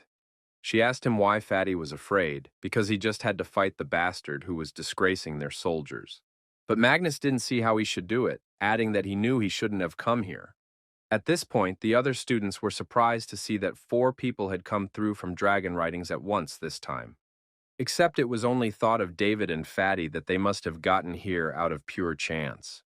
These students were spectators who had also come from Dragon Writings and who were hoping for at least a spot. At this time, David himself also approached the balloon. He thought that his friend had gotten a good opponent and hoped for the same. When he looked at the name of his opponent, the reaction of those around him was mixed, but the guy was happy. His opponent was a practitioner named Harry Lundberg, who was ranked top 19, having managed to achieve such a thing in just his first year. He possessed the largest fighting style on the moon, formed by a fusion of ancient Earth martial arts and moon tactics. The ultimate goal of practicing this art was to turn every part of the body into a weapon. As well as being able to use any object as a weapon, meanwhile, Harry Lundberg took the stage. He greeted the audience, but it was an obvious slight to David, who said that character improves with age. Upon hearing this, the guy looked at him with a cold stare, saying that tomorrow he would show him what a real martial art was. To his surprise, David reacted calmly. The guy didn't feel any fear from him, and that made him a little wary. And David thought that today's youth had a complete lack of manners because now the guy was just pretending to leave. When the Moon Karate Kid left the stage, David joined his friends, and Fatty said that he wanted to beat up that Crichton. And Angela said that's the way it is in these competitions, the taunts and heated atmosphere. But Catherine thought it was not normal at all. Magus supported her, saying that such characters should be disqualified. He also suddenly realized that it would be better to find such a way for himself than to disgrace himself in a duel. But Catherine told him not to even think about it, because if he didn't fight at least once, she wouldn't even consider him a human being. In the meantime, it was announced that the distribution of pairs had been completed, and then there was a small show on the program. It was to encourage the cadets a little and wish them good luck for tomorrow's competition. The small show was a performance by Lulu, who Fatty immediately lost his head when he saw her, and even David recognized her beauty. The guys began to sing along to the famous Idol, and Catherine remarked that they were now not worried at all. Angela agreed, saying that it was for the best. After all, at the competition, it is better not to be nervous. In the evening, when all the events were over, the Earth contenders rested in the dormitory of the Milky Way School. Some of them got information about their contenders from Michael, who had been working on it all afternoon. The topic then turned to Lulu's next show, for which Fatty was already rounding up people willing to split the money for tickets. So they talked carefree all evening, and after a good night's sleep, they gathered for the elimination matches the next morning. Magnus noticed that the head girl didn't look so good, and Angela seemed a little nervous too. The friends looked at each other, saying that luckily their matches would start tomorrow, so they would just observe today. In this competition, the point system would be used until the quarterfinals, and then the live battles would begin. The sensitivity of the system here was higher than on Earth, so Angela and Catherine should have stepped up the adjustments. The headmistress thought about it very seriously, but was distracted by extraneous sounds, which were the guys chugging. Finally, she couldn't stand it and pounced on them, asking how they could eat so happily at a time like this. But Magnus said that there was golden foie gras from the moon farm and there was a special on breakfast here. David added that there were also cheese and beef sandwiches made with meat from the ranch's Cosmo cows. The girls looked at each other a little confused, not knowing what to say to that, so they just remained silent. The rest of Earth's challengers noticed that the guys from Dragon Writings were too relaxed. And Fatty suddenly felt that they were all staring at them intently all of a sudden, as if they were doubting their skills. Magnus awkwardly remarked that the gazes of the seated players were a bit tense, but fortunately, he didn't need to be afraid to perform today. Junior Angela's match would be in the morning and his and Catherine's in the afternoon. Devtlia's match was left for the evening. To himself, Fatty thought he was going to lose either way, so he didn't like his match being delayed like this. Jordan noticed that these two were too light-hearted, and he didn't even have a thought to the contrary. His English counterpart said that a permanently serious face didn't look any better, clearly referring to Jordan. And the latter replied that a man who doesn't show his face, even while eating, has nothing to say. In other words, there was some disagreement and a little fight among the seated contenders. Peter said that since Jordan was the youngest here, he should have tempered his ardor a bit. The boy didn't like it much and said that he would figure out what to do, especially since the competition would show everything. After a while, the presenters welcomed again all the inhabitants of the Earth and the Moon. The main presenter was the moon girl Mila, who today had the honor of introducing the two PhDs of the Alliance. The men were present as commentators. One of them was named Clemens Verdius. The other doctor was the famous Rick Yankee, who however looked a little shy. The challengers clapped them softly, showing their respects, but it didn't make much difference to them. David thought that this Mila was now 21 years old and was the vice president of the student council. The men she introduced, on the other hand, had their own clear position and would oppose each other accordingly. Rick Yankee actually didn't want to come here at all, as Earth had failed to make the top 4 last time. The final and semi-finals were Clemens' personal performances then, and he was sitting on like a nail. This time, Earth would do their best to make the semi-finals and even the finals. Somehow he was sure of that. The way General Hugo had been selected had been suggested by Rick himself, but whether that would make a difference was yet to be seen. Meanwhile, he was approached by Dr. Clemens, who said that he really missed his colleague a lot. It was an obvious tease on his part, especially when the man added that he wouldn't have to overwork himself again this time. Dr. Rick replied that the wheel of fate was always turning, and soon there would be a holiday on their street. Finally, Mila took the floor again and introduced the first finalist from the Memphis Earth School. His name was Andrew Dickens, and his opponent was the favorite idol of the lunar audience, Alan Doyle. Earth participants thought that this handsome man was clearly on his field, so it remained to hope that their student will not fail. The situation did not bode well for each of the opponents, but many already realized whose victory would be the end. Angela knew that Alan Doyle was the first warlord of the moon and chairman of the Milky Way Studcom. David, on the other hand, had cross-referenced Michael's data and concluded that this guy outperformed his earthly opponent by 91%. The degree of popularity of this Alain was astounding, especially to Magnus. The latter didn't even pay attention to the threats of the headman, who told them to make sure to watch his fight. Then Magnus hesitantly turned to Catherine as if he was hiding something behind his body, and he was. He suddenly pulled out a glass of juice, saying that the moon guys are really extravagant in terms of squeezing. The fat man added that one only had strength when one was fed up, so he had every right to drink this. It is noteworthy that the Earth students spoke about Magnus and David as if they were some chumps who would be kicked out right away. Everyone was happy only for Catherine and Angela, who had some good opponents, but David said that the fight was not worth watching. As if to prove his point, Mila announced that the match was finished by Alan Doyle in just over a minute. The commentators didn't miss the opportunity to mock each other, or rather, it was about Dr. Clemens. The 5 Earth-seeded players didn't expect to lose 5 matches in a row either, as morale was plummeting at this rate. Dr. Clemens said that Dr. Rick should pay more attention to the mental training of his players. And he replied that the moon guys were on their own field, unlike them, the guests, who needed time to gather themselves. He added that Jordan was coming from their side next, which meant that Luna's winning streak had come to an end. Mila allowed everything with her silky voice, saying that in that case they would wait and see. It was the start of the sixth match already, with Earth's seeded competitor Jordan. When he came out, he heard a lot of cheers for him, including requests to bring Earth their first win. However, the guy said that they didn't even need to talk about it, as he would surely do it anyway. Fatty told David that they were being completely ignored, and the friend couldn't disagree. Jordan thought, looking at them, that the sight of those two really pissed him off, because they were all seriously worried, unlike them. The two of them were just eating and hanging around the school, and they didn't even know what was going on. The guy also thought that he himself was completely different from these morons, because he had carefully prepared for everything. Therefore, for the sake of his team, for the sake of his guys and the glory of the earth, he was ready to fight not for life, but for death. The girls thought that if it weren't for Jordan's reputation, they would have been isolated even more. David, on the other hand, looked at his friend and thought that his heart was actually very fragile. It was just that the tension manifested itself differently for everyone. To support his friend, David asked him to bring him 2 glasses of grape juice, too. He realized that there was no point now in trying to change their minds with words to prove to everyone, therefore. All they had to do was show their strength. Meanwhile, Mila declared that Jordan had a high chance of winning. His pre-fight approval rating was already as high as 80%, which was a pretty high popularity rate.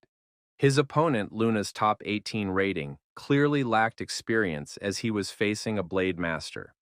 The Lunar representative took the initiative to fight in close combat, though he used a pistol. Mila remarked that it looked like Dr. Rick Yankee was right. They were indeed at a turning point. Dr. Clemens puzzledly asked Mila what side she was even on, to which the girl replied that she was on the side of humanity. Rick Yankee thought that in a way this victory would be good for Earth's morale. But the problem was that the Milky Way representative was surprisingly not particularly intelligent or arrogant. Meanwhile, Catherine yelled at the boys to watch the fight closely. After all, this wasn't just a competition. A lot of these people would become the backbone of Earth in the future, its ruling class. However, David noticed that Jordan was in a lot of trouble right now, so he didn't see much else to watch there. When Catherine heard this, she was shocked as usual because she had never expected something like this about one of the seeded players. In addition, Fatty also said that he was watching the match and so far he thought that something was wrong. Jordan's opponent was Moon Guy Antonio Bilao, who remarked with a smile that his mentor from Earth was a little too tough. However, Jordan seriously told him to cut the crap. He still didn't understand his tactics. But this guy was also daring to smile, so Jordan thought that he was going to make the Moon people pay now. He rushed to attack. The trajectory of his movements was very unpredictable, but Antonio managed to block everything. It was even a little strange because Jordan's speed was quite high, but for all that. The representative of the Moon had time to avoid collision with his blade, deftly dodging.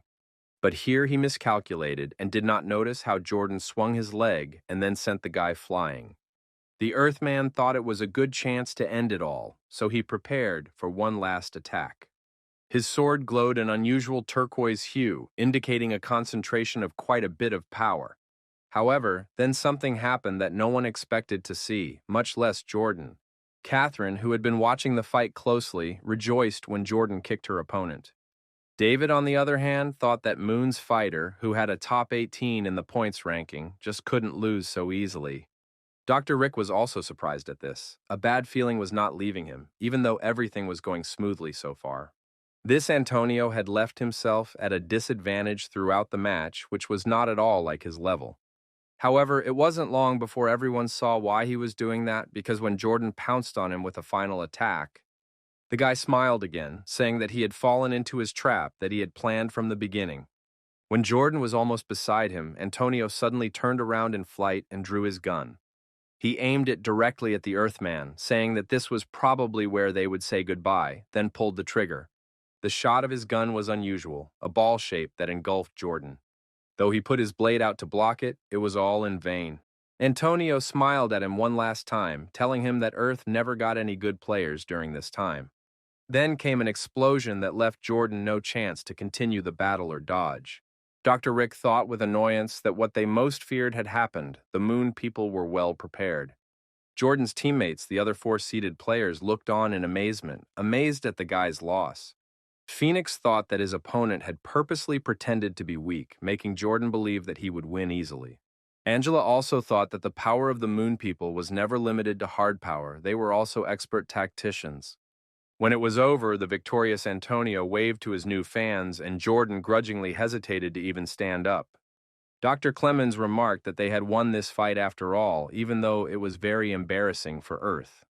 He thought to himself that such tactics could still be useful, for the Earthlings had the vice of complacency. Dr. Rick thought that this Antonio was not so easy, for to win such a victory was an art. However, then he suddenly smiled, and Dr. Clemens, seeing his smile, turned to him. He added that it looked like Earth was still behind him, but Rick replied that it was too soon to relax, since Asia was their weakest continent. Clemens, however, didn't want to hear such confidence in his colleague's words, so he started the argument again. He added that he was ready to conclude that the 8 strongest in this blue will completely monopolize the moon. Mila, who was forced to listen to all this, hoped that there would be no problems at the broadcast. She finally decided to end the argument, saying that she would witness their bet, and in the meantime, they would move on to the next fight. Dr. Rick thought that his colleague was intentionally angering the Earth participants so that there would be more blood. Meanwhile, there was a change of address to Jordan, who turned back to his comrades. The guy himself thought he had trained hard for this day, but ended up not only losing, but becoming a bad example for others. Emotions of despair overwhelmed him, and Jordan started pounding the floor, wanting to vent his bitterness. However, Peter turned to him, telling him that the boy should control his emotions. Jordan, on the other hand, thought that he shouldn't have wasted the seeded contestant quota on the Asian region after all. But the real test for the guy was David, who also said that he had become an embarrassment to Asia. This pissed the guy off completely. He told David to shut up because the situation was not good without him. He also told the fat guy that he could continue to play with his idle toy and eat all day long. However, David replied that the guy shouldn't run away from his responsibility, because if he had been a little prudent, he wouldn't have lost. To this, Jordan said that even though he had lost, David and Magnus were still more hopeless. David remarked with a smile that he thought the two of them would be the ones to bring Earth 2 wins. Peter said that the Asian guys were really quite funny, referring to Jordan. Angela then intervened in the conflict, telling them all to calm down, since everyone was an Earth resident. The girl thought that the situation was out of control, and if this continued, there could be big problems. Jordan replied to her that it had nothing to do with her, so she could consider the conflict settled. Catherine noted that Jordan wanted to vent his anger in the current situation, but who would have thought that David would respond to him? The headmistress thought that now it looked like the boys would have to rely on themselves and their own strength. Meanwhile, one of the main leaders in Luna was raising the morale of his players even more. In the 7th and 6th bouts, Moon won again, and it wasn't until the 8th round that Earth finally won. At the end of the day, 32 battles had been fought, of which Earth only managed to win 3. In the comments below the live broadcast, people mocked the Earthlings, saying that they wouldn't get a single victory tomorrow. Catherine grabbed David by the sleeve, saying that they should go, and that the guy shouldn't pay attention to this news. And David thought that this Marco really was a professional because he got the records from the training sites of the opponents. Humanity was slowly slipping into darkness, the students of Luna being a prime example. Also, the boy Walter was one of the most likely traitors so far. The family must have already recognized him as the head. David smiled, and Catherine, watching him, wondered if he could still smile in such a situation.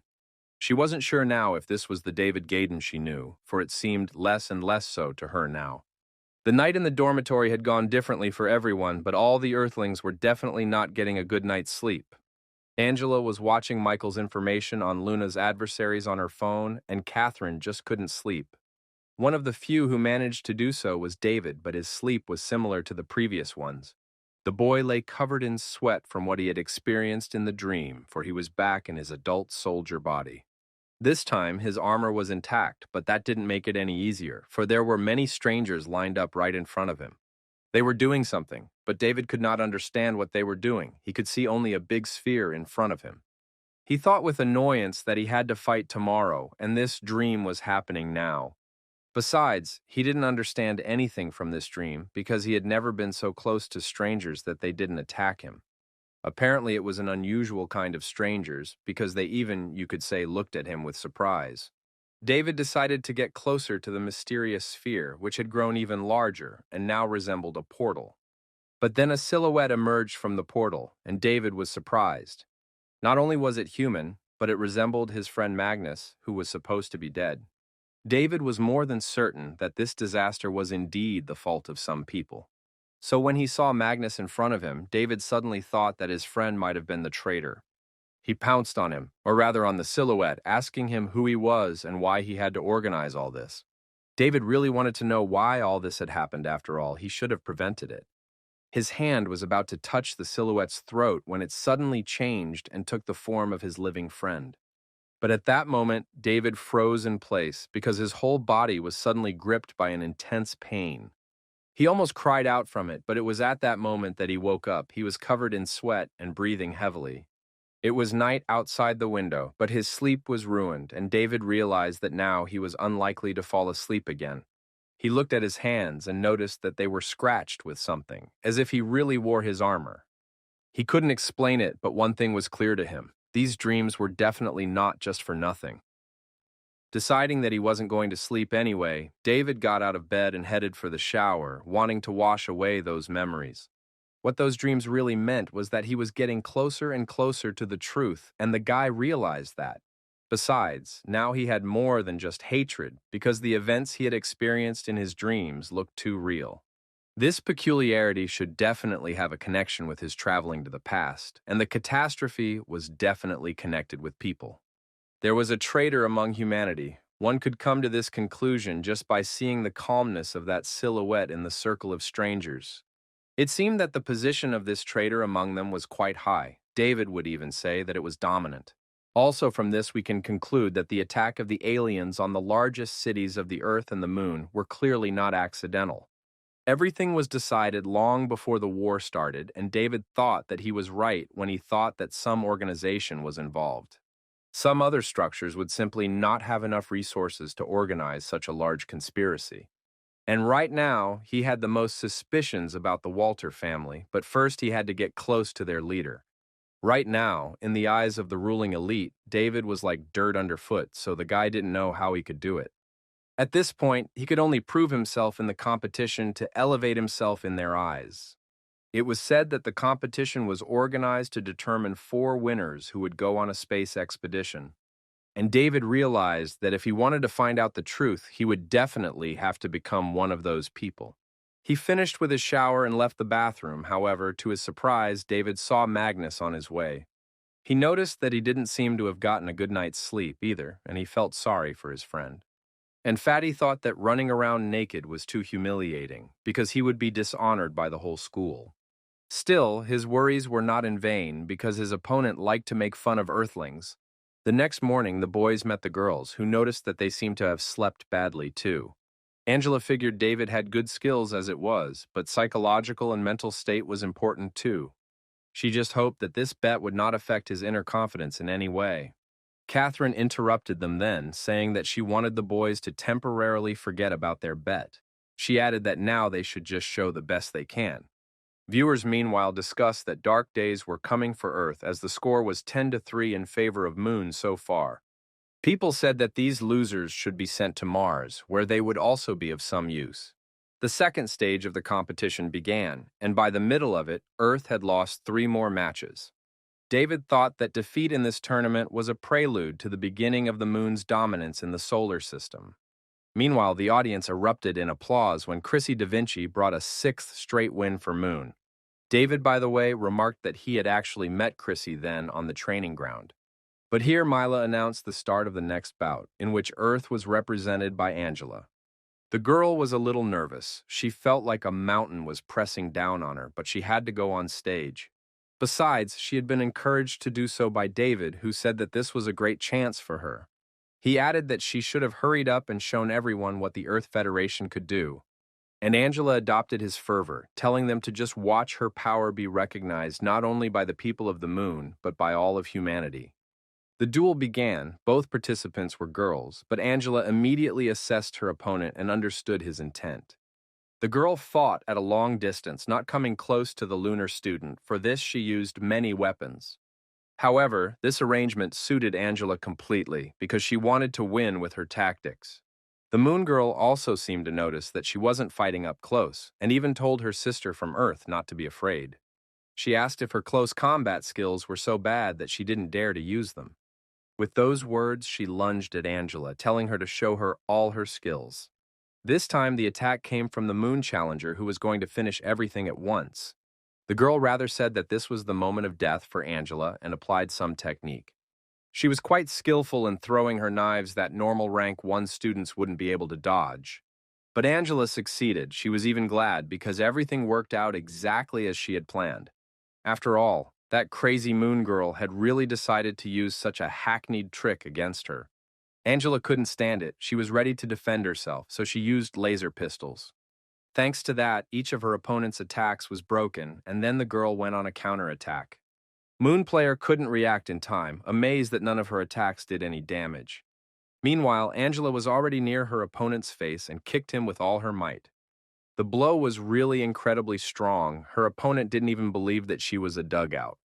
Angela wondered if she still had the strength to open her mouth, about to finish her off completely.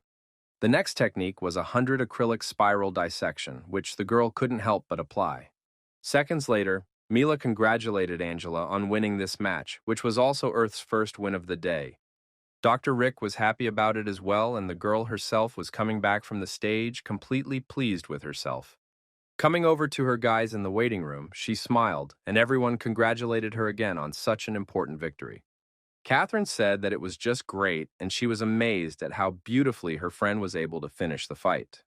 Peter also added that he hoped that some Earth players could learn something from her. Meanwhile, Mila announced the start of the 16 bout, saying that Earth would be represented this time by the head teacher of the school. Dr. Clemens remarked that, at least on paper, her performance left a lot to be desired. However, Dr. Rick advised him not to jump to conclusions based on human performance alone. He added that a real fight was always harder than any exam, and the men looked at each other angrily again. Angela wished Catherine luck, telling her friend not to care about other people's prejudices against her. Magnus wished her luck too, saying that he was confident that she would win this fight flawlessly. And Catherine was a little surprised that the guys could still smile, even though there was such a big bet at stake. When the girl passed David, he beckoned her and whispered something in her ear that no one else could hear. Catherine looked at him in surprise, as if asking if he was sure, but the guy calmly asked her to trust him. The location of the battlefield was the same for everyone, but inside everything felt completely different. So far, Catherine wasn't at her best. She was defending herself, but she was doing it quite successfully. Her opponent said that the girl's end was inevitable, and she could just keep running like a rat. Catherine thought that he was pushing too hard, and she couldn't even find a moment to respond. She had reviewed the footage of this Moon Guy's battles dozens of times, and yet it was all to no avail. After all, the opponent was a head stronger than her, and now he was just overwhelming her with his technique. Suddenly, the guy released a powerful charge towards Catherine, saying that he had finally driven her where he had planned. Everyone, including Catherine herself, was greatly surprised, for this guy had just used zigzag shooting. He used the landscape of the arena to make the projectiles ricochet, which was quite clever. It seemed to the girl that with each bounce, the projectile's final impact power would only increase. In addition, this moon jelly could even penetrate the wall of her hiding place, and Catherine was sure that she was safely hidden. The guy didn't stop firing. He fired a series of shells, and his weapon was like a hunting weapon. The girl felt her hiding place collapsing, a little more, and the bullets would reach her. There was no way this could be allowed, but her colleagues from Earth already thought that they seemed to be in for another defeat. It seemed that only her friends were genuinely rooting for Catherine, and Angela was worried about her friend.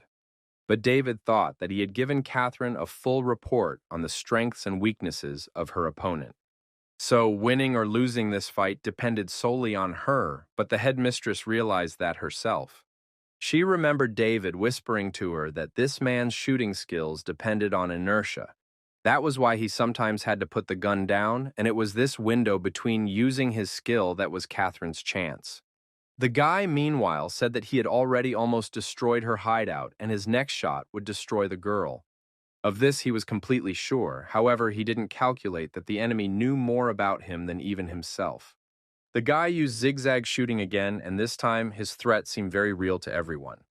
Angela, Magnus, David, and even Catherine realized that if she had a chance to win, it had just come. She waited for the projectile to hit her shelter, but at the last minute she bounced upwards.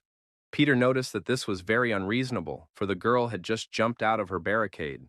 Seeing this, her lunar opponent was glad that they were working together again and added that now he would definitely finish her off.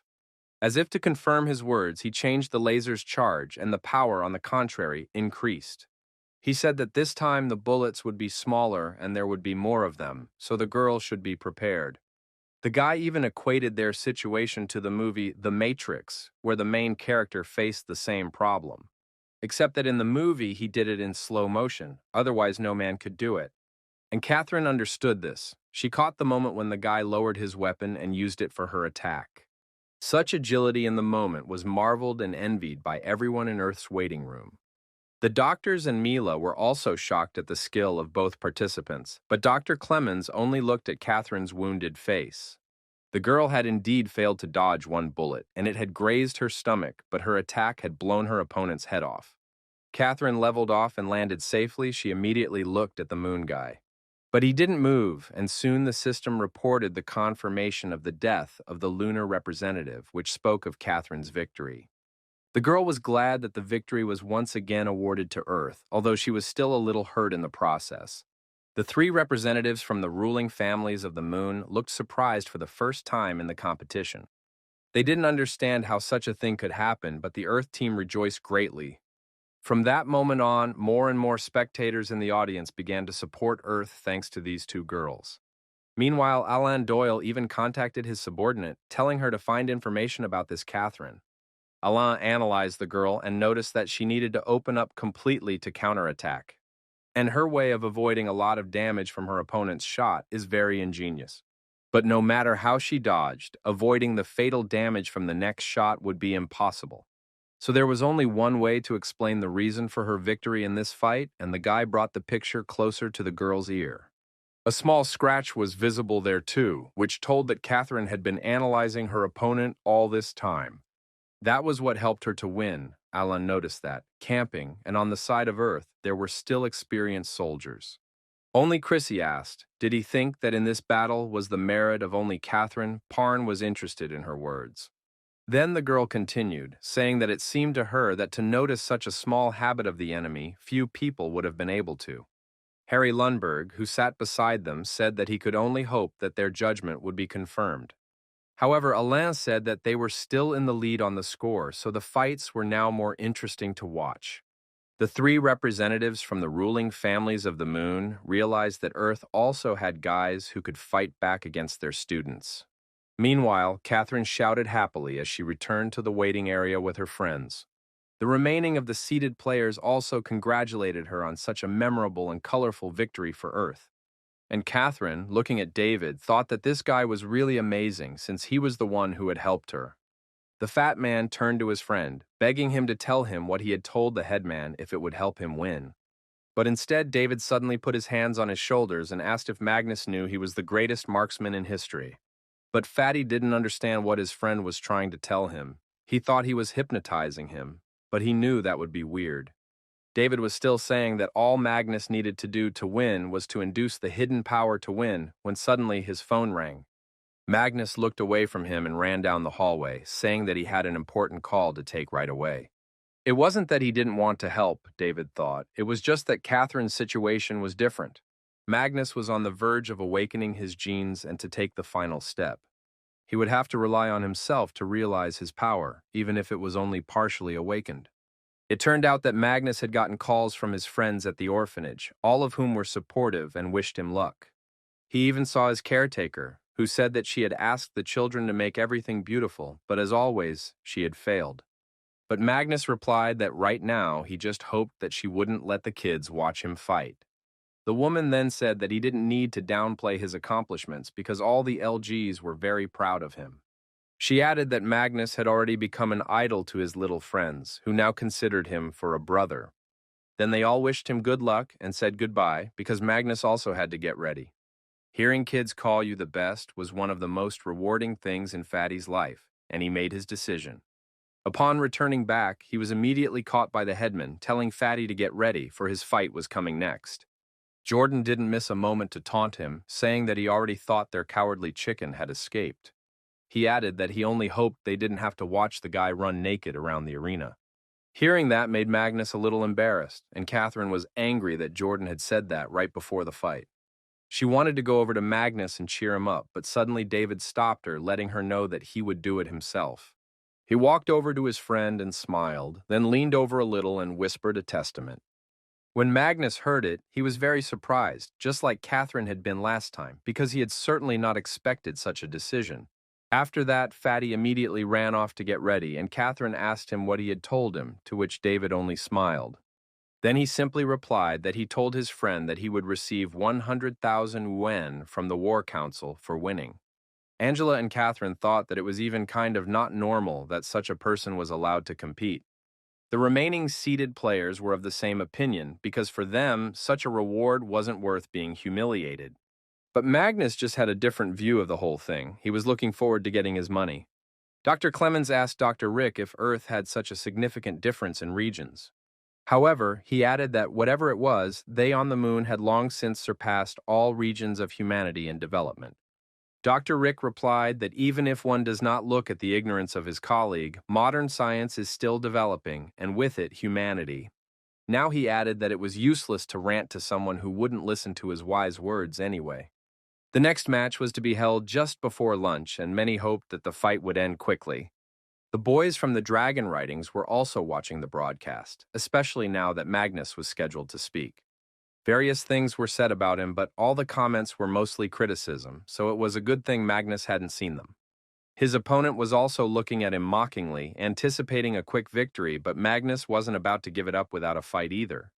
He'd been analyzing his opponent all night, which was why he couldn't sleep, so now he knew how to proceed. Angela and Catherine were surprised that Magnus's opponent was armed with a heavy sniper rifle. Peter remarked that if Fatty fought at medium or close range, a humiliating defeat awaited him. Phoenix agreed, saying that the brave man wins on the narrow path, so if the right action is taken, it's fashionable to win. Jordan, on the other hand, was having fun, saying he had already made a bet that Maneus would lose in the opening minutes of the match. And it seemed that David was the only one who smiled and believed in his friend, because he only saw him as a winner. This did not please Catherine a little. The girl asked how he could even smile in such a situation. Meanwhile, the famous lunar expert aimed his weapon at Magnus, waiting for the fight to begin. The fat man, unlike his opponent, was armed with a less cool rifle, and he only had one. The two opponents opened fire at each other, and the projectiles flew in all directions, but so far none of them had hit the players. The moon guy dodged a fairly accurate charge from Magnus, asking if that was all he could do. He added that Fatty didn't need to be so nervous, since he wouldn't be able to hit him at all. Finally, he told him to just freeze and wait to die because he would lose anyway. But Magnus shouted back that he was completely relaxed, even though it was more of a self-delusion. Fatty's system specs left a lot to be desired, and the most annoying thing was that they were broadcasting too. The guys from the Dragon Writing School couldn't believe that their classmate had made it to the competition. After all, with such data, it looked ridiculous, and now they all wanted to know how he had managed to do it. All the guys agreed that Magnus would have found it easier to give up right away, and now he wouldn't be hiding from his opponent. In fact, Magnus was just waiting, he mentally reassured himself, saying that if he got nervous, all his money would just burn up, and it would be enough to feed the shelter for 6 months. So he just had to win, for the sake of all the kids in the orphanage and for the sake of 100,000 yuan. With that thought, Magnus suddenly revealed himself from his hiding place and returned fire at the enemy. He fired one powerful projectile again, saying that it was the result of his special training. The blonde saw nothing good in this attack, intending to dodge it like all the others. The only thing that Fatty emphasized was the speed of the attack, but his opponent was not deterred by it. The guy suddenly used his special perfect evasion technique that allowed him to dodge almost any attack. Angela, Catherine, and David were surprised to see this in practice, for it was rare to have the opportunity. Seeing someone with such a technique, Magnus thought the same. He panicked again. Meanwhile, Mila decided to tell a little more about the opponent who represented Luna in this fight. His name was Buster Da Vinci. In modern warfare, the physical performance of shooters had to be at its best. This was so that they would have enough reaction time to dodge their opponent's shots in an instant. And when a person reached such a level, they would have an absolute advantage on the battlefield. To achieve this, all five senses had to be maximally developed, but Alain thought Mila was dramatizing things a bit. Harry chimed in behind his back, saying that apparently the regular spectators from the lower classes liked it. Meanwhile, Buster spread his arms out, telling Magus to feel free to shoot him all he wants. The Earthlings, of course, didn't like it. They all wanted to go out and shoot this insolent man from the moon. But the lunar audience was delighted with their representative, awarding him a quick victory in the match. Magnus himself thought he'd never heard of such a skill as perfect evasion, but it didn't matter. After all, no matter what skills his opponent adopted, he must die for the sake of the 100,000 yen that Fatty was fighting for. With that thought, he gripped his rifle tighter and continued shooting, trying to hit his opponent. Buster thought that he had to admit that the fat guy was better than he thought, only he lacked cold-bloodedness, which was a prerequisite for a good sniper. In an instant, the guy was behind Magnus's back, telling him it was time for him to embarrass himself in front of everyone. It was the first time the moon expert had ever faced such an opponent, but now it was over. At least that's what he thought, as did the rest of the audience, saying that the difference between them really was too great. Peter said it would be better if this farce was over soon, for right now they were losing their reputation again. The fat man, meanwhile, managed to hide behind another barricade, gathering his strength to continue the battle. He ran around, navigating the arena map in his head as he had memorized it well from the beginning. However, Buster followed him implacably, telling Fatty to keep running in fear. He added that the lad shouldn't have stirred up the anthill, and Magnus was only thinking of avoiding a fatal wound. David's endurance training did come in handy, or he would have been hit by a barrage of projectiles long ago. But one of them did hit Fatty, and he realized with great surprise that he felt quite a lot of pain. He collapsed in surprise, wondering what to do next, as his situation was only getting worse. Magnus inhaled to get more air because it was getting harder and more painful to breathe. He quickly realized that he had been shot in the stomach, most likely damaging important organs. But his opponent didn't stop there, and Magnus was already being hit by another projectile. This time the guy barely managed to move his head away, but he was still hit a little, and the wound was much more serious. He actually almost lost his right eye because it was bleeding, which made it hard to see. Buster said mockingly that Fatty shouldn't have twisted his head around like that because he didn't want to shoot him in the eye. He advised Magnus not to delay the inevitable, for he knew what awaited him. Magnus himself thought that this wasn't what he wanted to accomplish, and he was sickened by his own uselessness. Catherine shouted for the boy to cheer up, for now was not the time to give up, though he couldn't hear her. Buster, meanwhile, added that this would be the case with every lowly earthling in the last few bouts. Finally, he said it was time for Magnus to go back to his squalid orphanage. Except that was a mistake. When Magnus heard the mention of the orphanage, he immediately changed his thinking. He told Buster that he could say anything he wanted about him, but he would never let him insult the orphanage. After saying that, he looked at his opponent, and now it was a completely different person. The children from the orphanage were also watching the broadcast of the fight. They were telling Brother Magnus to get up and kick that moonfool sooner rather than later. The youngest of the girls, the teacher, closed her eyes, because even though the match was virtual. But the injuries were not toy-like, and the woman was very worried about Magnus, and her eyes were filled with sadness. The fat man, meanwhile, was energized by the thought that he was now fighting for his juniors. Rising from his knees and standing firmly on his feet again, he loaded his rifle again and prepared to go out. Now it was his turn to attack. The first thing Magnus did was go behind the wall, making his opponent think that he was trying to escape again, and Buster noticed that the guy seemed to have finally given up and decided to accept his death. He was so sure of it that he didn't see the flame of hatred that appeared in Magnus's eyes. In reality, Fatty was waiting for his opponent to appear in front of him to shoot him. He already had his rifle at the ready, and Buster, quite unsuspecting, rushed after him. He fired at the wall behind which he had observed the fat fellow must be hiding. The children of the orphanage thought so too, and could not bear to watch the bullets pierce the wall and everything behind it. However, one girl happily noticed that Brother Magnus was fine. She pointed it out to the others. And soon Buster felt it too, and in an instant he stopped understanding what was going on around him. And what was happening was that for some reason he could no longer hit this Earthman with a single shot. The fat man was getting closer and closer, and Buster thought that it just couldn't be, because only a couple minutes ago he had been hitting him. Peter asked, as if to himself, if this guy could awaken his dormant powers at a moment like this. Jordan was watching, wondering if Magnus had such a trump card up his sleeve. And only David realized that his friend had finally awakened his genes, which in his past life had opened in two stages. The first was when Magnus encountered the aliens on Mars, and the second was when he learned of Catherine's death. Now Magnus had fully unlocked his primary gene's potential and could easily cross his opponent's fire. After all, he had seen all of his attacks through, and David thought also that this was the first time in 2 lifetimes that he had seen his friend awaken. Buster was no longer so confident now. He was silent, and Magnus said he had no time to play with him. The lunar expert couldn't contain that and yelled for the Earthman to stop being a tough guy. However, he still could not hurt Magnus anymore, which was very striking to all the spectators as well. The initiative of the fight had dramatically shifted to the side of Fatty, who had already gotten almost close to his opponent.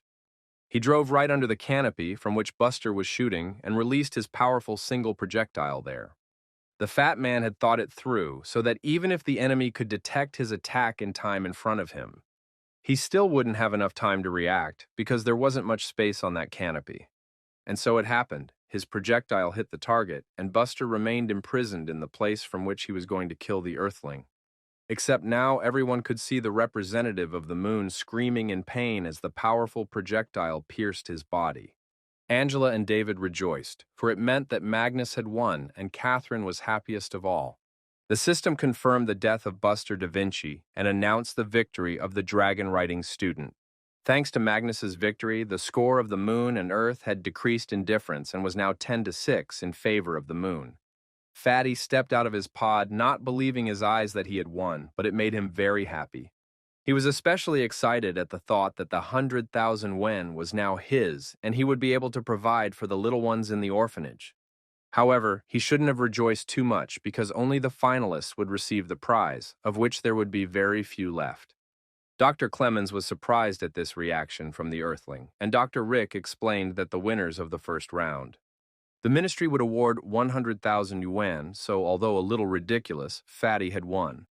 The inhabitants of Earth rejoiced and marveled at the same time, while the lunar spectators couldn't believe that such a thing was even possible. Meanwhile, Buster da Vinci also came out of his capsule, but he was embarrassed to show his face in public. He was also 100% in pain and felt like his body was about to fall apart. Magnus was incredibly happy, though. He ran happily to his friends in the waiting room. The first thing he asked David was if he could get his reward and if it would be taken away from him if he lost. And David thought that with his strength, Fatty could easily become the commander of a whole corps, but now he was so careless. They also saw Jordan standing next to them, looking as stern and serious as ever. Magnus awkwardly said that he shouldn't be like that because they were just joking. He thought the guy was going to jump him. But Jordan just grabbed him by his jacket, saying that Fatty hadn't even buttoned all his buttons. He said that he shouldn't forget about his image. After all, he is a representative of the Earthlings. He added that if they kept winning like that, he wouldn't mind running around naked 100 times. In the meantime, it was David's turn to show himself in the fight. In fact, he had been waiting for this moment. General Hugo was watching the students from Dragon Ridings through the camera in the waiting room. He thought that they really were amazing, and whatever the outcome, the spirit of the Earthlings should be revived again. Jordan, meanwhile, said that a man is obliged to keep his promises, and therefore he would not renege on his words either. The guy started to undress, and the general was greatly surprised, asking what this Asian was even allowing himself.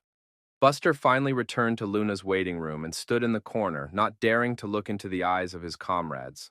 One of the older students turned to Harry Lundberg, saying that he should give Luna back a good score, and the lad assured him that he would pay it all back 100-fold, but Chrissy suddenly warned him. She advised him not to underestimate his opponent, but Harry replied that he had carefully studied the information about him. The guy knew that David was a melee fighter, but the real power of each other they would only be able to know in a fight. Both contestants went up to the stage and the audience immediately burst into applause, shouting Harry's name. The two boys met eyes again, Harry confident that he could crush this boy from Earth. David seemed surprisingly calm, even a little amused by his opponent's attitude. Angela thought that this Harry Lundberg had become famous for his skills as soon as he entered the school. It was said that in time this guy would become as great a fighter as Moon's three musketeers. All of this was only making things worse for David, and Angela began to worry when Mila announced the start of the match. Since the students hadn't specified a desired standard battlefield, a random option was chosen. The location was called Mountain Peak, and the arena itself was located at the very top, making maneuverability difficult. Guys from the ranks of the Earth's spectators began to resent such a deduction. After all, this is an arena designed for close combat. Also, David's opponent had a 100% win rate in this location, which played to his advantage. Harry Lundberg turned to David, saying he would let him do something, but he didn't finish and froze in place. Dr. Clemens asked his colleague if this was Earth's secret weapon, because this guy seemed to think he was already a champion. Dr. Rick, on the other hand, hoped that David Gaydon knew what he was doing, or else the morale that had been raised with such difficulty would quickly drop. Mila explained all the circumstances, saying that the participant from Earth had adopted a melee stance and didn't seem to choose any weapons. At this time, many of his relatives were watching the live broadcast, including Dina Gaydon. Her friend, who was standing at the girl's back, asked if her brother David was sure to be okay. But seeing Dina's look, the boy quickly remembered that he still had homework to do. Dina still couldn't stand it and asked him how he could say such things about her brother. The girl added that if there were even 6 of the best moon fighters out there, David would have wiped them all out in less than a minute. She wasn't the only one who thought that, and watching the matches, Michael was watching the live broadcast as well. He noticed that David's aura looked very different during the fight, very different from his calm temperament. Catherine, on the other hand, thought that David was indeed an amazing fighter, but she didn't know if his skills could match Harry's. Still, one couldn't compare the selection on Earth with the fights of the final stage of the competition. The level was too different. Meanwhile, David asked a surprised Harry Lundberg what else he expected from him in such an environment. And Harry thought that he had never seen anyone so dismissive of the practice of lunar martial arts. He also thought that today he would have to teach this impertinent man from Earth a lesson. With that thought in mind, the boy pounced on David, his weapon of choice being a special sword of his lunar martial art, the Sharoon. Harry held out the blade, from which suddenly appeared many small blades of similar shape. He used some sort of technique and wrapped them around himself, then fired something that looked like ancient spears at David. David managed to dodge the attack, but noted that the guy's speed was quite high and his techniques were honed. In addition, his lunar opponent had good intelligence because his spears were explosive. The rock behind David's back, where the attack hit, shattered from the explosion, but the debris did not reach the boys. Meanwhile, Harry was pouncing on him now. He was very angry and wanted to finish off the Earthmen as soon as possible. But he had to admit that he had some good close combat skills, particularly in defense. Harry bounced some distance away, quickly assessing what attack to use next. This time, he used his aura, the ground beneath his feet crackling with the power that filled his body. David, on the other hand, simply prepared for his opponent's next attack. He was well aware of this guy's character. After all, when analyzing the opponent, it is important to understand not only his strengths and weaknesses, but also the psychological aspect. And David understood it well in Harry because all the attacks of the lunar karate kid were quite predictable for him. The only thing that could spoil the picture a little was the power of the attacks, because what not to say, but Harry Lundberg was an ace of his craft.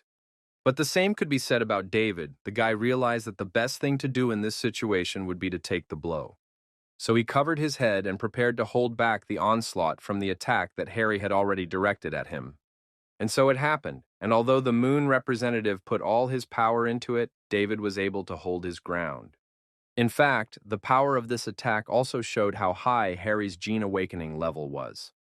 Dina thought that if you added to that the most professional training and education in the entire solar system.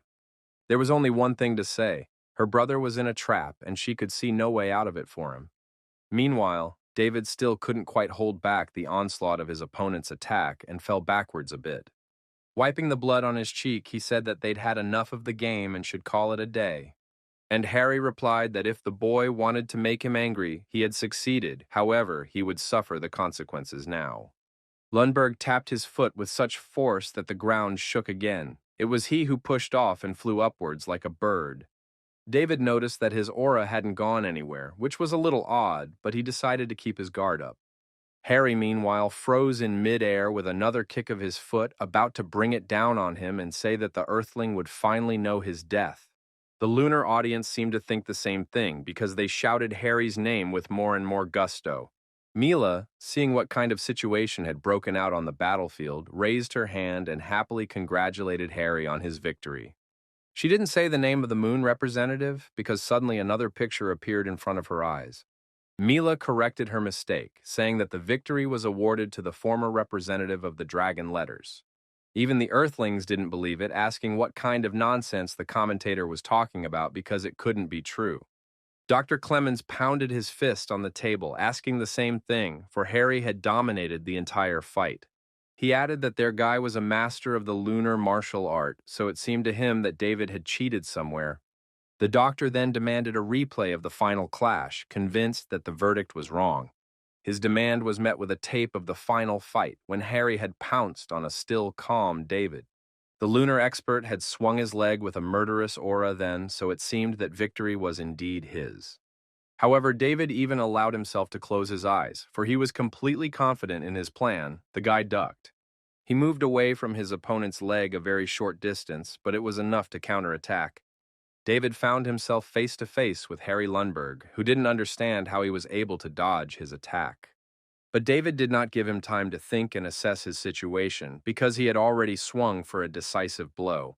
It went straight to the jaw of the moon expert, and David put all of his current genetic power into it. It was felt by all the spectators watching the fight in slow motion, but the worst was Harry himself.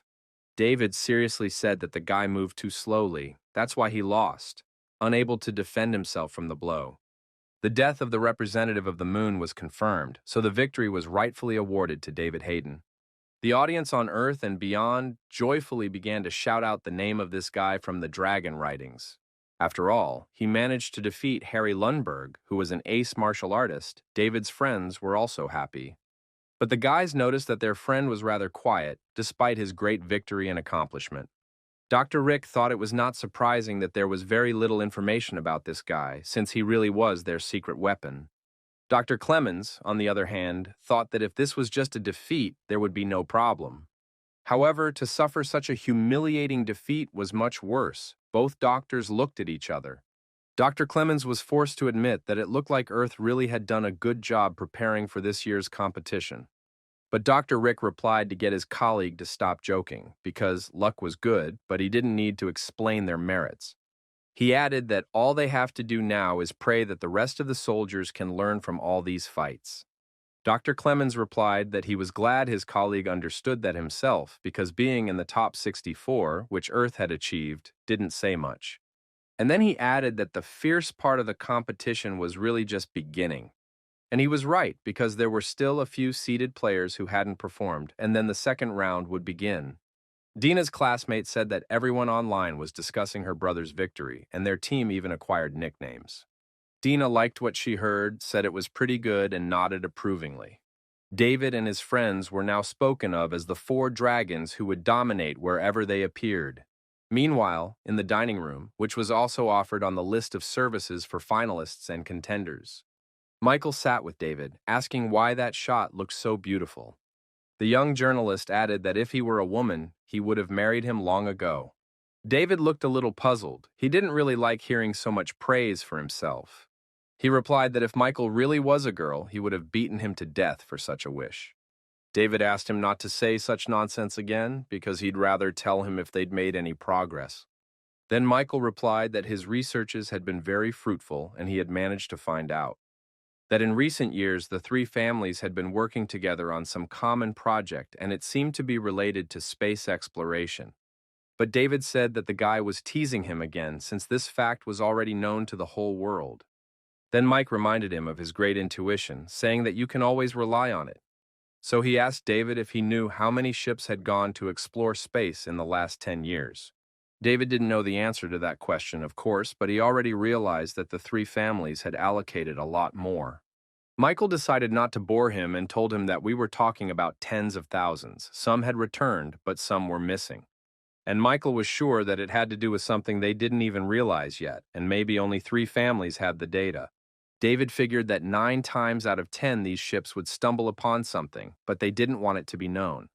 But Michael said that if you looked at the situation from that perspective, things were starting to even make sense. David then asked if he knew anything else, but the boy shook his head, since any of the three families would share their information with him. He added that if he kept digging in that direction, pretty soon security would be knocking on his door. David thought that this data was already of great value because most likely the Moon families had managed to discover something. It also appeared that when the 4 places in the competition were taken by the lunar players, the Earthlings would definitely lose control of the situation in space. This time, David had no margin for error, and although he didn't know what awaited him, but if he failed, the fate of humanity would repeat itself. He told Michael that he should be careful for the business in which the three families were so keen. There should be huge profits to be made, but Michael replied that he and all his friends knew what they were getting into. David then only said that he was just giving them a heads up, but he also really appreciated their work. Meanwhile, Magnus was sitting in his dorm room. He was looking at his computer monitor. There was a video call activated with his juniors in the orphanage, who were waiting for him to win the next round.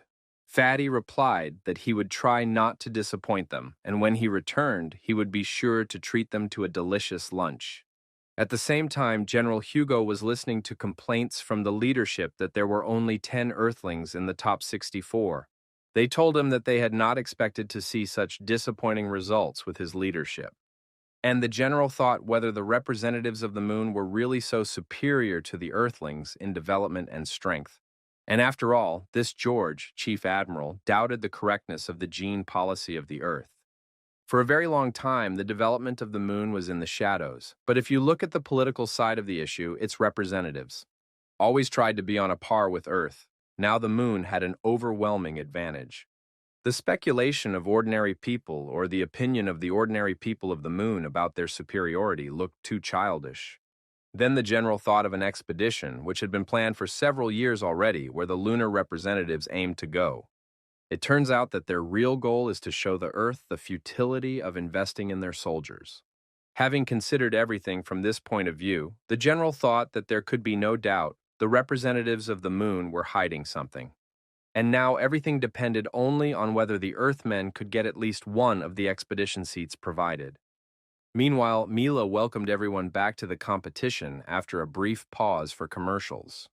She added that Dr. Clemens, Ph.D., and Rick Yankee, Ph.D., would be commentating matches with her again today. The latter thought it was fortunate that Earth had 10 other competitors, and if not for that, he would have completely lost his face. Mila announced that the main fight of the day could be considered the confrontation between Sybil and Chrissy. Dr. Clemens suggested to consider also the situation of Catherine, who also went further, but only due to her reaction speed. Dr. Rick thought about Magnus. He was at a turning point as his new opponent was one of the top 5 shooters on the Moon. Even more interesting was David, who was going to face Harry's older brother today. His name was Paul, and he had already experienced many battles in his 4th year, so it was going to be an interesting fight. Dr. Rick thought that in the last fight, David had taken a serious pass on the lunar martial art. That was why this Paul wanted to restore his honor, because it was very important for a martial artist. And if one considered everything from the perspective of a martial arts schoolmaster, he must have given Paul an order. Meanwhile, David and Magnus were called over by their friends, saying that they had already prepared snacks so they could watch the game together. Phoenix remarked that even though the situation wasn't going well for them, Dr. Rick was doing a good job. That's because the first 5 fights had been between Moon's representatives and his predictions had been fairly accurate. But now it was time for the fight everyone had been waiting for. Dr. Rick got a little nervous, as it was Earth's first fight of the day. It was also the highlight of the day because it was one of the representatives of the 3 Moon families fighting. Chrissy Da Vinci thought that if she defeated Robotech Sibylla, Moon's morale would definitely increase. This was also the first time that the pre-seeded contestants were facing each other, so this fight would show everyone's level. The fight started. Chrissy immediately activated her aura with genetic power to suppress her opponent with power. She realized that the weakness of the challengers from Earth was that they didn't have enough combat power. As a result, Robotech Sevilla let her guard down when Chrissy was right in front of her eyes. She now had the perfect angle for an attack, and the girl planned to take full advantage of it. The unexpected compliments in the waiting room where he'd been told that he owed it to himself to try the same techniques as Chrissy Da Vinci, and Fatty felt good about that comparison. David noticed that there were more and more people trying to please Fatty, and his friends seemed to like it. David also analyzed the fight between Sybil and Chrissy, noting that the former had made defense her priority. But after a few punches, Sevilla apparently found out that her opponent was stronger than her, so it seemed to David that the victory was already determined, and he, yawning, headed for the exit, and Catherine asked if he was already leaving. Then the boy replied that he still had some unfinished business, so he should leave. To appease the head girl, he added that if Chrissy was his opponent, his charm would be enough for him. Meanwhile, Chrissy seemed to be really aiming for victory. Robotech Sibylla started to back off. Magnus said that his friend has suddenly gained confidence. That's why he's saying those words.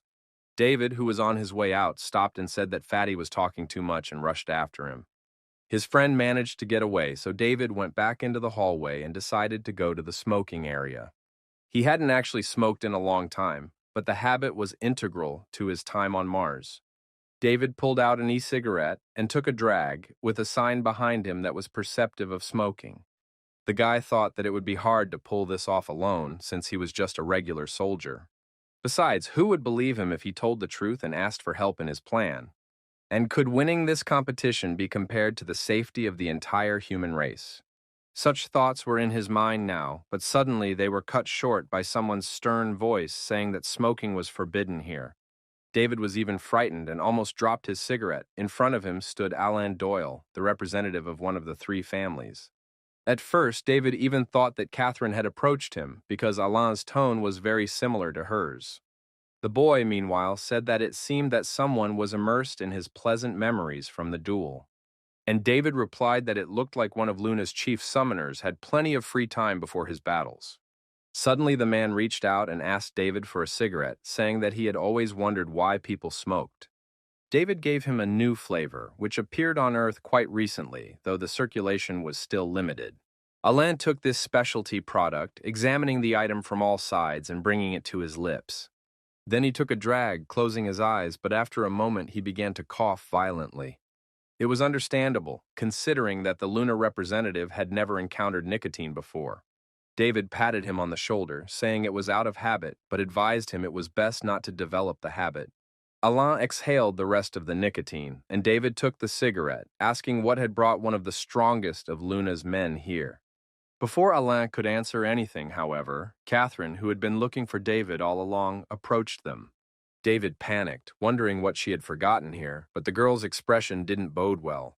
Suddenly, David turned his head, saying that he had nothing to do with it, and Alan himself approached him, offering him a smoke. At first, Catherine skeptically wanted to answer. Did he think that she would believe him, but then realized what he said? After all, in front of her really stood Alan Doyle, the same one of the representatives of the three great families of the moon. Catherine finally realized that in front of her could be a potential opponent, so she apologized and ran away. Even though the girl said she had to go to the bathroom, the guys understood everything, and David thought that even the headman could be embarrassed. Finally, Alan turned to him, saying what he had heard about David from Chrissy, and then asked, would David be interested in going to live on the moon after the competition was over? And David figured this guy was famous throughout the solar system, past and present. But also Alan Doyle didn't exude that aura and power of superiority yet, so David found something to say back to him.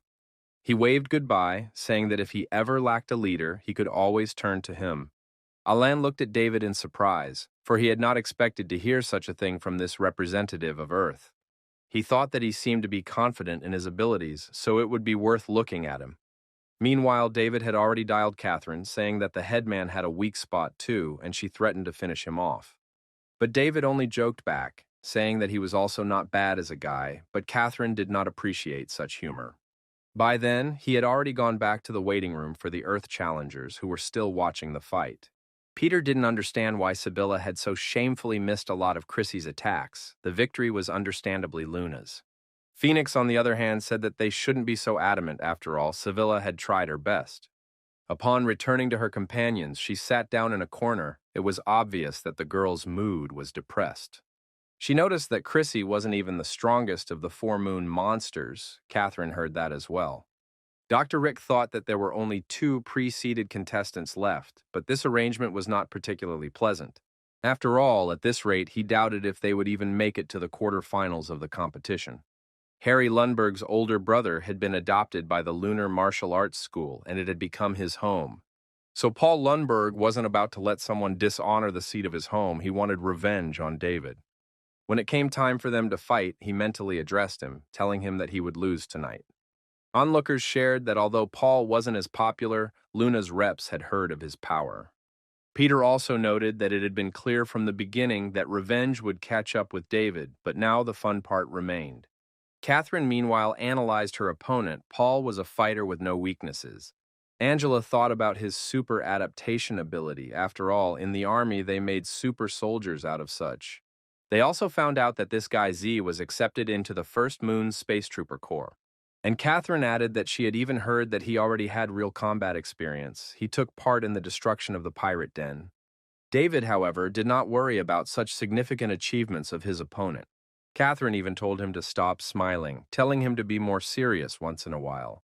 David didn't miss the opportunity to tease her and asked if the headmaster wanted him to look like Alan Doyle. This, understandably, made Catherine angry, and she said that he had better win now or he would die by her hand.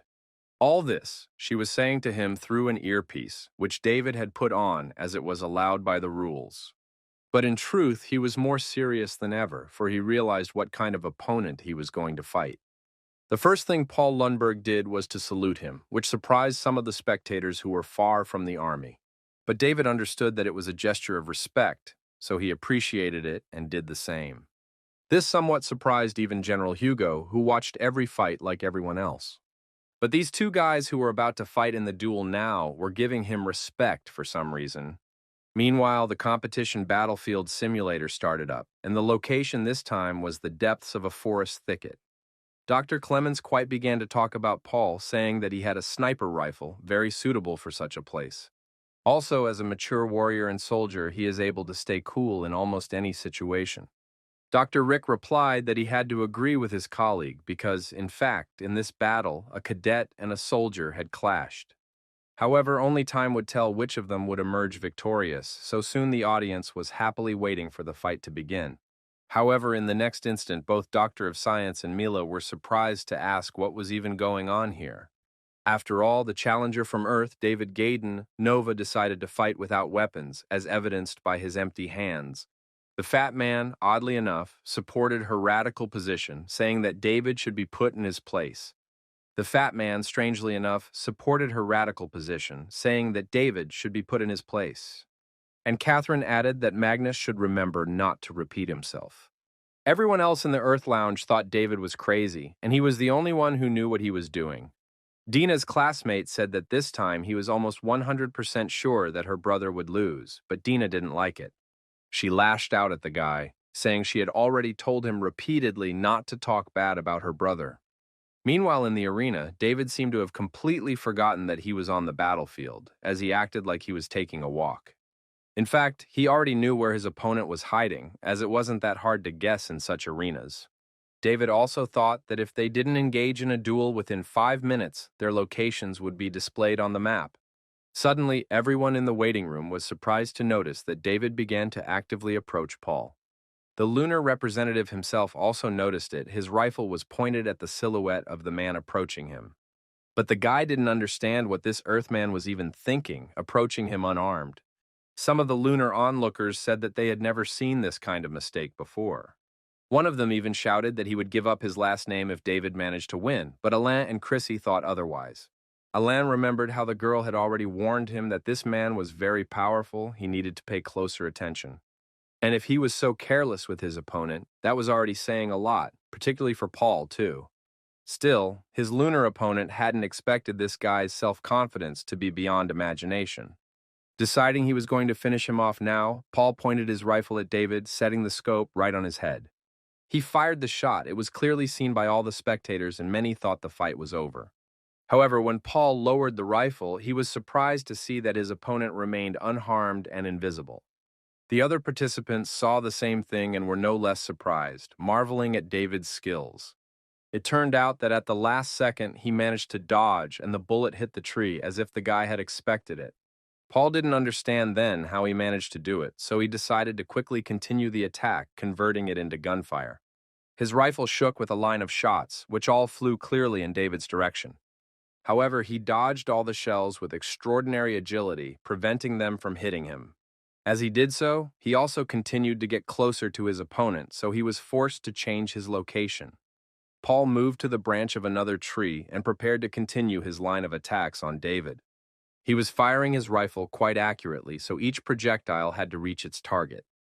But the target was constantly moving, and very skillfully, so the guys were on equal footing, no matter how strange it seemed. But David had already caught up with Paul to such an extent that it became unprofitable for him to shoot, and he used another weapon. They were steel blades, which the guy used at close range as David approached. And he was really expecting it. He blocked Paul's first attack and prepared to dodge the second one.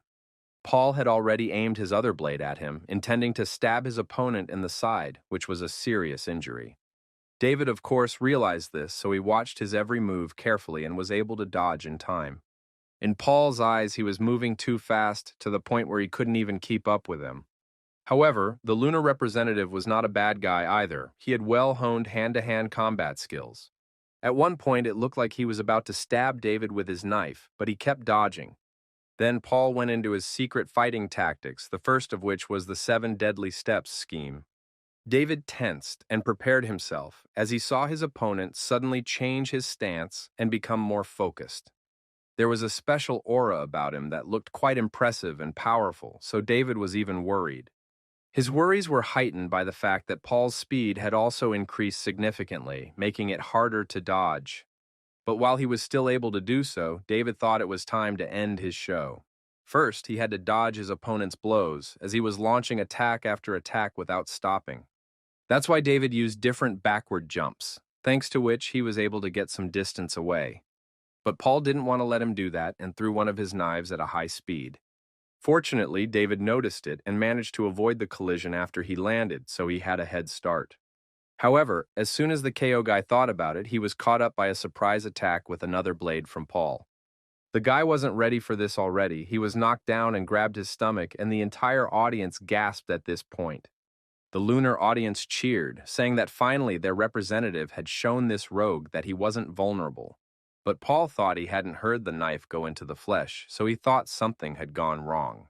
With that thought, he turned to David, telling him to stop pretending already, for the attack hadn't hurt him. At first, the Earthmen didn't answer him, but it was for a slightly different reason than Paul thought.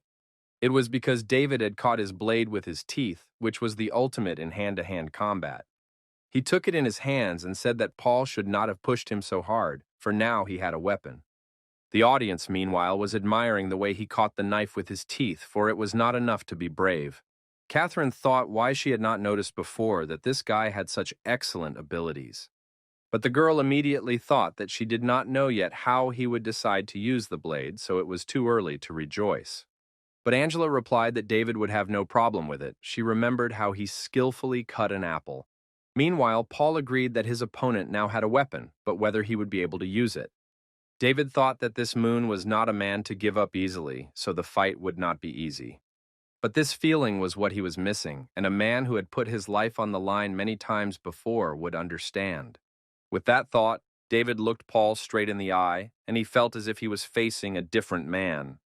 To be more precise, he reminded him more of a monster out of the darkness and blood.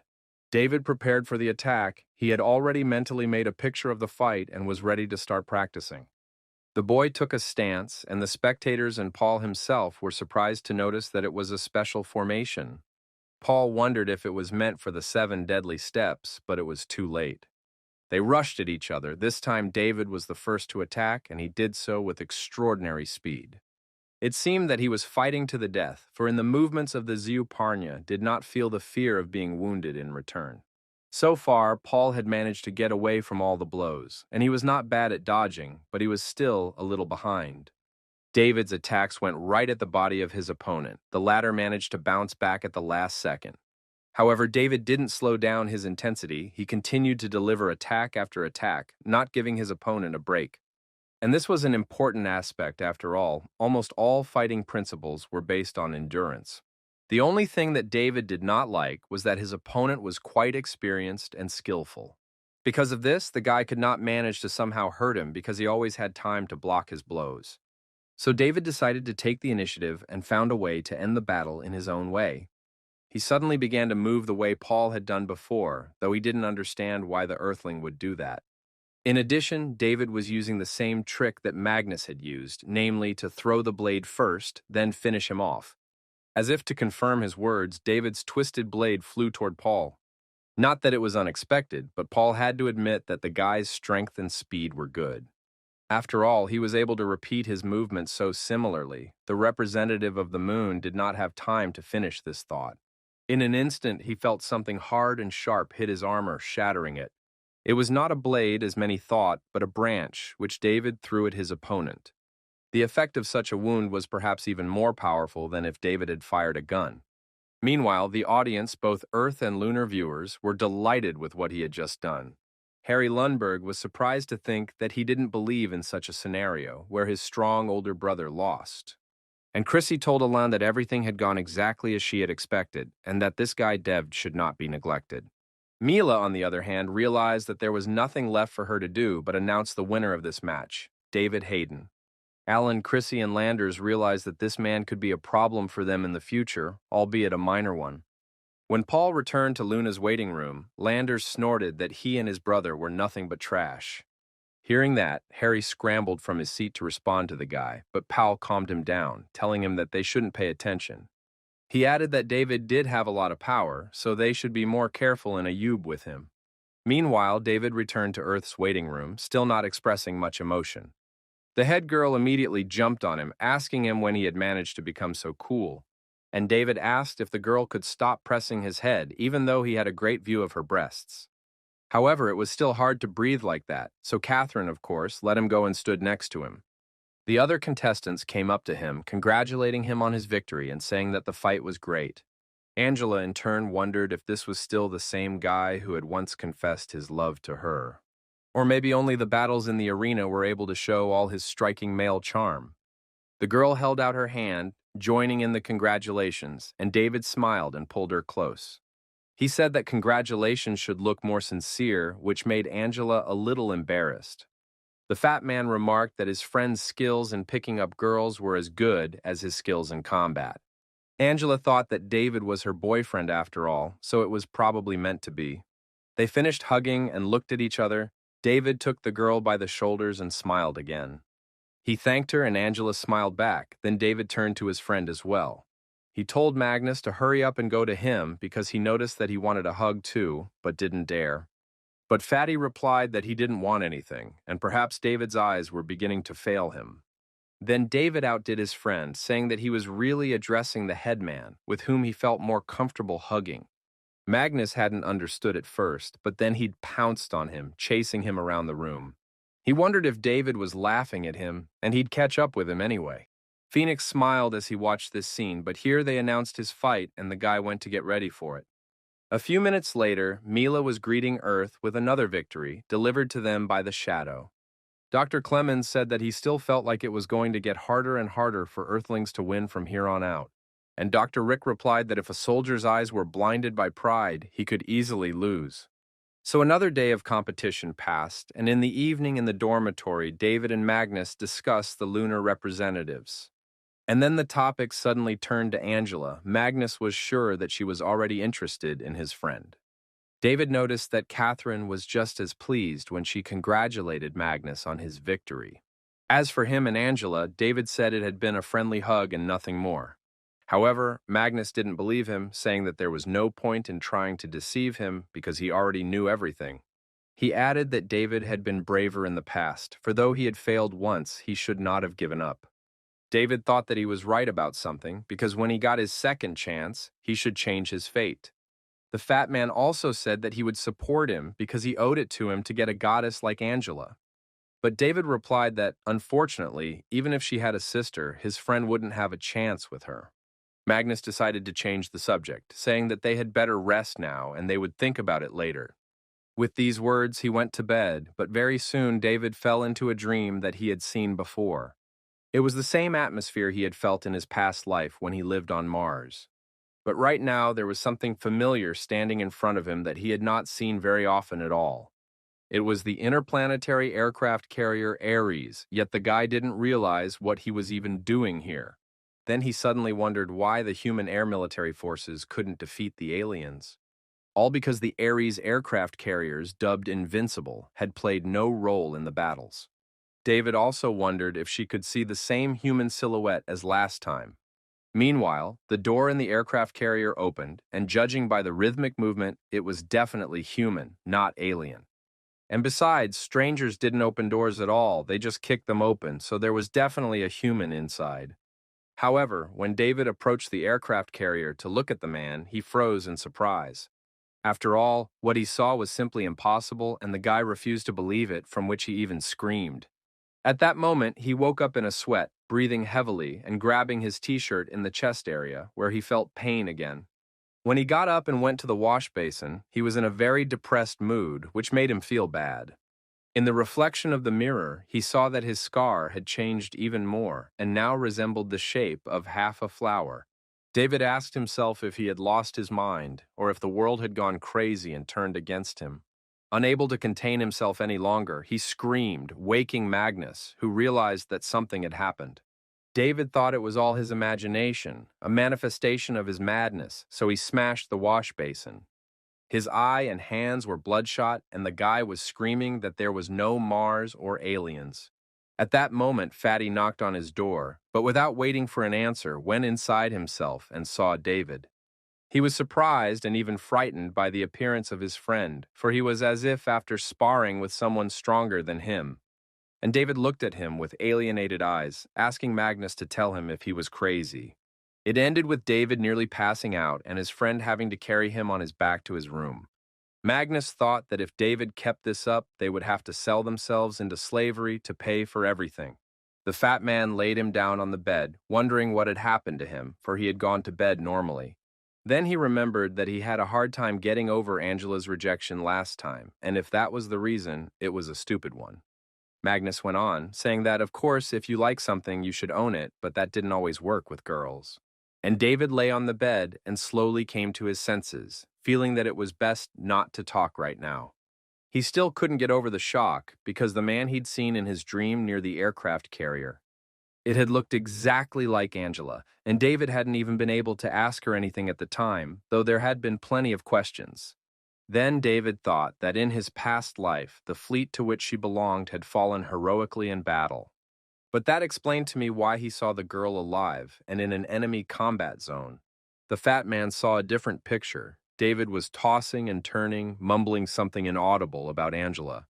So Magnus said that what you see isn't always reality, and you should always listen to your heart. He added that David wasn't as experienced in that aspect as he was, but the boy didn't care.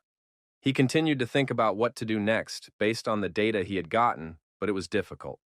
Particularly because Fatty kept talking, so David couldn't stand it and told him to shut up.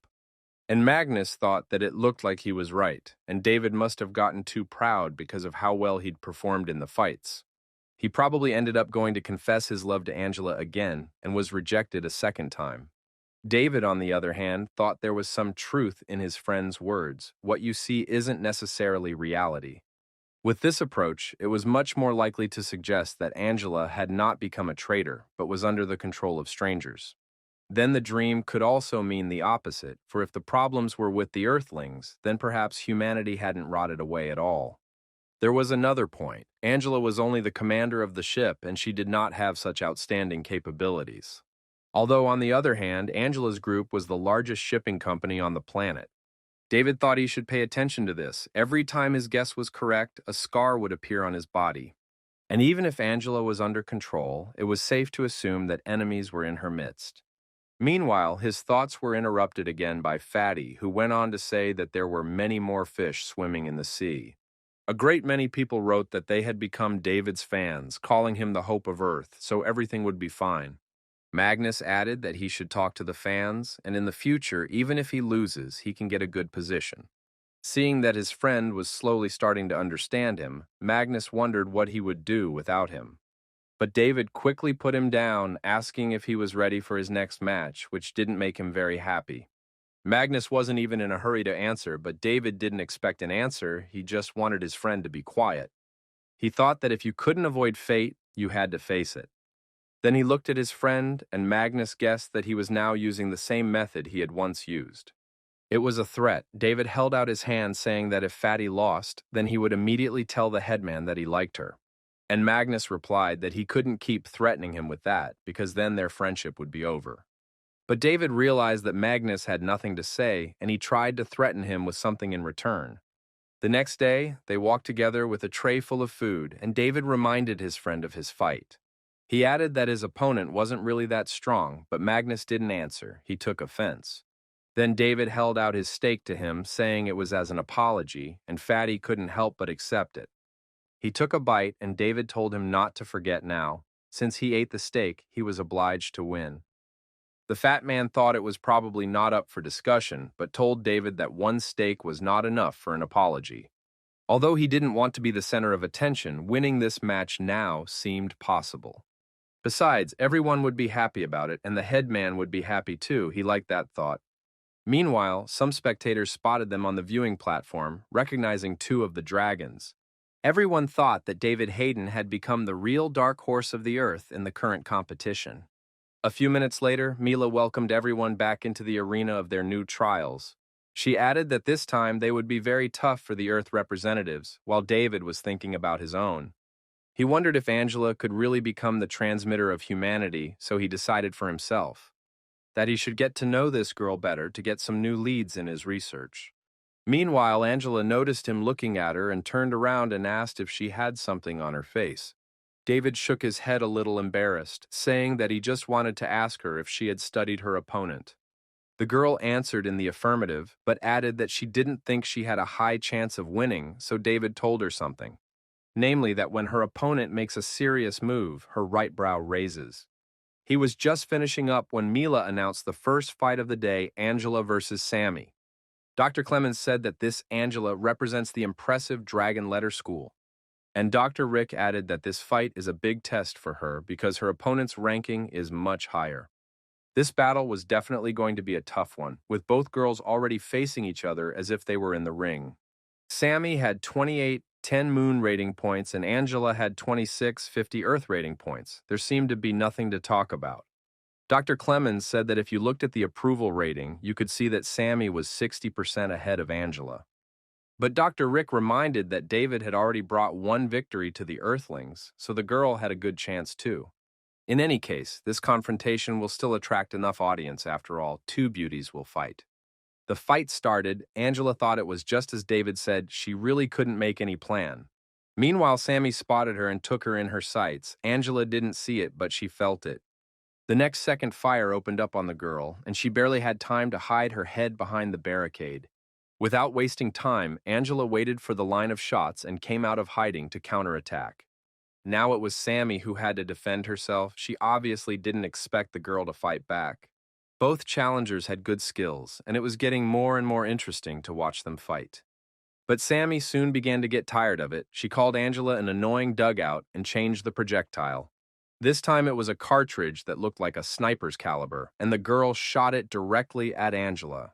And the one, seeing how the shell was approaching, could not think of a way to avoid colliding with it, so she found no other way but to run to the edge of the skyscraper. It was the location of their battle.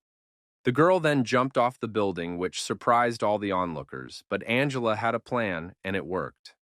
There was a rather large explosion, which meant that the projectile stopped chasing her and crashed into something.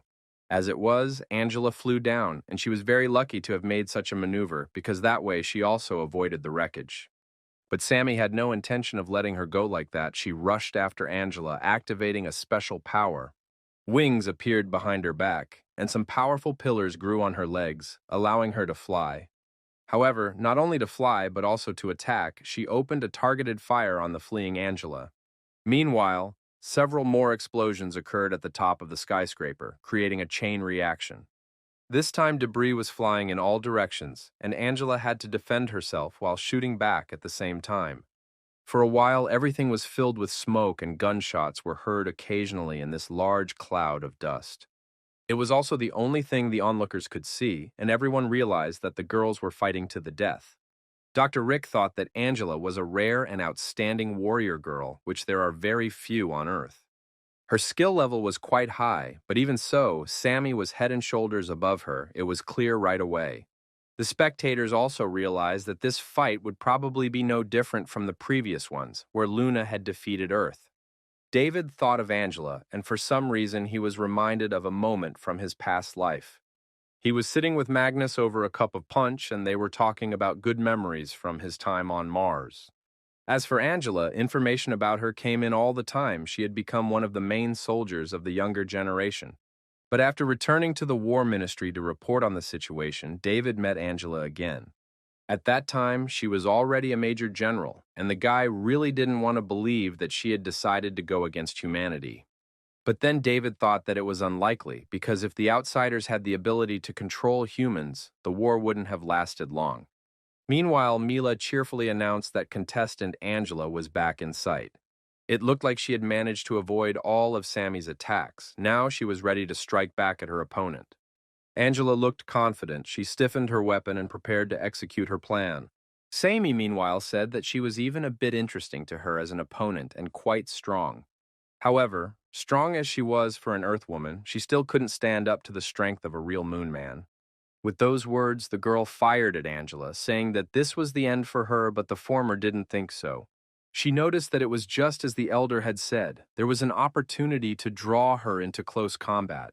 After thinking things over a bit, the girl made a plan, and Paula threw a couple pieces of rubble in the direction of the Sami flying at her. 2 cobblestones wouldn't do her any harm, but Sami couldn't ignore them and not fight back. She activated her laser, which she used to shred both pieces of debris into even smaller ones. However, that was just what Angela needed. The girl took advantage of the smoke screen. And then Sammy saw some kind of moose appear out of nowhere and grabbed the weapon in her hand. It was so unexpected that the Lun representative didn't react in time and paid the price. And when she felt the weapon fall out of her hand, she saw the one who was controlling the Loso from the shadows of the smoke. Angela was already running at her and pounced, intent on crushing her opponent with a decisive blow. Simi quickly assessed that she would have a hard time fending off this attack, but she still had one arm free. She put it out for a block, and as Angela took up her blade, she grabbed her dark knife as well. They clashed guns again, but this time the battle situation was on Angela's side, for she had the advantage. It was her final burst of desperation that was accompanied by the girl adding gas to the rigs on her feet. In a moment, Sammy made a powerful acceleration towards her opponent, but Angela held on. She knew she had to hold out, or all efforts would be futile, so she didn't back down. One of her hands was still restraining Sammy's weapon with a firmly drawn Luso, and the other was defending herself against the blade. But here, Angela struck her opponent in the hands that held the firearm, and it fell out of Simi's hands. The Moon Rep could only breathe heavily as she felt the bullets pierce through her body. It turns out Angela was able to get the gun for herself and fired directly at the flying Sammy in front of her. This caused quite a few more explosions on the skyscraper building, but it was soon over, with both girls lying on the roof. There was debris scattered everywhere, but here the girls spotted each other, signaling the start of another fight. Both Angela and Sammy were serious against each other. Their desire to win was incredibly high. Harry Lundberg in Moon's waiting room said that he was surprised by this behavior of the girl he knew. Landers, hearing this, snorted unhappily, thinking that the guy himself was in fact a nobody, even though he was from Luna. In Earth's waiting room, meanwhile, Magnus and Catherine were scandalized, urging Angela to win sooner rather than later. Dr. Rick thought the fight had moved to the melee stage, where she had much more opportunity. Sammy screamed and prepared to use all her remaining strength to take down the pesky dugout. She clutched her blade tighter too and loomed over Angela, who already knew what she should do. Each of the girls was sure of her victory. Sammy swung and struck her blade at the place where Angela was. However, the latter managed to avoid the fatal damage. She bounced back and realized that it was time. Time to use the hundreds of acrylic spiral slashes she started by throwing kinjails at Sammy. Though she was able to fight back, it still took a lot of effort to not let a single attack hit her. Except Angela had already been waiting for this moment and was running at her to pounce in close, just as David had advised. This was the moment when her technique of 100 acrylic spiral dissections worked to perfection. The opponent was disoriented, not realizing how the girl had gotten so fast in the moment. Sammy was backing away. Angela saw it, but had no intention of letting her go so easily. She knew it would end now. Somehow that's what Sammy thought too. This was the moment she had been waiting for, but the girl had simply overestimated her strength. She knew that when Angela used this skill, there was a hole in her defense that could be punched through. Sammy was sure she had timed it just right, but to her great surprise, hurting Angela didn't work.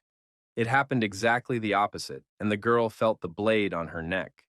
It was Angela. She was ready for such antics, so she didn't let her opponent pull such a trick. Meanwhile, Simi quickly turned around and put her blade out as well. They made contact, but the outcome was already clear. The last thing the lunar representative had time to think was that this earthling was better than her. And Angela proved it by swinging for more power and outweighed the resistance of her opponent's blade.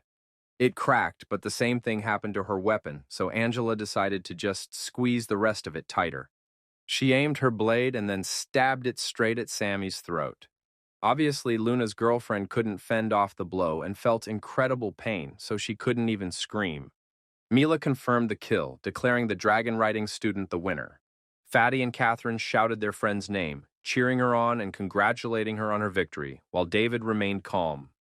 Dr. Clemens looked dejected. This was Luna's second loss this day, and after all, he had said there would be no more. And Dr. Rick seemed to be over the moon, saying that the dragon riding school was great. Angela, meanwhile, was already rushing to the waiting room. She really wanted to see David and say thank you again. After all, what he said really worked, and it couldn't help but make the girl happy. She wanted to convey that joy to him.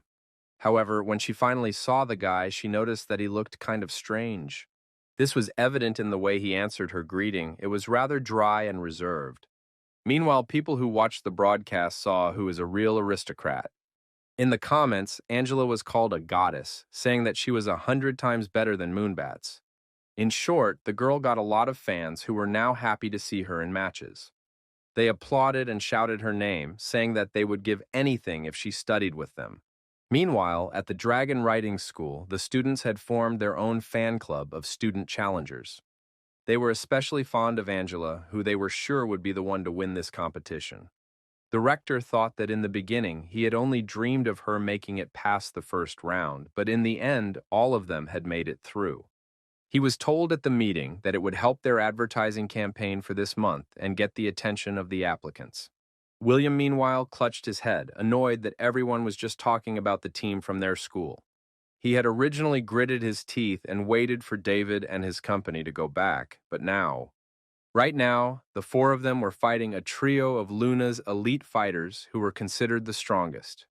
At this time, Landers was approached by Sammy, who said she was sorry and tried to make excuses. But the guy interrupted her, saying that he and she were not suited for each other, as his girlfriend would never lose to Landers. Hearing this, Sammy looked at the guy, whom she had actually loved very much since her early years. Then Alain asked his friend if, compared to real life, wins and losses here mattered so much. He added that no one could be personally responsible for Luna's glory, but Landers only snorted. He told Alan to mind his own business, and Sammy cried and was hurriedly comforted by Chrissy. The girl thought that this defeat shouldn't have happened, but still she couldn't help but recognize Angela's strength. She had already returned to the waiting room with her friends, but only Catherine and Magnus were happy to see her. She asked the head girl where David was, and she said that he had just been here. Hearing this, Angela turned her head around and finally saw a guy walking down the hallway. It was David, and Angela rushed after him, shouting for him to wait for her, but he didn't stop. When the girl finally caught up with him, she told him that the tactic he had come up with had really helped her a lot. David didn't say a word, so Angela added that she thanked him very much for his help. That's when he turned around and dryly replied that he congratulated her on her victory, then smiled faintly. Hearing this, Angela was a little confused. She didn't understand why the guy suddenly had such a change in mood. He looked completely sad, and the girl suddenly felt her heart clench at such a sight of him.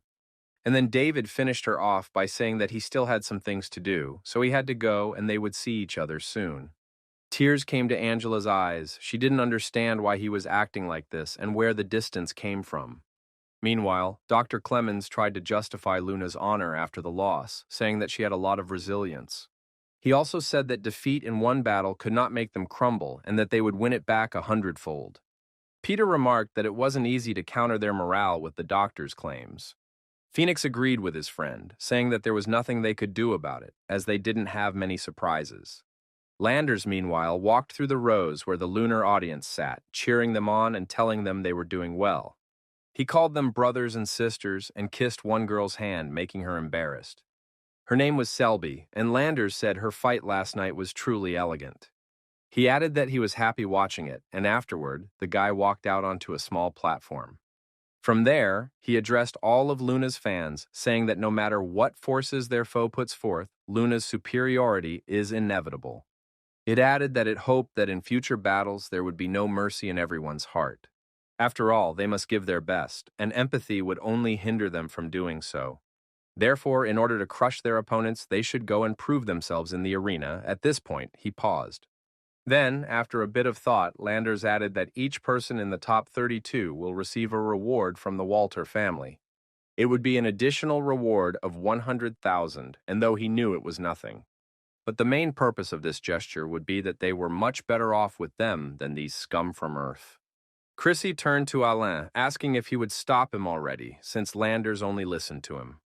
But Alan Doyle replied that everything was fine and Landers could afford to play around a little at this point. Now, Alan himself was only interested in one thing, and that was whether this David Gaydon could continue to perform miracles. The next fight for a place in the top 32 was to be a fight with Catherine, who was, in fact, the weakest fighter. David had helped students at his school in the past by creating a tactic for them to fight, and it had always worked. But the question was whether she would be able to help this time with his senior, who was facing off against Albert. The boy knew very well that the Earthlings analyzed their opponents in advance on the internet. But unfortunately for Catherine, he didn't have a single flaw with which she could win. The guy was absolutely sure that he could win, and he didn't care at all what Landers said. However, Aliona's words to him when he asked him to come up for a minute made him think twice. Mila announced the start of the next match. The location was now the forest. Both opponents were ready. Albert thought he was lucky, as this forest thicket was made for heavy-duty sniper rifles. Catherine had spent all of last night looking at her opponent's combat footage. He even had his own social media channel where he taught how to shoot sniper rifles and even had a few courses. In them, he shared knowledge that helped learn how to shoot more accurately for snipers of any level. Right now, Catherine thought she just had to use the methods she had learned yesterday. After all, even if she could mimic even half of what she had seen, she would make incredible progress. In fact, Albert was her idol, and she was very grateful to him for all the tips and lessons in his videos. What she didn't expect was that he would be her next opponent. Albert smiled sweetly and said that he had heard from Alain as if he was her idol. This made Catherine blush a little. But the girl responded positively, adding that his instructional videos on the channel helped her a lot. But Albert said that even if he was her idol, the girl shouldn't expect him to be gracious to her. He did, however, let Catherine choose the arena for their match, and the headman in turn said their opinions were in agreement. She said they would both use all their powers, but Albert thought he would have no reason to do so. Dr. Rick and Dr. Clemens agreed that the woodland arena was perfect for two snipers.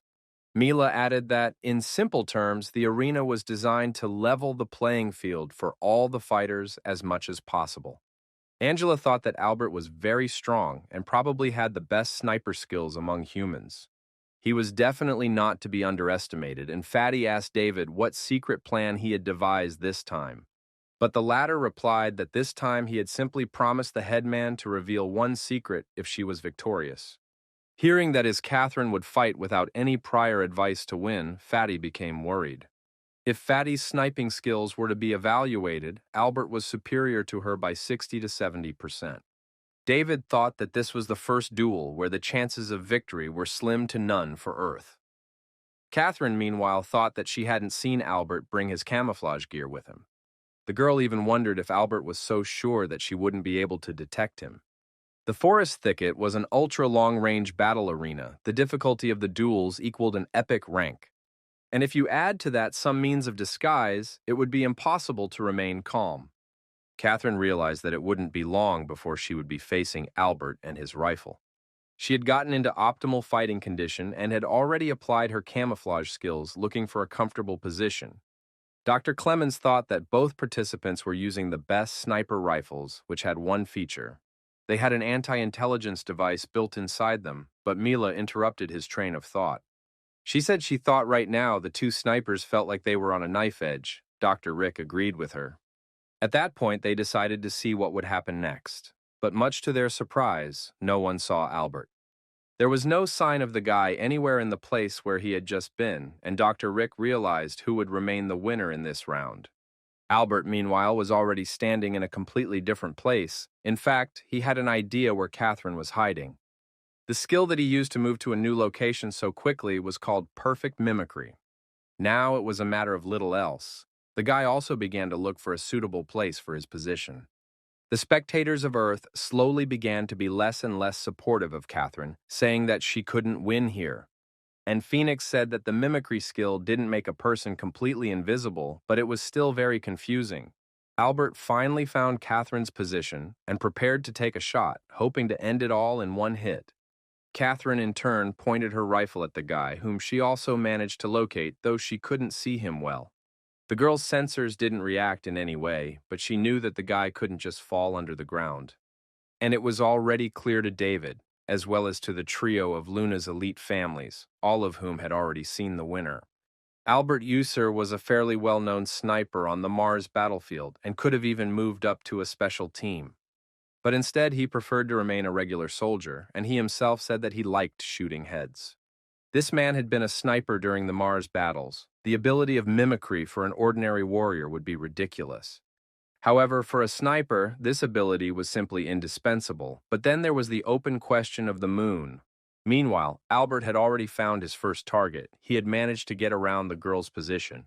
He held her at gunpoint, not taking his eyes off her, and prepared to pull the trigger, which, however, turned out very well. Catherine felt supported by her friends, who were probably the only ones scandalized by her name. However, in an instant, the girl felt a different feeling that was even a little hurtful.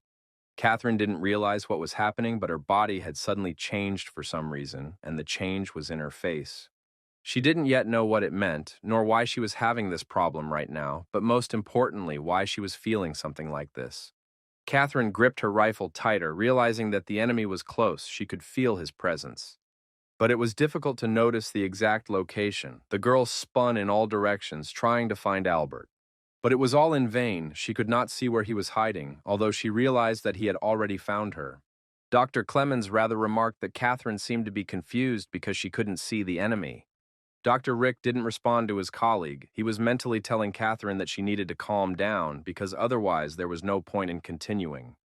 Chrissy Da Vinci asked Alain if he wasn't glad, because in the current situation, it was clear that the moon would win. But Alain thought that after people learned to influence genes for their development, this method was transferred to soldiers. Catherine, on the other hand, had never given any sign that her genes were close to awakening, and after all this time. There was only one question: would anything change under this high pressure, or would everything stay the same? They saw the answer to that question a few seconds later when Catherine suddenly stopped shaking with nerves. The girl suddenly swung her rifle, intent on proving to herself that she was not weak. With that thought, she knelt down, taking a special top-level sniper stance. A sniper only reached the highest level when all that was left of him was his eyes. These were the words that David had said to her before the fight, but Catherine did not understand what it meant and how it should help her. Suddenly, the girl felt very stuffy, and it showed up on the panel of participant vitals at the doctor's. Dr. Clemens asked if she was really that nervous, and Mila reported that her body temperature was rising. Magnus was just as nervous, and even DVD was wary of such a sudden change on the battlefield. If Catherine didn't do something about her composure, she would be an easy target for Albert. However, not only Alain thought so, but also Albert himself, who had already set his sights on the girl. He thought that he didn't even expect that his abilities could scare someone so much. Deciding that there was no point in stalling any longer, the guy adjusted the sight one last time and pulled the trigger. He said that this shot was a hello from Alan, who had advised him not to underestimate Catherine. However, in the end, it turned out the way Albert did. The battle turned out to be rather boring and short-lived. At least that's how it seemed to him at first, because Catherine, to her own surprise, felt and saw the bullet. As if in slow motion, he turned around, seeing the bullet flying at breakneck speed straight at her head. A moment more and it would have gone through her skull, but the girl was able to avoid it thanks to a new skill. She didn't know where it came from, but it seemed she could now see not only from the front, but also from behind. She also had the unique genetic ability to see through objects. She directed her gaze to the rock and immediately deduced where Albert had been hiding all this time. This discovery was something incredible. Without wasting any time, Catherine aimed her rifle at the right place. She used the most powerful caliber available to her and fired a shot. Albert was shocked. He certainly didn't expect such a turn of events, and understandably he couldn't defend himself. There was a huge explosion, which in addition caused the rock to collapse, so the guy would not have survived under any conditions. Dr. Clemens even opened his mouth in surprise. He was sure that this round would definitely bring victory to Luna. David and Magnus were just as amazed, especially Magnus, who was worried about the headman. Chrissy was also surprised because, like everyone else, she was sure of Albert's victory, and only Alain didn't express any emotions. Mila hurriedly calmed everyone down, saying that the result of the match was being checked right now because it was hard to see anything because of the smoke. Dr. Clemens tensed up. He wanted the result of the match to be a victory for the genius shooter from Luna. And Dr. Rick thought that it was Catherine's last shot, so there was no doubt that the enemy was dead. However, the doctor didn't understand how the girl managed to detect him, especially considering her crazy vitals. After analyzing everything détaillé, the doctor said with great surprise that it couldn't be. But it seemed to be just that. Chrissy turned to Alain, asking if this was what he had expected. Mila reported a medical emergency, saying that both fighters' capsule sensors were out of order. This was especially true for Catherine, as her genes had really awakened in the actual confrontation. The medical squad was already rushing to the capsules of the fighters who had overloaded on the battlefield. 3 of them picked up Catherine's capsule and took it directly to the ward, while Albert's capsule could be examined on the spot. Catherine's patient had an abnormally high temperature, but beyond that, the sensors were picking up abnormal brain signals, all of which said that she had been under severe strain. The lunar doctor didn't understand how this could happen in the capsule, thinking that the Earthling's physiology was indeed different. Albert, meanwhile, had already gotten out of his capsule, and Mila reported that the doctors were now trying to bring Catherine to her senses. She needed urgent medical attention now, so the results of the fight would temporarily remain unconfirmed. Albert wondered how she could have discovered it. He even went over the options of physiological abnormalities and cheating. Meanwhile, Dr. Rick rushed to Catherine's defense, saying there was no reason to believe she had taken anything forbidden. However, the audience didn't think so, especially the Moon audience, who started blaming Catherine. It was hard for Magnus to listen to that because they said that the Earthlings couldn't afford to lose. That was why they were turning to cheating, but Fatty had no intention of just tolerating and listening to this nonsense. He was saying that Catherine would never use anything to win. Angela, meanwhile, was thinking about the reason why. In a nutshell, it seemed to her that her friend's genes had been unlocked and she had gotten amazing abilities. Therefore, the fact that the head girl had discerned Albert's mimicry was truly amazing and could only be explained that way. Then Peter added that usually the awakening of genes happens at the age of 15 to 16, and it is the same for all people. Phoenix, on the other hand, added that the awakening is quite rare, but David said he was sure in Catherine's case. The Moon people are still researching this phenomenon. They found out that humans adapt well to new genes. The awakening of recessive genes is extremely rare, but in such cases there are side effects. In fact, the best way to get a gene awakening is to be in a lethal situation. And everything that was happening to Catherine now reminded him of an awakening, because he had seen it more than once in the army. Then Peter had said that if it was true, there would be another strong warrior on Earth's side. Somehow he was beginning to think that these competitions were organized especially for their school. But David said that it wasn't that simple because after awakening, there is a period of weakness in humans. In other words, Catherine would most likely not be able to participate in the next round of the competition.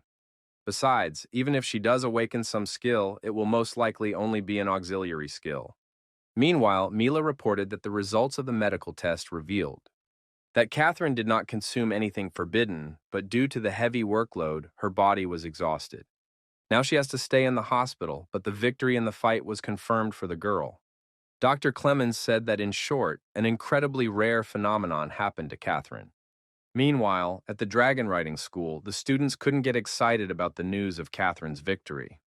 Many said that from that moment on she became their goddess, while others boasted that she was their head mistress. The older students couldn't believe that another representative of their school had made it to the top 32. Meanwhile, Mila reported that the Earthlings' luck seemed to have run out after Catherine's victory. Dr. Clemens cheerfully picked up on this, saying that in front of the moon's power, any contestant had only to give up. After all, it was time for the last bout in the qualifiers for the top 32, in which Magnus fought. His opponent was a guy named Fabio with 2,600 ranking points, and Phoenix had already fought him once before. Friends in the Earth Lounge were cheering Magnus on before the fight, saying that he should give 100%.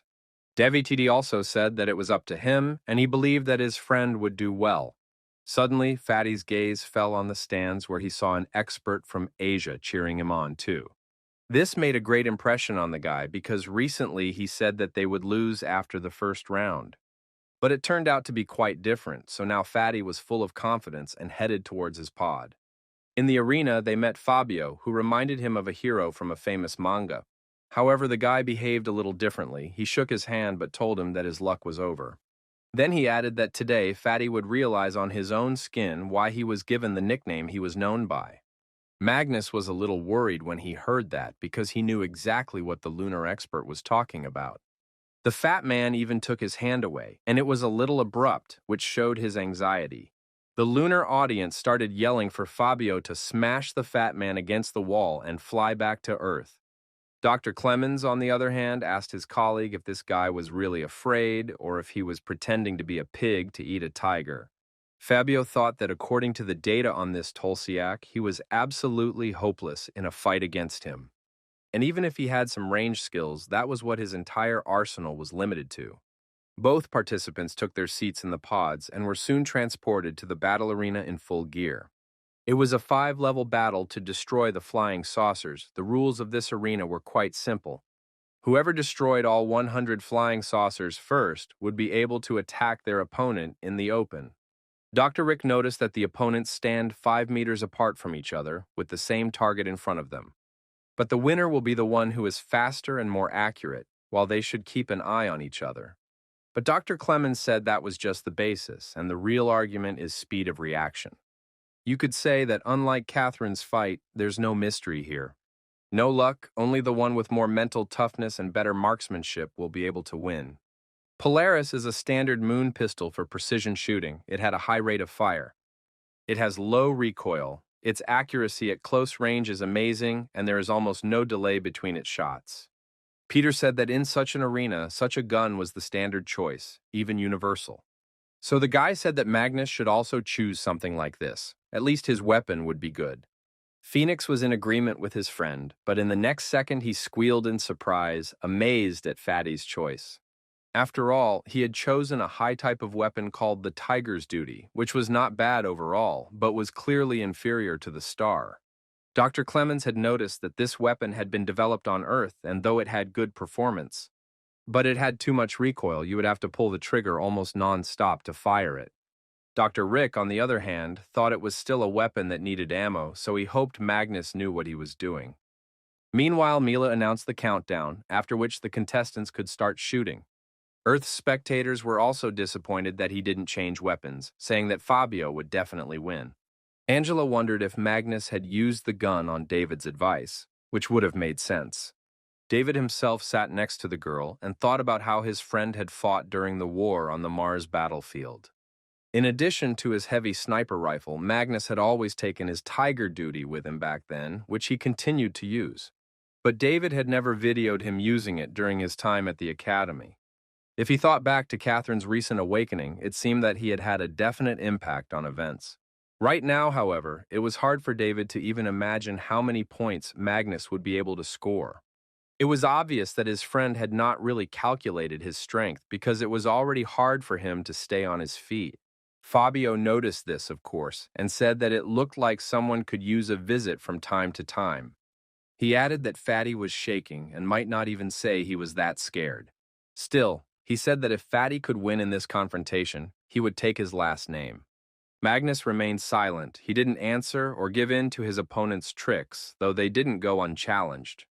Mila announced the start of the fight, and Fabio finally thought that it was hard for people like that to keep their cool.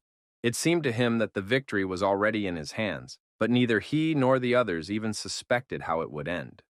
Dr. Clemens, as always, was sure that Luna would win. The smile never left his face, unlike Dr. Rick. Both challengers fired at targets that were something like a practice test. After all, the targets here were also moving, but the problem was that Fabio was faster and had already destroyed 10 targets. All of this was accompanied by explosions, and Peter yelled for Fatty to move and start shooting too. Vedu was just standing still for now, but even David was getting excited because speed is what matters here. And while Magnus was clearly inferior to his opponent in it, Dr. Clemens laughed contentedly. He said it was the first time he had ever seen a contestant so intimidated in a shooting competition. The targets kept falling in all directions, and Fabio managed to shoot them all down. So far, his skills were expressed by the fact that he didn't miss a single target, but he hadn't yet revealed his main trump card to win. Peter said that if he continued to do nothing like this, he would lose very soon and be left in more disgrace. Phoenix and the others seconded that thought, and only David seemed to be the only one who remained calm. Meanwhile, Fabio realized that his opponent wasn't going to do anything about it and decided to quicken his pace. He continued firing his pistol. By that time, he had knocked down about 30 targets, almost getting to half of them. But Magnus still remained standing motionless, as if waiting for some opportune moment. Toggled Fabio turned to him, telling him that if he didn't want to move so much, he would take over his plates too. As if to confirm his words, the guy aimed at Fatty's targets, intending to destroy them as well.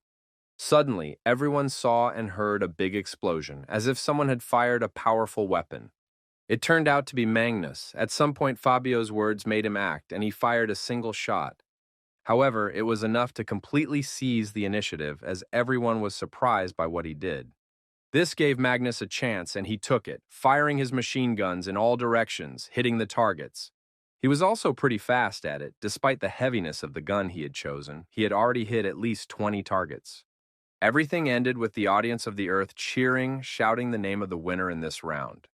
It wasn't hard to guess that it was Magnus, and Dr. Rick was especially happy about it. Mila reported another victory for the Earthlings. Even the girl could tell that she was announcing it without much enthusiasm. Even considering the overall unfavorable situation for the Earthlings, the 4 dragons still made it into the top 32. The students of the Dragon Writings Academy who had appeared out of nowhere were almost single-handedly defending Earth's honor. The reporters were already pestering General Hugo with questions, asking if they could interview the students. But the man apologized, saying that the team was not ready to do any interviews at the moment. He explained that their matches were proving to be quite tough, so they all needed rest now. Out of the corner of his eye, the general looked at David because he was very interested in his fights. The man did not even expect that he and the people around him could create such an incredible miracle. Meanwhile, the lunar representatives listened to Landers say that he wanted only one thing, and that was a crushing victory. But in the end, he couldn't believe that as many as 6 Earthlings had made it to the next stage, but Chrissy answered him that the guy shouldn't have underestimated David Hayden's strength, to which Landers only hummed, saying that it was just beginning. The doctors had said of Catherine that she was physically and mentally exhausted. However, her current situation was not dangerous. The awakening of the genes would definitely cause some changes in the girl, but they shouldn't be life-threatening. The doctor was telling her that right now she was getting nutrients into her body constantly, so her long sleep would be over soon. He was saying this to David, Magnus, and Angela, who had come to check on their friend, but she was still unconscious.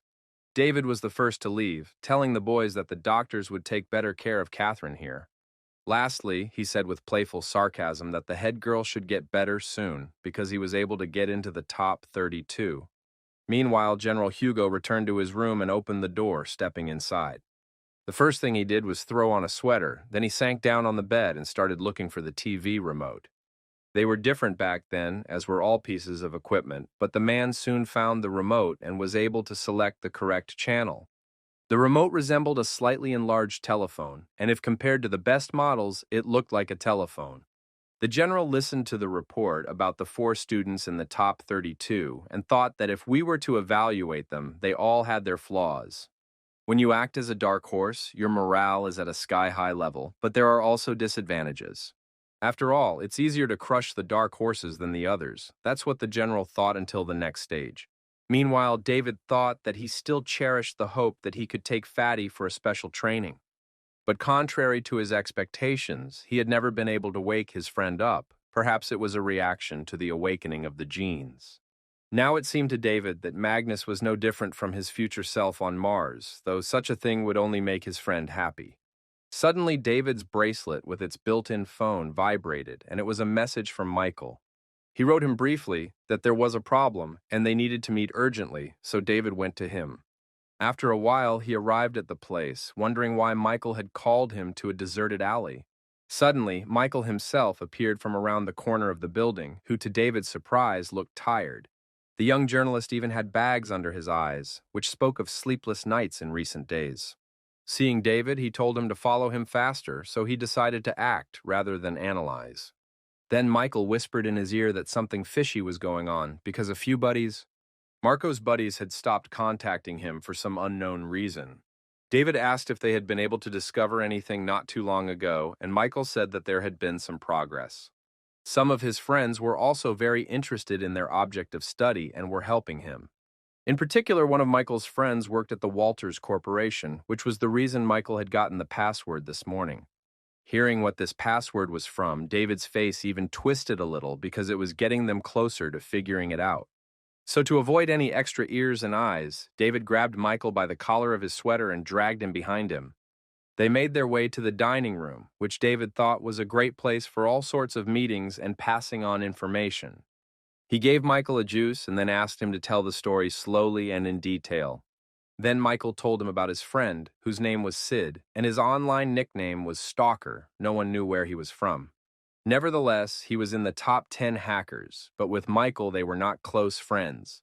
Next, the guy said that they started working on his requests about Walters right away, but before they could blink, people started disappearing. Then David asked the guy if he would be found out, but he replied that it was unlikely. After all, none of them would not reveal their identity, and even if there was any danger, they would immediately try to eliminate it, even though there was a huge population on the moon, because of which Michael's hands were at first down. And really it would have gone on like this, but this stalker sent him that PIN code. He had left it only to send one single message, Doomsday. Michael looked at David with a worried look, and he gave him the same look, for he didn't know what it meant. Michael asked him what they should expect in the future, and if David knew anything about that day. And he thought that now he could be almost certain that the alien invasion had not been an accident. He could already form several theories about it. The first was that the moon people had managed to establish contact with the aliens. It was possible that right now they were up to something. And two, the aliens were created by the scientists of the moon. They could have been created as biological weapons because if you analyze everything, they had similar tactics to humans. All these reflections only created new questions. What if the moon really intended to destroy the Earth? Then if the moon, with the support of the aliens, attacked Earth, the Earthlings with their current powers would not be able to stop them. But then David realized that he was reasoning in the wrong direction, because both federations attacked at the same time. Finally, David answered Michael that it didn't look like a war for territory or resources. Rather, something was being prepared to destroy all of humanity, something like total genocide. However, David still did not understand the reason for this, because even world wars were started because of territory and resources. And now there was a war, the purpose of which was only total destruction. It seemed illogical. Most likely this war had its own reasons, but now they lay far beyond the knowledge he had. He didn't have much time, and first of all, he had to get into the top 4 at the competition. David was already wondering what would make such an elite group do such a thing when Michael started to coward him. Then David finally came to his senses. He told Michael that the mystery was still too complicated for them. He added that if they tried to get even deeper into it, only death would await them. So he suggested that his friend should just clean up all their tails and enjoy life, but Michael didn't really believe him. It seemed to him that David knew something, but he replied that he was just an ordinary student of an ordinary school. But Michael immediately interrupted him, saying that David was no ordinary student at all. After all, everything he did could be characterized as incredible, and his theories didn't seem so ridiculous. David patted him on the shoulder then, telling him that the guy was thinking too much because they couldn't know the answers to everything. He added that if that hacker decided to hack into that financial group's network again, Michael should sue him. That would be the normal behavior of a good citizen, and he could have sent the pin to other people as well. After listening to him, Michael reluctantly agreed that his words made sense. At this time, a familiar voice was heard behind their backs. It was Fatty, who had come out of the bathroom. Noticing the guys, he asked if they had grabbed anything tasty. At the end of their conversation, David told Magnus that if he hurried, he could still make it to lunch. That didn't sit well with Fatty, who hadn't had breakfast, claiming he was malnourished. Michael wondered if Fatty hadn't dropped out of the tournament yesterday, and David realized that he hadn't watched his friends fight. Then he explained that Magnus had made it to the third round, and Magnus glanced at Michael in surprise. He was surprised to hear the news because he hadn't expected Fatty to do it. Michael quickly pulled out his phone and searched for the broadcast of yesterday's competition, wanting to find the fight. He said that he hadn't watched the fights for 2 days, but it turned out that all the students had managed to pass the second stage during that time. Angela had incredible adaptability during the fight, which made her a special fighter. Catherine, who managed to be the first to awaken her genes during her own fight and thus defeat her idol. Magnus, who didn't have any special ability, but he fought his opponents by breaking their will. After a couple hours of the night, David, Magnus, and Angela got together again in Earth's waiting room. The guys were yawning because they had only recently woken up, but they couldn't go to sleep now. After a few minutes, they were joined by Peter and Phoenix, who also made it to the next stage. Then they all heard a message from Mila, who was saying that Catherine wouldn't be able to continue the competition. After all, the girl still couldn't recover, but that wouldn't stop the rest of the bouts from taking place. The next fights will be Shadow Phoenix versus Chrissy, Peter versus Heavenly Color Floyd, also David versus Prince of Darkness Landers, Magnus versus Anthony, and Angela versus Alan Doyle. Angela said it was like she won the lottery as she got Alan Doyle himself. Phoenix reminded her that this guy is known as Moon's first fighter, so he must have been very strong. Plus, he hadn't put up 100% yet, so it was hard to say anything about his real strength right now. Peter said that he got Floyd, who was a master of close combat, but that was still better than lunar arts. The boy turned to David, asking if he could give him any helpful hints, since he had already encountered something like this before. Magnus stated that Anthony had as many as 3,000 points, and if they had faced off in real life, he would have given up right away. When Peter heard that, he laughed out loud and pounded his fist on the table where they were sitting. He said he really admired Magnus's stamina, because even in a situation like this, he could joke. Then Peter burst into a motivational speech and said that they had come too far to give up. After some more time, the stands were filled with spectators again, and Mila was already greeting everyone. She was saying that the third stage of the competition would start any minute now, and Dr. Rick was thinking about the survey. It was conducted by the organizers of the competition, and according to its results, 60% of the audience thought that not a single Earthling would make it to the top 16. And only 1 person per 100 thought that all 5 of Earth's contenders would make it to the next stage. Given all this data, Dr. Rick figured that with an 80 to 90% probability he would become the most humiliated commentator in history. Dr. Clemens, meanwhile, turned to him, mockingly asking how many Earthlings he thought would pass next. To this, Dr. Rick replied that quantity will never stand above quality. After all, even if only 1 Earthling went forward, he could still be the champion. Dr. Clemens fell silent, though he figured they would still see who would have the last laugh. Both men exchanged angry glances, for each thought his nation was the best. Mila, who had already learned to understand these two with half a glance, saw that a new quarrel was about to break out. And so it happened. In a moment, the doctors were fighting again about whose fighters were better and who would win in the end. In the arena, meanwhile, Luna's challengers were fighting, and there were many more of them left. Peter remarked that they had 2 more Luna bouts ahead of them, which was quite tiring. And David said that winning these fights only allowed the pride of the individual Luna warrior to be defended. They didn't even have much of a fighting spirit, and that's when Peter turned to Phoenix, saying that he was about to be beaten by a goddess. The guy replied that he would pretend like he hadn't heard anything, and meanwhile, the arena was over for the last 3 fights. Dr. Rick summed up that they ended pretty well, but the most interesting was still to come. And Dr. Clemens quietly said that the old man could brag all he wanted because soon he would be facing 5 disappointments in a row. He added that he was already anticipating the beginning of his colleagues' excuses, but Dr. Rick did not answer anything. Here it was time for the 4th bout, where Phoenix and Chrissy would clash for a spot in the top 16. Phoenix looked a little tentative, but that was understandable when facing such an opponent. If you compare their approval ratings, it's 36% versus 64% respectively, but the numbers aren't always true. The challengers had already entered the arena, and soon the location was also chosen, where they were immediately transported to. This time, the arena looked particularly grand, as it was located simply in the air at a high altitude. Any misstep or wrong move could be the last, and each of them understood it well. The opponents took their battle positions and prepared for the start of the contest, waiting for the command. Soon it came, and both students forgot about everything but winning the current round for themselves and their country. Phoenix was the first to attack. He remembered what David had told him, so he kept his eyes on Chrissy. His weapons were 2 crescent blades, which he wielded perfectly. It was one of the best melee weapons. Chrissy, on the other hand, was wielding her sword. When the tip of Phoenix's knife was at her eyes, she too sprang into action. The girl jumped up and did a somersault over the guy, which sliced the air where her head had been a second ago. And the girl was already flying at him, displaying her sword to attack. Now she had the advantage of speed. After all, she was striking from above, which meant it was much harder to block, and Phoenix felt it. Nevertheless, the guy was able to throw the representative of the moon, and he himself also bounced to the side. Thanks to this attack, he realized who he was dealing with, because Chrissy Da Vinci was unusually strong. So Phoenix decided that he should at least use all of his techniques and rushed at the girl with a new attack. This time he activated his genetic power, but to his surprise, Chrissy was able to hold back the attack.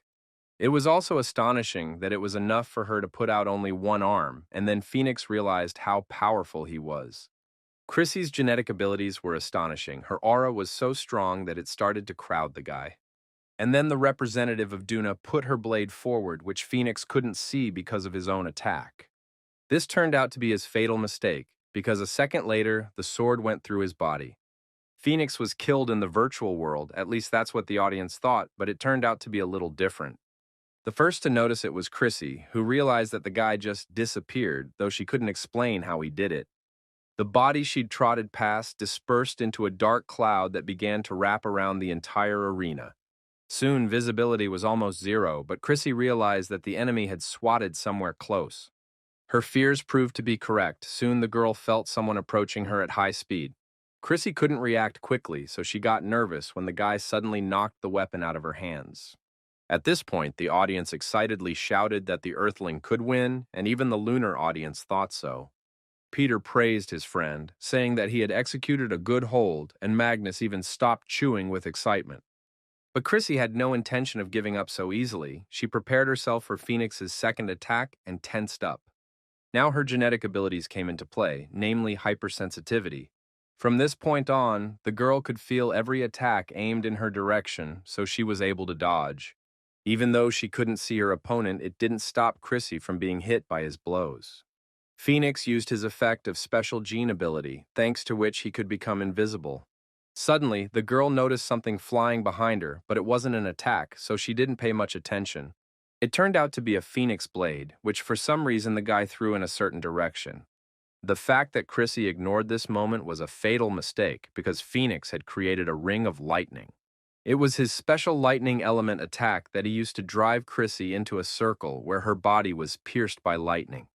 Phoenix himself was already rushing towards her to finish the job and win this fight. He had one more knife left. The guy threw the weapon right at the girl, and everyone thought that this was the end for Chrissy Da Vinci.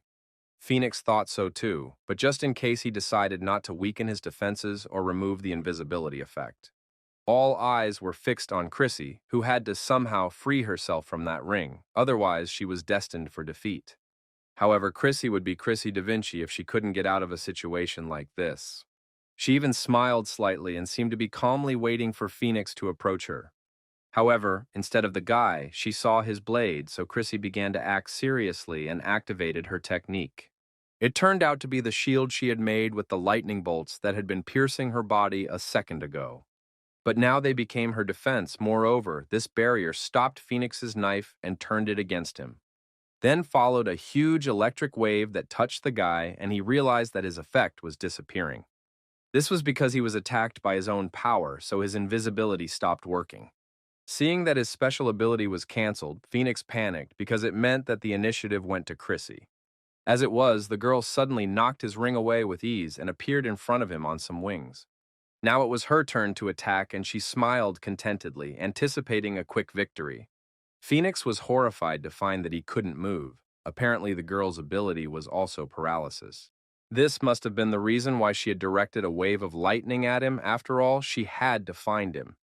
The lunar audience immediately picked up on this change in the fight, shouting the name of their goddess and telling her to destroy the guy.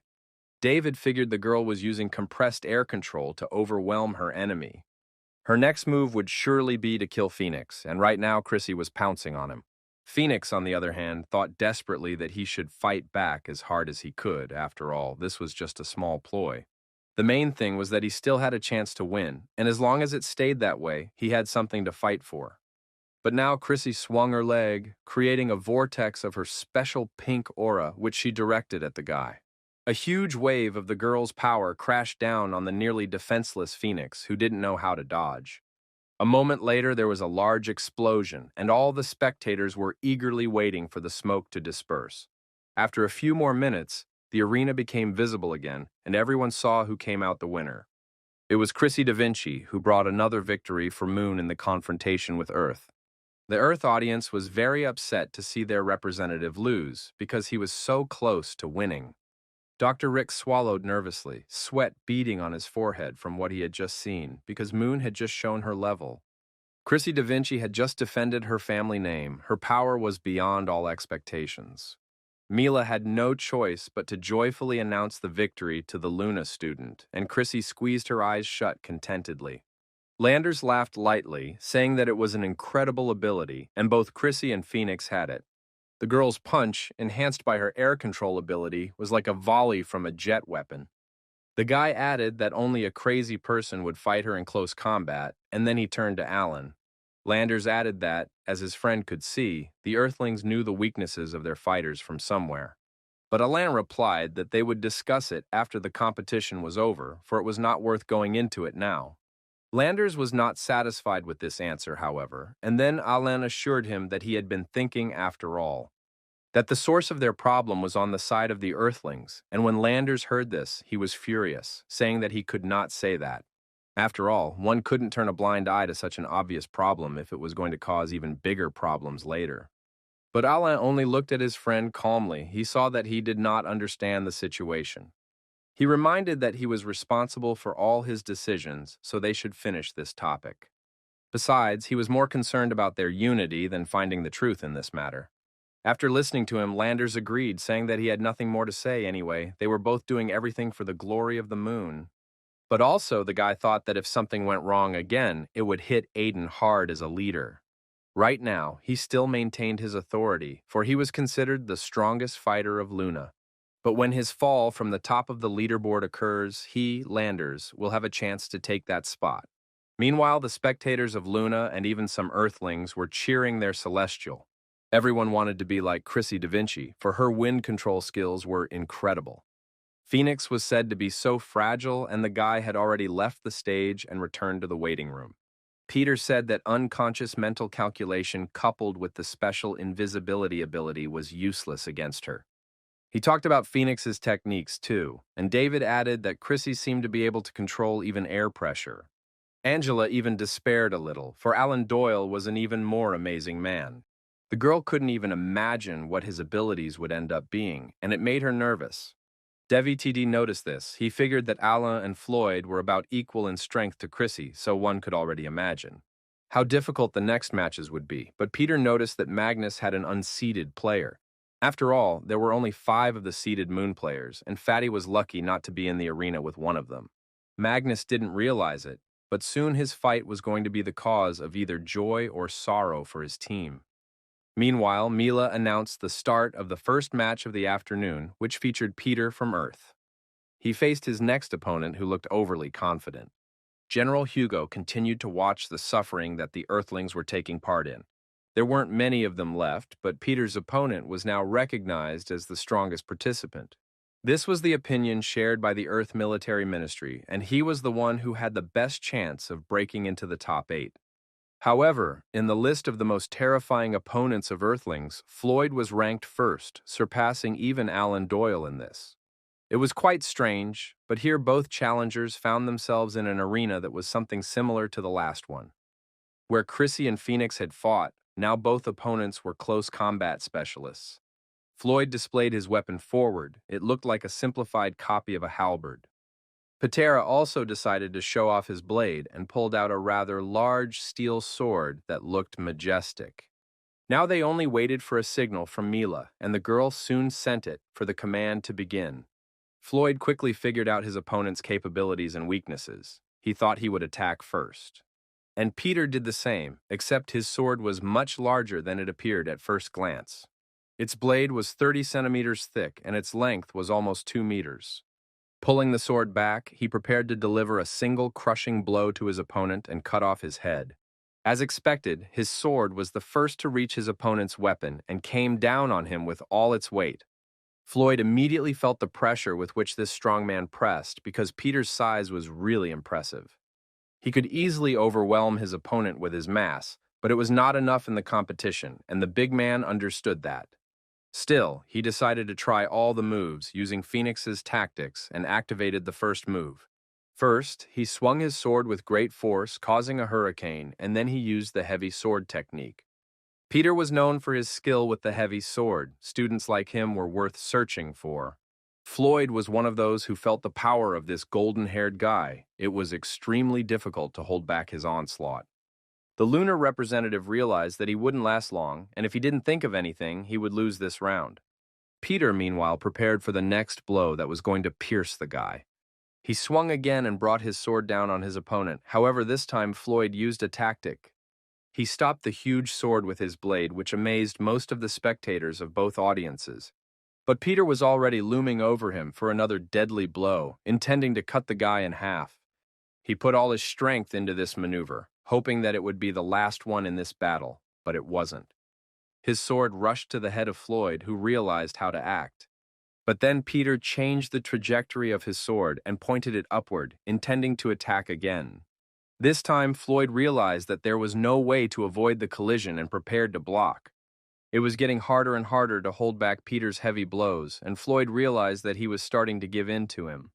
So the representative of the moon decided to use his trump card. He used his aura, which was red in color. With its help, the guy managed to throw away his opponent's sword and gain some time for maneuver. Peter rather noticed that although his attack didn't go through completely, there was still blood on the guy's face. Nevertheless, the Earthman prepared to attack again, taking a new stance that only swordsmen could understand. Floyd, in turn, adopted a similar stance, though the size of his weapon was much smaller. The guys rushed at each other again. This time Floyd had no intention to defend himself and was going to go on the attack. His thin blade was actually incredibly strong, allowing him to maneuver around Peter's large sword. In the next instant, the guy was in a good position where he could strike, and he took advantage of it. To defend himself, Peter should have either dodged the guy's swing or blocked with his sword. But the problem was that he wouldn't be able to raise his sword in such a short time, so the only thing left was the former. The big guy dodged, however he had to sacrifice his weapon, which he let loose from his hands. On top of that, Floyd's attack grazed his torso a bit, and that was a testament to the guy's good skills. Peter even liked his excitement. Being without a sword, he decided that he would continue to fight at all costs. He lunged at Floyd and spread his arms, intending to grab him, but he didn't realize it right away. As a result, Peter grabbed the guy by the waist, as if hugging him, but the embrace was suffocating. Floyd's blade also fell out of his hands, but he decided to be proactive and began to press hard on Peter's arm. The big man didn't really feel any resistance yet, but he never underestimated his opponents. The Earth audience watched in horror and delight as Peter twisted his opponent's neck tightly. The Moon audience, however, noticed what their representative was trying to do and marveled at his knowledge of jujitsu. David also saw that instead of getting free, Floyd was trying to crush Peter's arm. He soon succeeded, for suddenly Peter's wrist turned red, but that was not what was most striking about it. The big man felt an intense pain in his arm, which simply made him unable to maintain his grip. This was exactly what Floyd had hoped for, thinking that the Earthman would let him go now, but that was not what Peter did. Through the pain in his arm, he only squeezed the lunar representative's neck tighter, leaning this time on his elbow. In fact, right now, Peter was using his trump card, a special technique that made him superhuman. Floyd felt it too, realizing that a little more, and the Earthman would crush his trachea, and there was nothing he could do about it. Watching him, General Hugo noticed that this technique was called burning blood, but it had consequences. The effect endowed the user with incredible strength, however. If he stayed like this for 2 minutes, his heart wouldn't be able to withstand it. But in those 2 minutes, his strength would double, the painful sensations would disappear, and his flesh and bones would be greatly strengthened. The general thought that this would be enough in the current situation. The only thing left to do was to bide his time. Peter himself suddenly remembered David saying that his opponent's special ability was flame. And then Floyd finally sprang into action and used his fire control ability for the first time. It was an incredibly powerful flame that swirled in the shape of a tornado right around Peter. Of course, the man was caught in its distribution, and even in burning blood mode, he felt quite a bit of pain. It was comparable to the fire from hell, at least at that second Peter thought he was there. His body began to burn alive, and even the special condition and its effects didn't help to free him. Floyd didn't even have to wait 2 minutes as the flames acted on their own and dealt with everything faster. All that was left for the lunar representative was to straighten up to show that he could still fight, unlike Peter. Of course, that meant victory for him, and Mila didn't think long when she announced the outcome of the battle in Floyd's favor. Moreover, Peter was found to have an abnormal physical condition in the capsule, so an order was given. Prepare a medical team immediately, for a shock of this level was quite capable of causing a lot of damage to the soul. Dr. Rick was disappointed to think that it was only the first day of the fight for the top 16, and all of their fighters had already been defeated. The doctors who analyzed Peter's condition summed up that he had lost without showing an ounce of composure. After all, burning blood was such a minor ability compared to Floyd's super flame. Looking at the reaction, Dr. Rick guessed that Floyd had purposely let himself get caught to use the flame more effectively. He picked the right opportunity at such an exciting moment, and it was the right move to win. Meanwhile, the spectators in the balcony said that there was nothing more to see here, so they would come back tomorrow. Hearing this made David a little sad. He realized that Floyd had been in control from the start. What can't be said, Floyd is a step ahead of Peter in the development of his genetic abilities. And while Earth had also begun to develop its genes with the start of the competition, it was far behind the Moon in every aspect. And whether he could join the leadership group and gain access to the secrets only depended on his fights. The current situation wasn't good, but it wasn't bad for David either. He just had to make sure he didn't miss. The guy thought about the fact that for tomorrow, of the applicants of the Earth remained only 3 of their school. On the second day, the same jury team gathered, and the first bout was to be a fight between Alan and Angela. When announcing this bout, Mila was a little embarrassed. It was obvious that she liked Alan Doyle too. His name was chanted by all the girls, which pissed off Fatty, who didn't want to listen to these cries. Meanwhile, Alain and Angela had already met on the stage. The guy looked into Angela's eyes for a long time. The girl involuntarily thought that she didn't feel like she could count on winning this match at all. She could only do her best to beat out Alain's aces, for he always knew more. The duel began. The arena this time was a spacious map in the shape of a maze where it was convenient to hide. However, the opponents specialized in both long-range and close combat, and Angela was the first to attack. But Alan Doyle had no trouble defending himself. He managed to get away unnoticed from under the hail of shells. And then, when Angela was sure that at least one bullet had hit him, Alan was behind her back. He said that time was up and perhaps they should call it a day, so he would make her death quick. Before Angela could realize the situation and put up some kind of defense, Alan's powerful attack hit her. The girl didn't even realize where it came from, but the powerful laser pillar engulfed her with no chance to get out. Mila only stated the outcome of the battle, in which, of course, the representative of the moon, Alan Doyle, won. The fat man said that he had dealt with their Angela so easily, but David reminded that the guy had scored more than 3,000 points. So there wasn't much to say, and there were only the two of them left among the Earth participants, and that meant that one of them would soon be invited into the arena. Meanwhile, the finalists had gathered at the gathering place for the final competition. Upon entering the lounge, David and Magnus were immediately jumped on by reporters trying to interview them. David was asked what he thought of the situation and if it was possible that Earth's training system was outdated. Among other questions, they also asked him if he planned to join the Lunar Federation, and the guy raised his hand.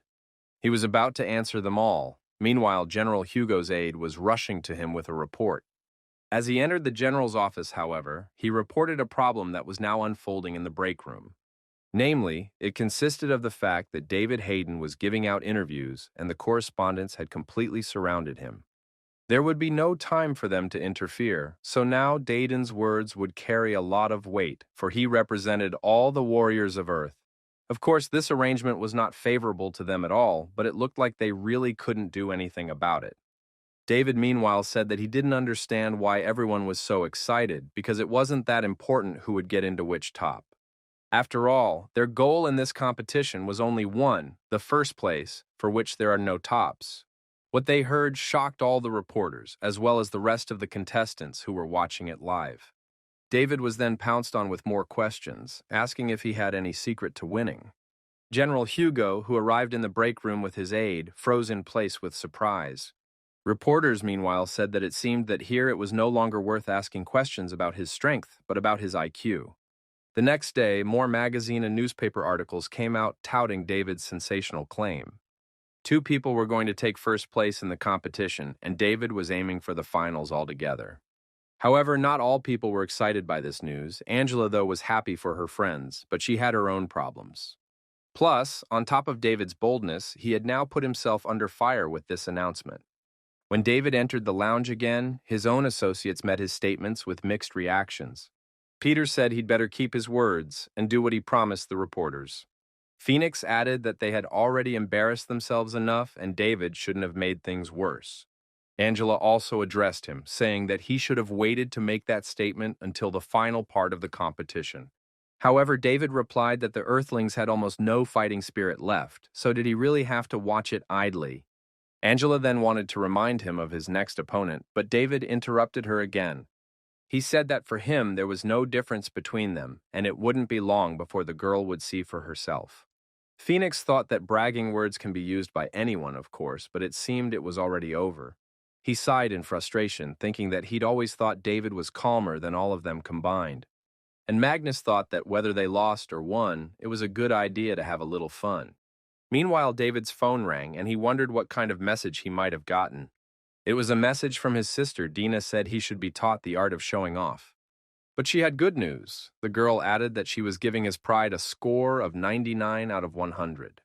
And she also said that his parents were watching this interview too, so if he loses, he'll have nowhere else to go back to. There was silence in the break room for a moment as everyone turned their attention to the replay of David's interview.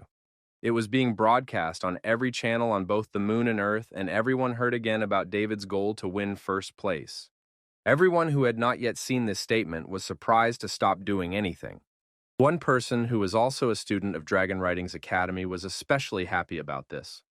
It was William. The guy thought that the most accurate definition of David's actions would be death. After all, he might have originally just modestly finished the competition and already received his share of privileges. William even wondered if he even knew who Landers was, for did David really think that this man? Luckily, their fight was about to begin soon.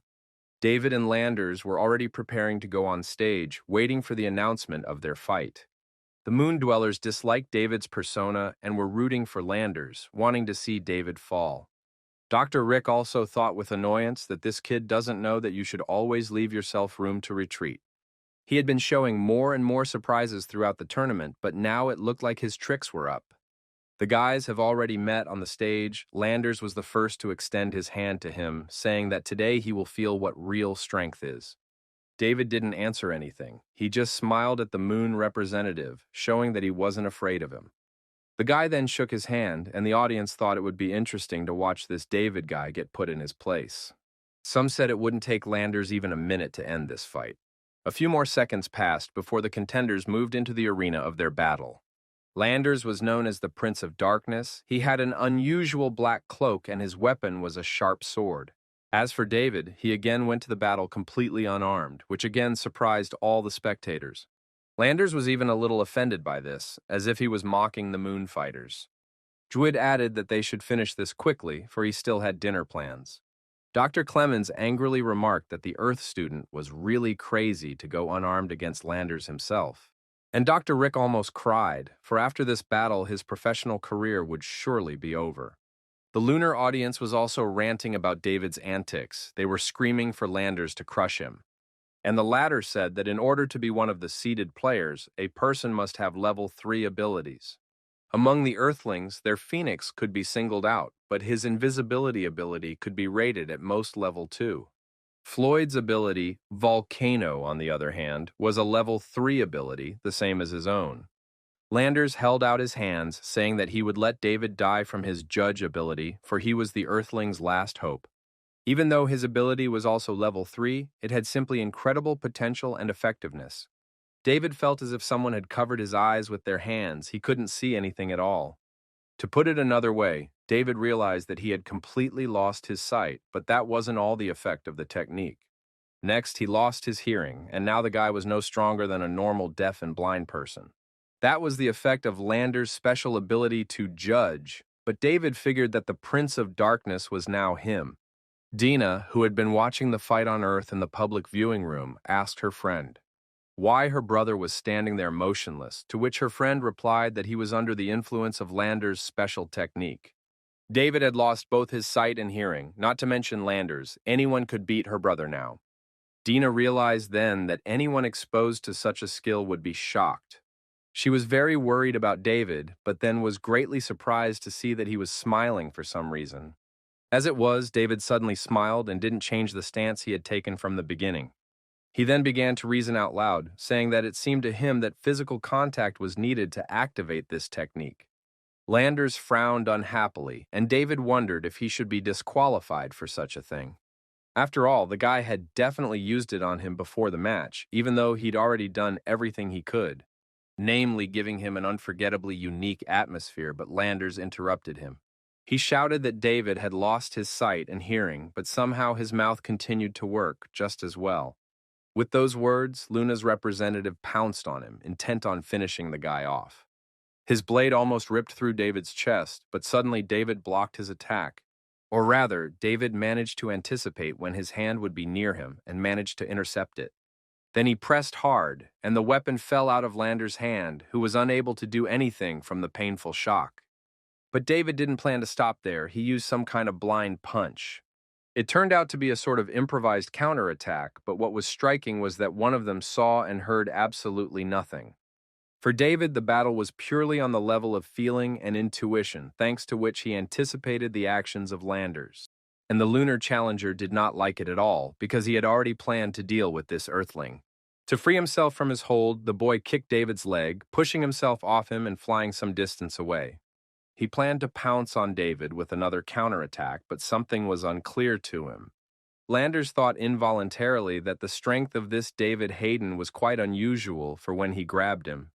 He could no longer feel his hand, even though he had trained before with more experienced fighters in hand-to-hand combat.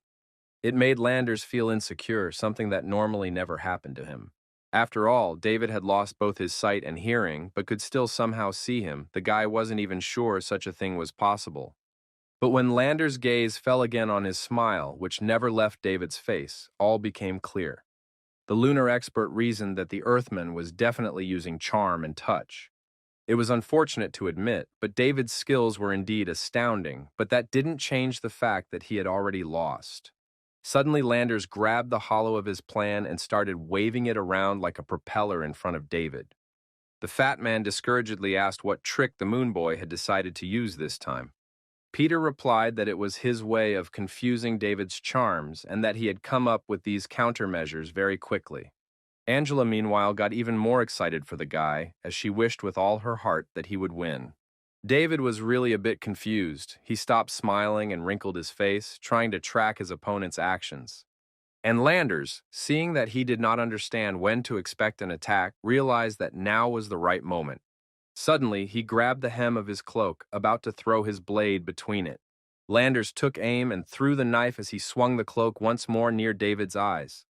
The tip of the blade was about to reach the guy, though he didn't video it. However, David managed to twist away this time as well. At some point, he felt again that something was coming towards him right in his eyes, so he had to defend himself. The Earthman then breathed in air that somehow turned a bright, bloody color, as if he was inhaling blood itself. Suddenly, David's hand intercepted the weapon flying at him and grabbed the arm of the one who threw it. All because Landers had rushed in after throwing the blade to finish David off, but this was a turn he hadn't expected. He froze with surprise, which quickly changed to horror when Landers saw what the guy was about to do. And David, still without emotion, raised the blade he had just gotten and swung it at his opponent's arm. It was unclear how he guessed the trajectory, because he could just as easily have cut off his own arm, but it did not happen. In the next second, the spectators saw Landers' hand fly away from its owner, as if David had cut off a part of a sculpture. Meanwhile, the fight was watched by everyone who could not be lazy. Among these gawkers included Catherine, who was in the hospital. She recently came to herself and immediately asked to provide her with a TV in the room. So the girl wanted to be aware of all the events at the competition. However, right now he jumped up from his seat. All because now there was just now a broadcast of the devil's fight, and Catherine saw the moment with the cutting off of the hand. Magnus, who was also watching the whole fight closely, opened his mouth in surprise. Landers screamed in unbearable pain as he looked at the spot where his hand had been a second ago. Dr. Clemens was extremely unhappy with this turn of events, and Mila and Dr. Rick were very surprised. Except David wasn't finished there. He swung his right arm, being still as blind deaf. This was followed by a hard slap that should have brought Landers out of his colic. He couldn't believe he was being beaten, but the most amazing thing was that everyone suddenly realized that this was the end of their fight. Veja David hit his opponent on the head with such force that it flew off just as his arm had before. When this happened, David's eyes suddenly opened and he spoke quietly so that only Landers could hear him. He said that a kid as green as him couldn't possibly know anything about real power. Alan Doyle and Chrissy, who had been watching all this, thought that their friend had taken his life in a rather strange way. They weren't the only ones who thought so, for the entire audience also shouted that this couldn't be happening. David Hayden, like Catherine before him, was suspected of fraud, so an audit was announced. Dr. Rick himself did not understand what had just happened, for he had never seen such techniques. Both participants meanwhile left their pods. Landers wanted to say one last thing to David. He approached him, and the latter was already waiting for the Prince of Darkness, smiling slyly as he came closer.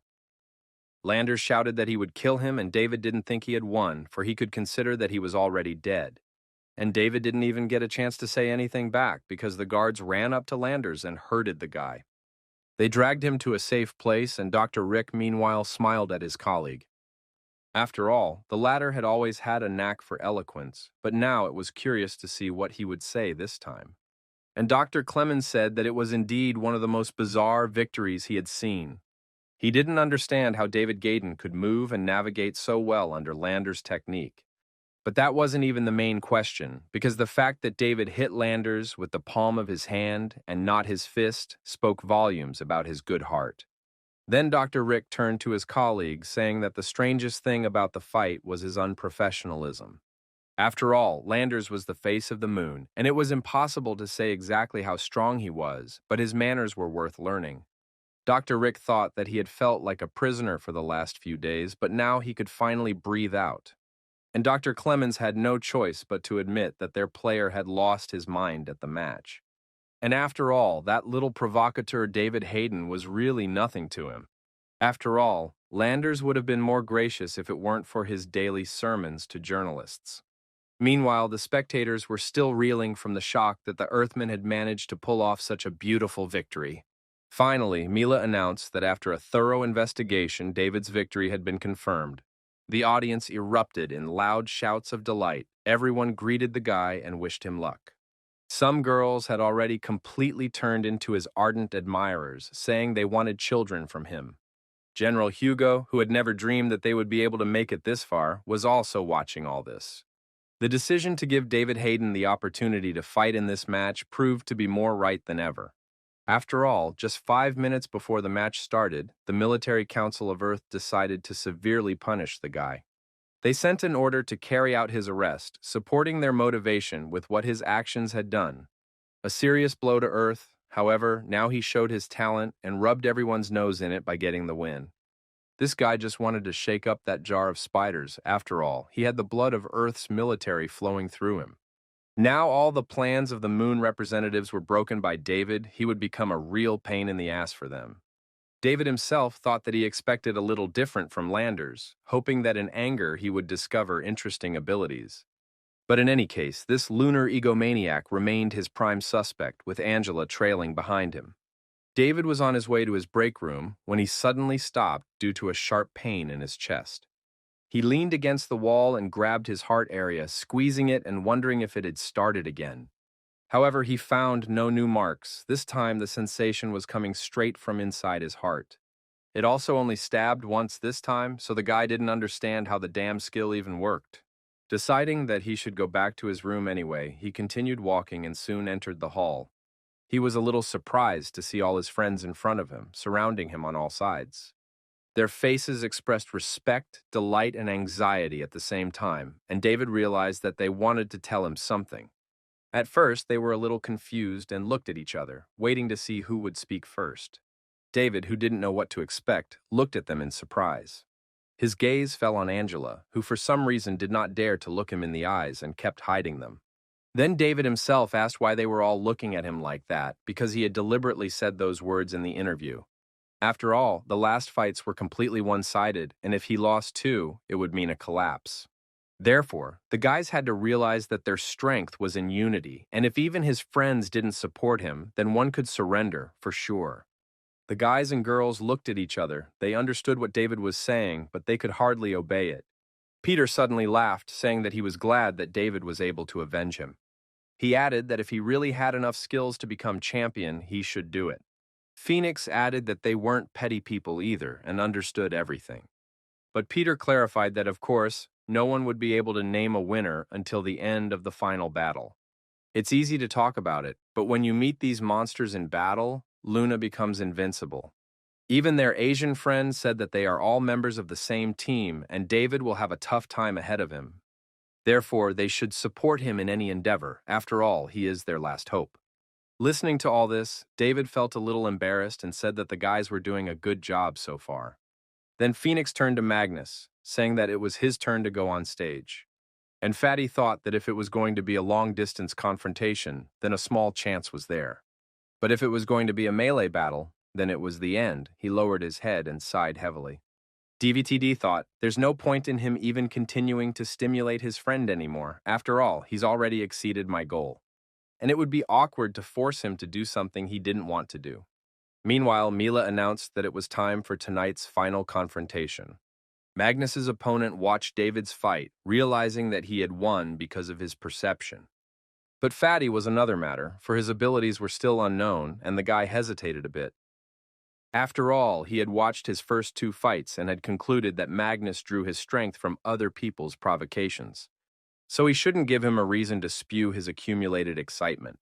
This was just supposed to be a straight fight, without any provocation. The boys got their hands on it.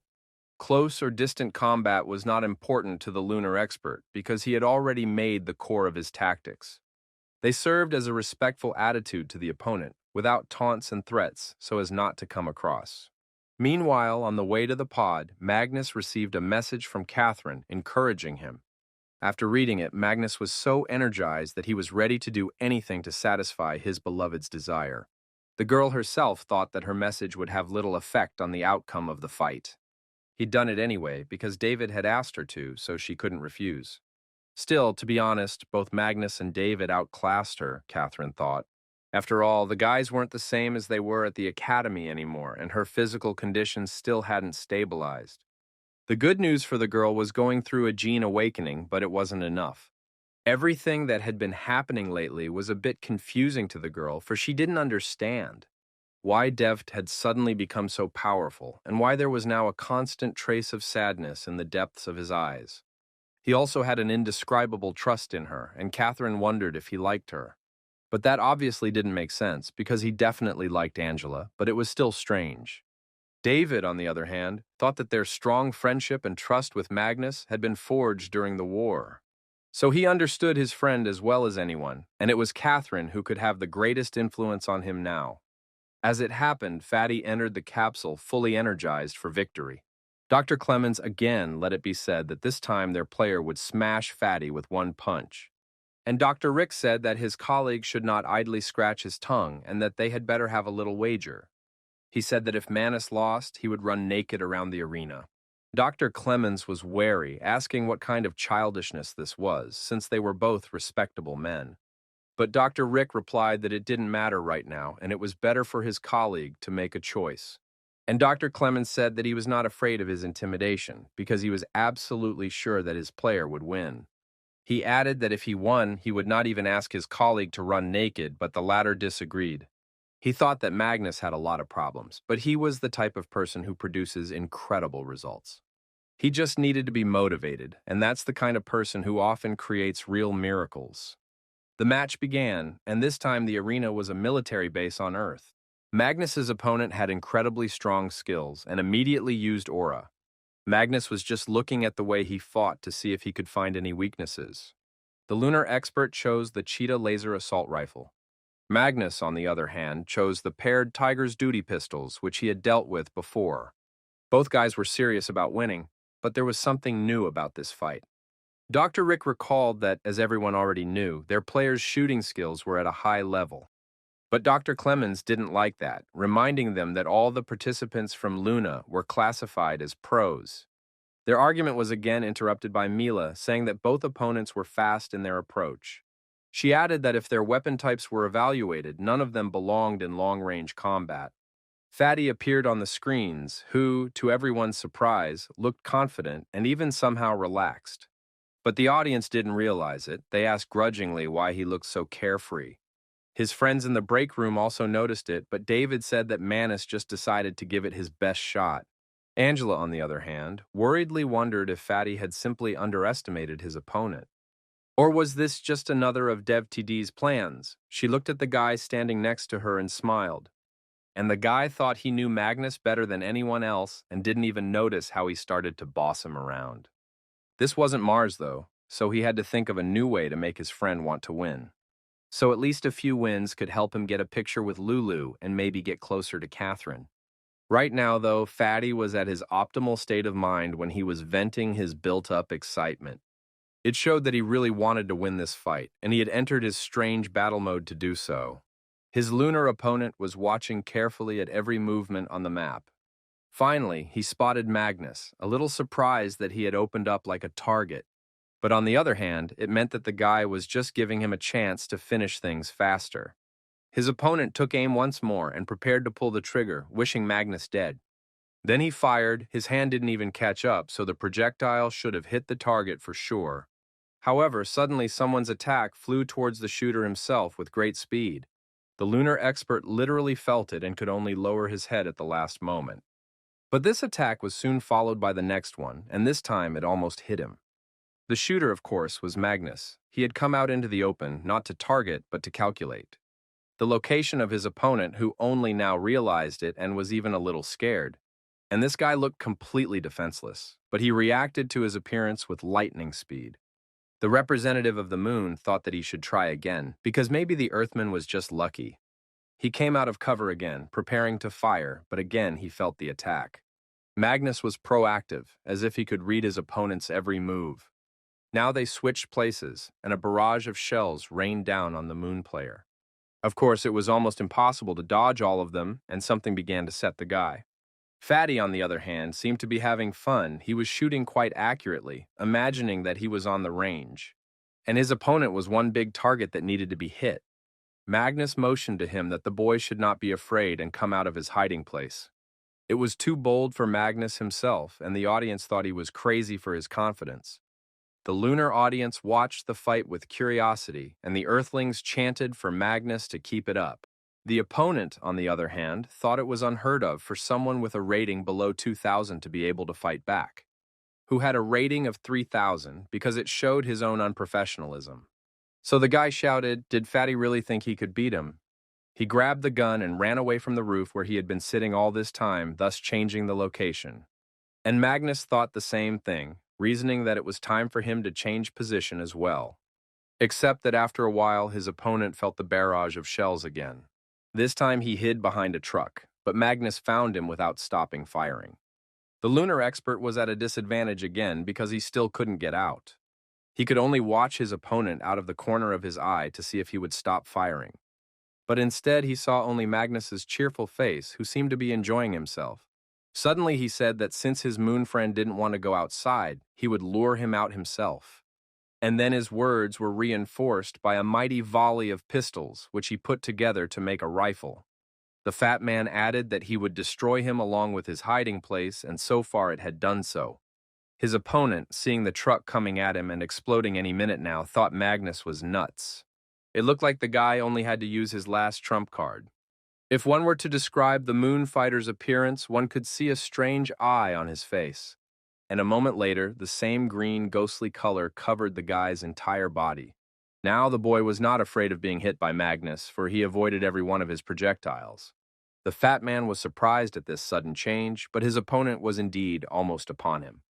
When he got close to Magnus, he realized that the guy could become intangible. It was probably one of his genes' abilities, but now he had to figure out how to deal with it. The guy said that this was the end for the Earthling, and prepared to finish him off. And Magnus only now noticed that the one had gone through him too, and was at his back. The lunar representative kicked Fatty in the back, and he fell forward. He also felt a great deal of pain, for there was almost no defense against physical attacks on his back. As a result, Magnus fell face first into the ground, flying quite a distance away. But that wasn't enough for his opponent. He moved closer and stung Magnus again. Blow after blow continued to fall on Fatty, causing him serious problems. The lunar auditorium barked out, saying he should have done it from the start. Dr. Clemens was also fairly noticeable that Fatty's rhythm was off and turned to Dr. Rick. He said he still had time to recant, as only one of the contestants was destined to win. And it would surely turn out to be their lunar representative, for right now he was targeting the defenseless Fatty. Then the air was scattered with a multitude of projectiles, but the battle was still going on. Magnus had no intention of giving up his principles so easily, and his principle was the same: to win for Catherine's sake. With this thought, he sprang to his feet and fired first before his opponent. To everyone's surprise, Fatty's movements, too, became much more composed and precise. Suddenly, he spun around, creating a sort of tornado that would repel all attacks aimed at him. And his opponent, seeing that he was firing while spinning, only laughed because it would not stop him from firing anyway. He didn't realize that Magnus was an excellent shot, and even in the spinning mode, he had hit him for the second time. His opponent returned fire, and now it was a standoff between the marksmanship of the two challengers. But all was soon clear when one of Magnus's shells shot the moon guy in the head.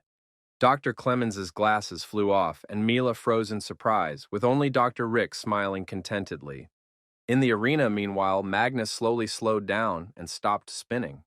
Mila announced that the winner was once again a student of Dragon Writing's Academy. Dr. Clemens was thinking that he would now have to run naked around the arena. But then Dr. Rick approached him, saying that after all, they had managed to become good friends during this time. So he wouldn't mind if his friend refused the terms of the bet. Meanwhile, Magnus's friends were ready to welcome the new winner from Earth. David, on the other hand, remembered that his friend had used this technique earlier in the war, calling it the dragon spiral. While using this skill, his accuracy goes to a prohibitive level. In the past, during battles on Mars, before David went through the awakening himself, Magnus had saved his hide several times, so he may have been awakened before him from the beginning. However, he hadn't told him about it then, so as not to spoil his self-esteem, and now the friend was still as humble as ever. The audience on Earth shouted his name with joy, and someone even said that this fatty would become the king of guns. There was some truth to that, for during the war, Magnus had helped develop the famous Deathstroke pistols. He was also said to be the first man to go all 3 rounds using only ranged weapons. That's why he was named the best shooter of the competition, and the title of the best fighter went to David. This time, the Dragon Ridings Academy showed a truly unexpected result. General Hugo curiously wondered just how far these guys could go. But one thing was certain: they had become a real team that would become the best in the future.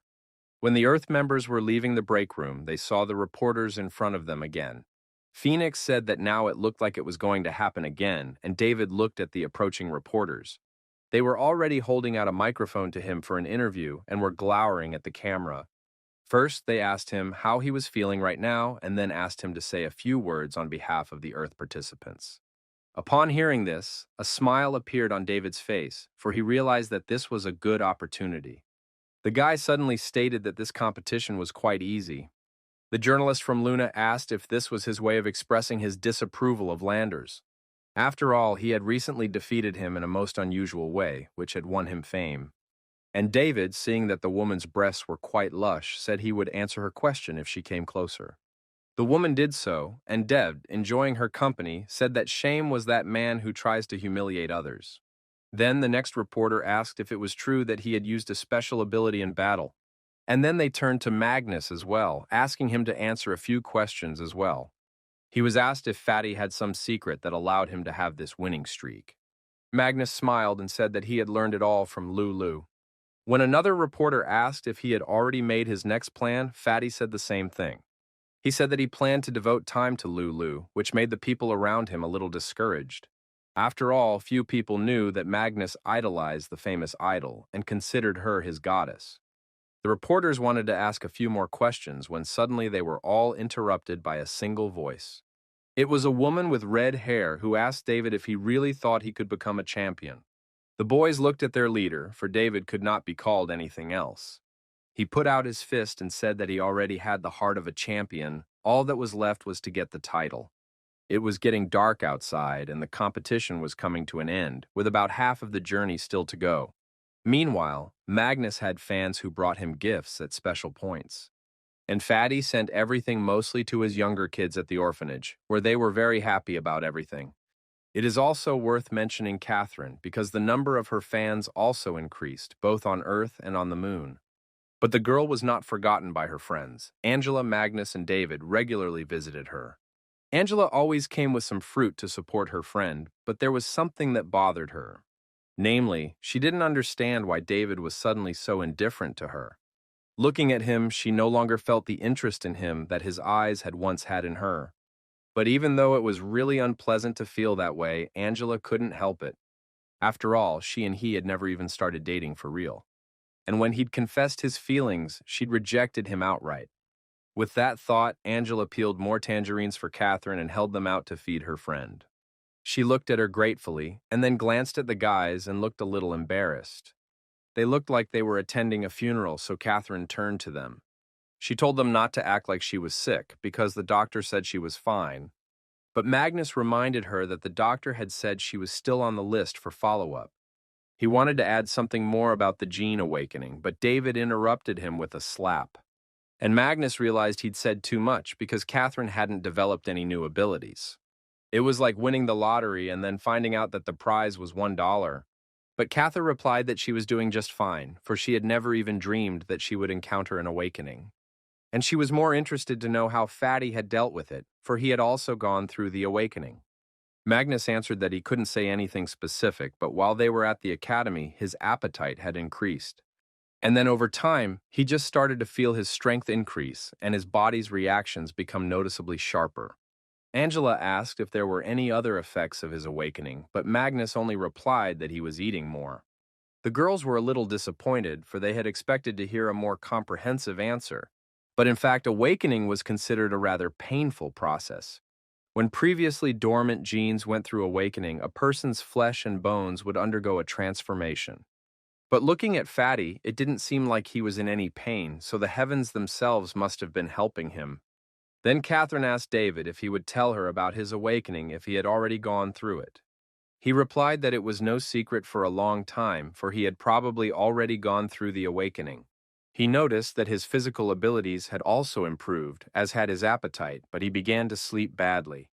In particular, he was having nightmares more and more often. Hearing this made Angela a little uneasy. She thought that perhaps they were the reason for the misunderstanding between her and David. And Catherine told her friend that, come to think of it, those two's appetite had really increased. She turned to the guys, saying that a huge number of people were now pinning their hopes on them. It seemed to her that the guys must be under tremendous pressure, but they replied that it was nothing like that. Catherine then said that Angela should help her control those two knuckleheads. And Angela told the guys with an awkward smile that they were now the talk of the world as the god of war and king of guns. However, she asked if they had to be so self-centered, and David reminded them that that was how all the people of the moon behaved.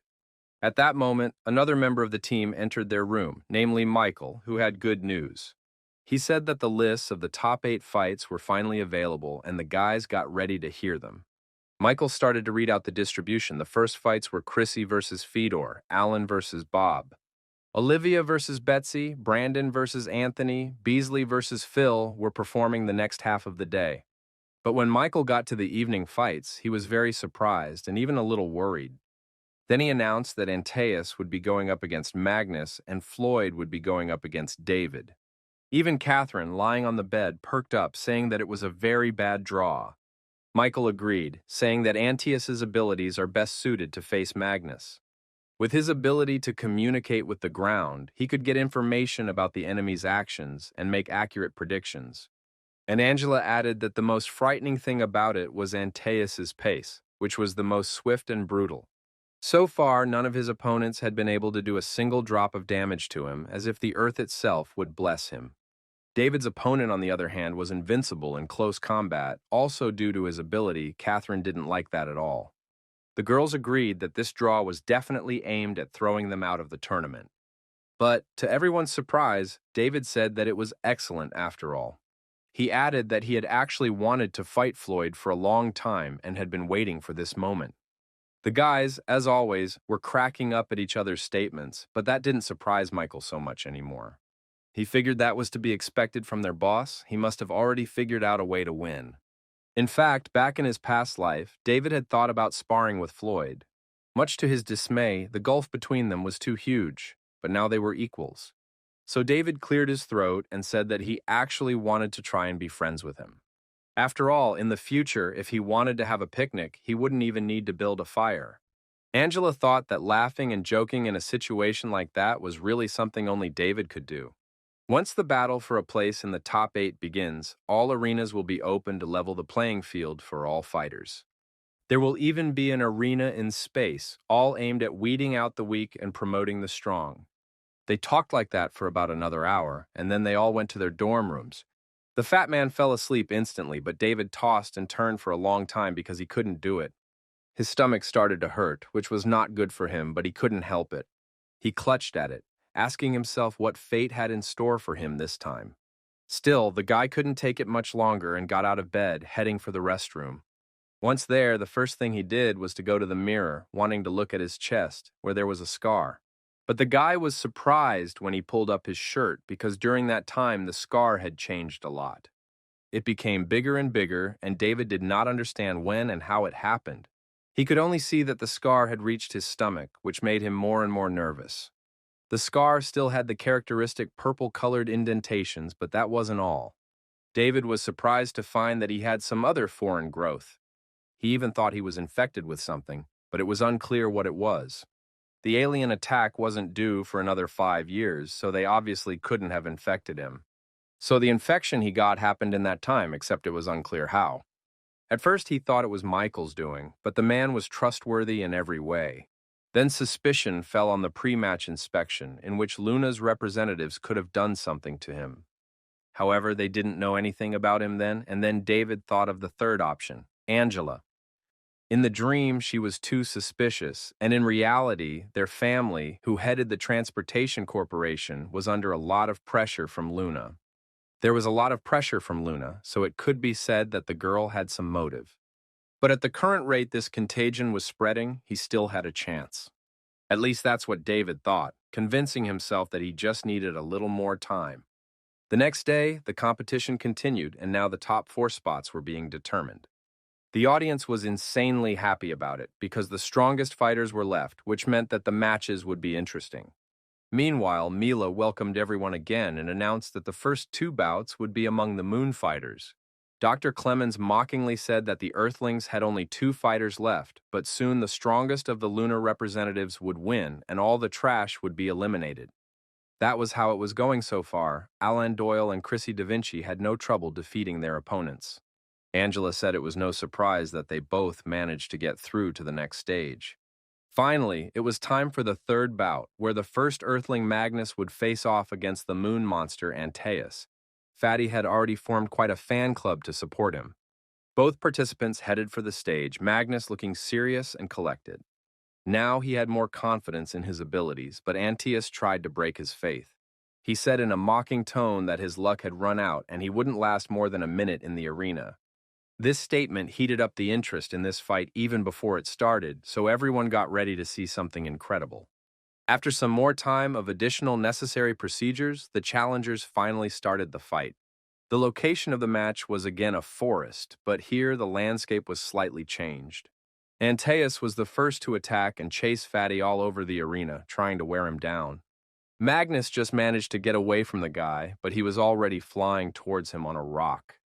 Antaeus hovered in the air for a moment, mockingly telling Fatty to show himself. However, he then noticed that he had been waiting all this time for him to show up so he could counterattack.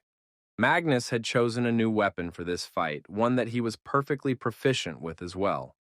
The pistols were somewhat similar to his previous ones, but they had one feature. They were similar to his previous pistols, but they had one feature, and that was that now Fatty could fire both single rounds in bursts. But while Antaeus managed to dodge all the attacks, he was closing in on Magnus. And he kept firing, fully focused on the enemy. Perhaps because of his maneuverability, Antaeus managed to get down to the ground without being hit. However, the guy thought that this Fatty was already awakened, and that was a problem. After all, the soul chains were blocking Antaeus himself, and Magnus would need time to shoot. And no matter how fast he fired, flying also took time. Antaeus could easily detect the fat man's next moves, and when he fired another shot, he pushed his fragment at him. Magnus's shell hit a piece of rock, causing an explosion, followed by a smoke screen. But Magnus knew that now his opponent would try to take advantage of this and attack, and so he did. Antaeus appeared when Magnus least expected it. However, Fatty was still able to see his attack in time and dodged at the last moment. Antaeus's claws struck the air where Magnus had been standing a second ago, but Magnus was already aiming his gun at the moon expert. Antaeus realized it himself, but he had another trump card that Magnus wasn't ready for. It was the guy's weapon, which he had slightly transformed with his genetic power. When he hit Fatty with it, his body was pierced by an electric current that was pink in color for some reason. Magnus felt the pain and had to jump away from his opponent to think of a new tactic. Antaeus stared angrily at him, for he had already seen the end of this battle, which would end in his favor. Magnus, meanwhile, managed to get to his feet again and aimed his pistol at his opponent. But Antaeus didn't seem to care. He said he wouldn't hit so weakly next time.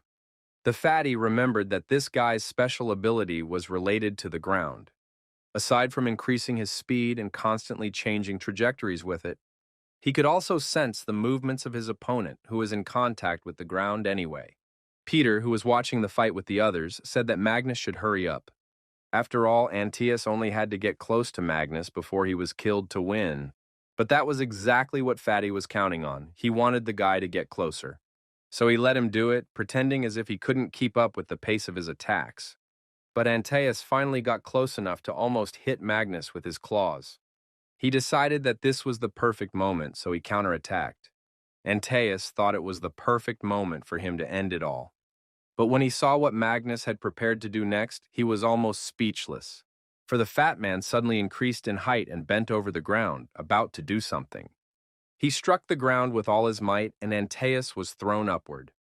The boy asked the Earthman if he was tired of living, because it was a suicidal technique. But Magnus calmly replied that they could fight like that for about another minute. And the Zelian wasn't kidding. He drew another pistol in a flash and opened aimed fire. The whole subtlety of this plan was that Magnus caused a small earthquake this way.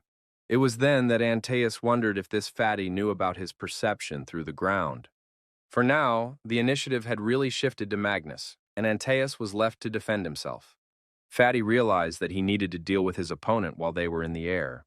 After all, he wouldn't be able to scrape the ground forever, which meant he would lose sooner or later.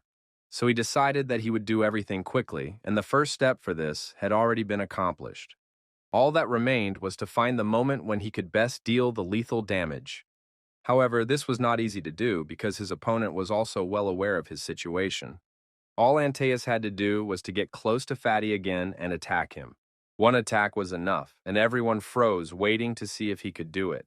Here he was already reaching out to activate his claws and attack at the right moment. And then there was an explosion, a pile of smoke once again filling the entire space. But soon the audience saw Magnus, who flew backwards from the powerful recoil. His friends thought he must have succeeded this time, but David shouted for his friend to be careful. Of course, Magnus didn't hear him, but David warned him about Antaeus, who still managed to survive. He'd said angrily that Magnus was pretty savvy, which had gotten him in trouble. But now all he had to do was imagine him dying, and with those words Antaeus swung. He cut off Magnus's hand where he was holding one of his pistols before he could react. With a huff, the guy again prepared for another maneuver to finish the job. So after a moment, Magnus's other arm flew off, which was not good at all. Antaeus stepped up to the helpless earthling. There was now no doubt that he had won. However, David didn't like his behavior, for the guy could have ended it all with one punch. Instead, he licked his blade, saying that Fatty's fate was to die with both arms cut off. He wanted to bring out his opponent's emotions, wanting to see desperation and pleas for mercy in them. But instead, Magnus only stared at him with eyes full of determination, and it pissed Antaeus off. He swung around once more and chopped Magnus in the eyes, whereupon the kill was confirmed. The lunar audience was ecstatic. They mocked the fat man, who had previously been dubbed the King of Weapons, in every way possible. The arena chanted the name of the winner, waiting for the next equally interesting match. Meanwhile, Magnus stepped out of his pod and lowered his head dejectedly, hearing his opponent's name over and over again. He was heading back to the break room when he suddenly heard David's voice somewhere in front of him. That one had indeed come running to him first. He was obviously worried and anxious about his friend, because he immediately put his hands on his shoulders and said that there was nothing wrong with his defeat. But Magnus still apologized, feeling embarrassed. He said that he still embarrassed himself. Then David said he didn't know what he was talking about because he had made it to the top 8. Many people had never dreamed of getting that far, so he was good. David thought that he couldn't forgive Antaeus for his insolence. When the boys returned to the break room together, they were already greeted by everyone else, cheering and congratulating Magnus. Peter said that he had done a great job and had not disgraced the honor of the Earthlings, which made them all very proud. Then the girls approached Magnus. Angela and Catherine hugged him, agreeing with all the words. After a while, they decided to summarize the morning's battles, in which Luna had won a complete victory. Peter said that they had also watched the fight of a certain Bari who proclaimed himself Flash. This person had a level 3 lightning ability that he could use to speed up. Therefore, turning to David, the guys told him to be careful because he could get caught by him too. But the latter replied that they shouldn't worry because he had already thought of countermeasures against him. While he was still saying this, some unknown man in a blue helmet appeared behind him. He turned to the guy and asked him to come with him, not giving him a chance to ask anything. The man added that General Hugo wanted to speak to him privately. When they heard that the general himself wanted to meet David, everyone was surprised and stared at the guy. He didn't understand why it was happening to him now, but he could guess what the conversation would be about. When Antaeus won, the lunar audience began to regard the Earthlings with contempt again. After all, they only had one challenger left, who people also thought would be out soon. But General Hugo thought otherwise. He realized that David remained their only hope. As for Magnus, his opponent was a little too much, though within the rules. Still, real combat is more brutal than this, so there was no need to complain about it. After all, honor lost on the battlefield would be regained on the battlefield as well. It was always worth remembering. As he thought of this, the man for whom the general had sent his aid finally entered the room. David Hayden now stood before him, the man on whom everything now depended. The general sank into his chair and lit a cigarette while David remained standing opposite him. David saw that the man was gathering his thoughts, choosing the words he wanted to say. The general thought, extinguishing his cigarette, which is common with cadets as old as David is now. Show all sorts of nervous reactions when you meet him, but this guy was calm. David Hayden, born in 2280, was a native of Beijing and had a hard time getting into the academy. In the first 2 years had average grades, the general emphasized on this, finally speaks to David. He said that in young people, going through a gene awakening could leave all sorts of reactions. But he had a rather strange variation of it, for he acted for glory then and not. And that was what he, the general, wanted to talk to him about. Here the man took a pause. Then David, after waiting a little while, reported that he did not understand what the comrade general was talking about. But the man said he didn't think his words were incomprehensible to the guy because after the failed confession to Angela, there had been a change in his body, and of late his behavior had become adult and serious. Therefore, the general wished to know why he had become so solitary lately. David, on the other hand, thought that even in his past life he had known the man only superficially. Therefore, even now he could not say for sure which side he was on, even though the general was born on Earth. Based on current information, the problem lay in the interior of the moon and the Earthlings, so to speak. Just got shot even lying down, so David replied that he didn't know what the man wanted to hear. But the general kept drilling him with a look. He said he would just draw conclusions, and based on what the guy told him. David then replied that he didn't know if he had gone through the waking moment the general was talking about. However, after that incident, his thinking in combat became clearer. He added that he began to have frequent nightmares about the future. David said that he had dreams of humanity, including a world war, as a result of which both the moon and the earth were destroyed. But he didn't have the right background for that, so he decided to take a high place in the army. General Hugo knew that the moon people had likely discovered a habitable star. They wanted to appropriate it for themselves, and perhaps David's dreams were about that. So after a little thought, the general said that the next thing he told him, the lad must keep secret. Then he told him that the moon was working on a very important project and needed 4 researchers. They will be the semi-finalists of this competition, and if David makes it to the semi-finals, he'll tell him more about it. The general paused and asked the guy what he thought.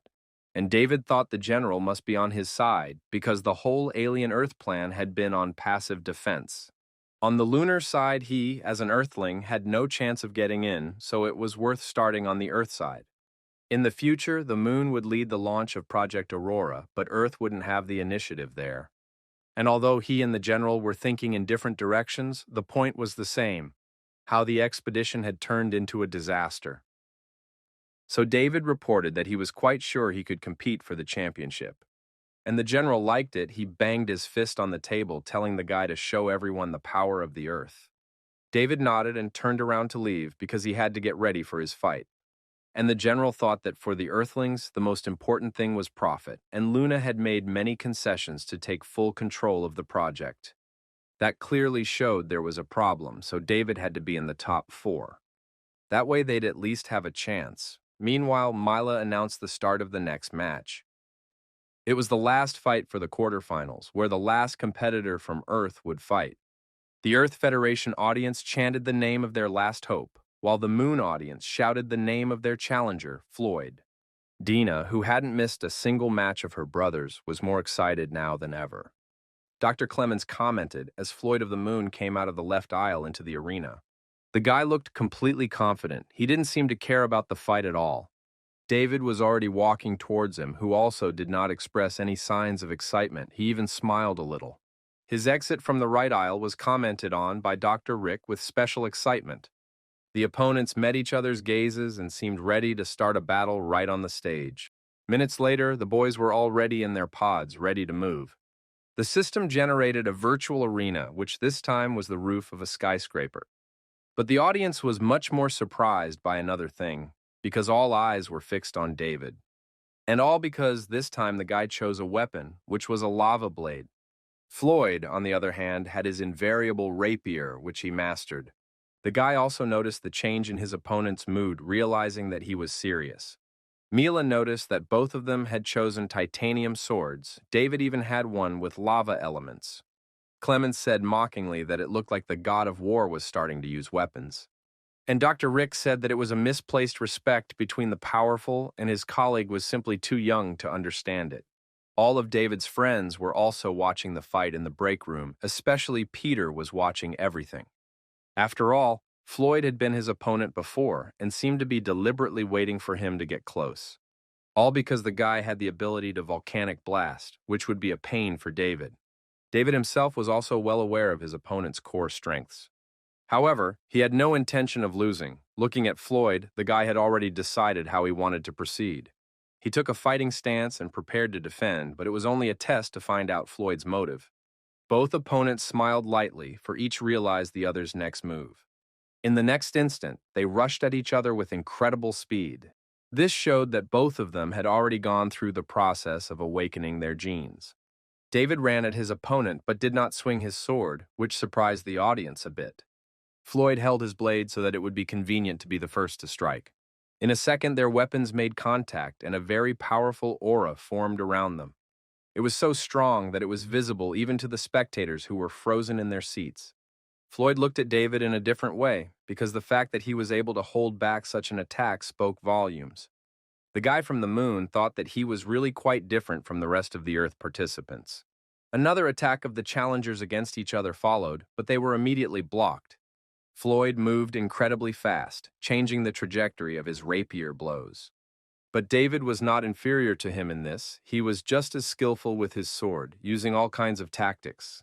Suddenly, Floyd shouted for the boy to approach him, but there was no hatred in those words. There was only sporting interest in them, and David replied with equal excitement that he was on his way. The next instant, their blades met again, but again neither could outweigh the other. This time, however, the lads stayed where they were, deciding to use a different method. It became swordsmanship, which both of them had equally well developed. However, each tried to get the other, coming up with all sorts of clever tricks. Finally, Floyd decided to move into a more aggressive fight and took a new stance. He suddenly swung his legs like a taekwondist, but none of them hit David. After that, he created a kind of shield, but one precise blow of David on its center finished everything. The guys were at a distance from each other again, which meant that another clash was waiting for them.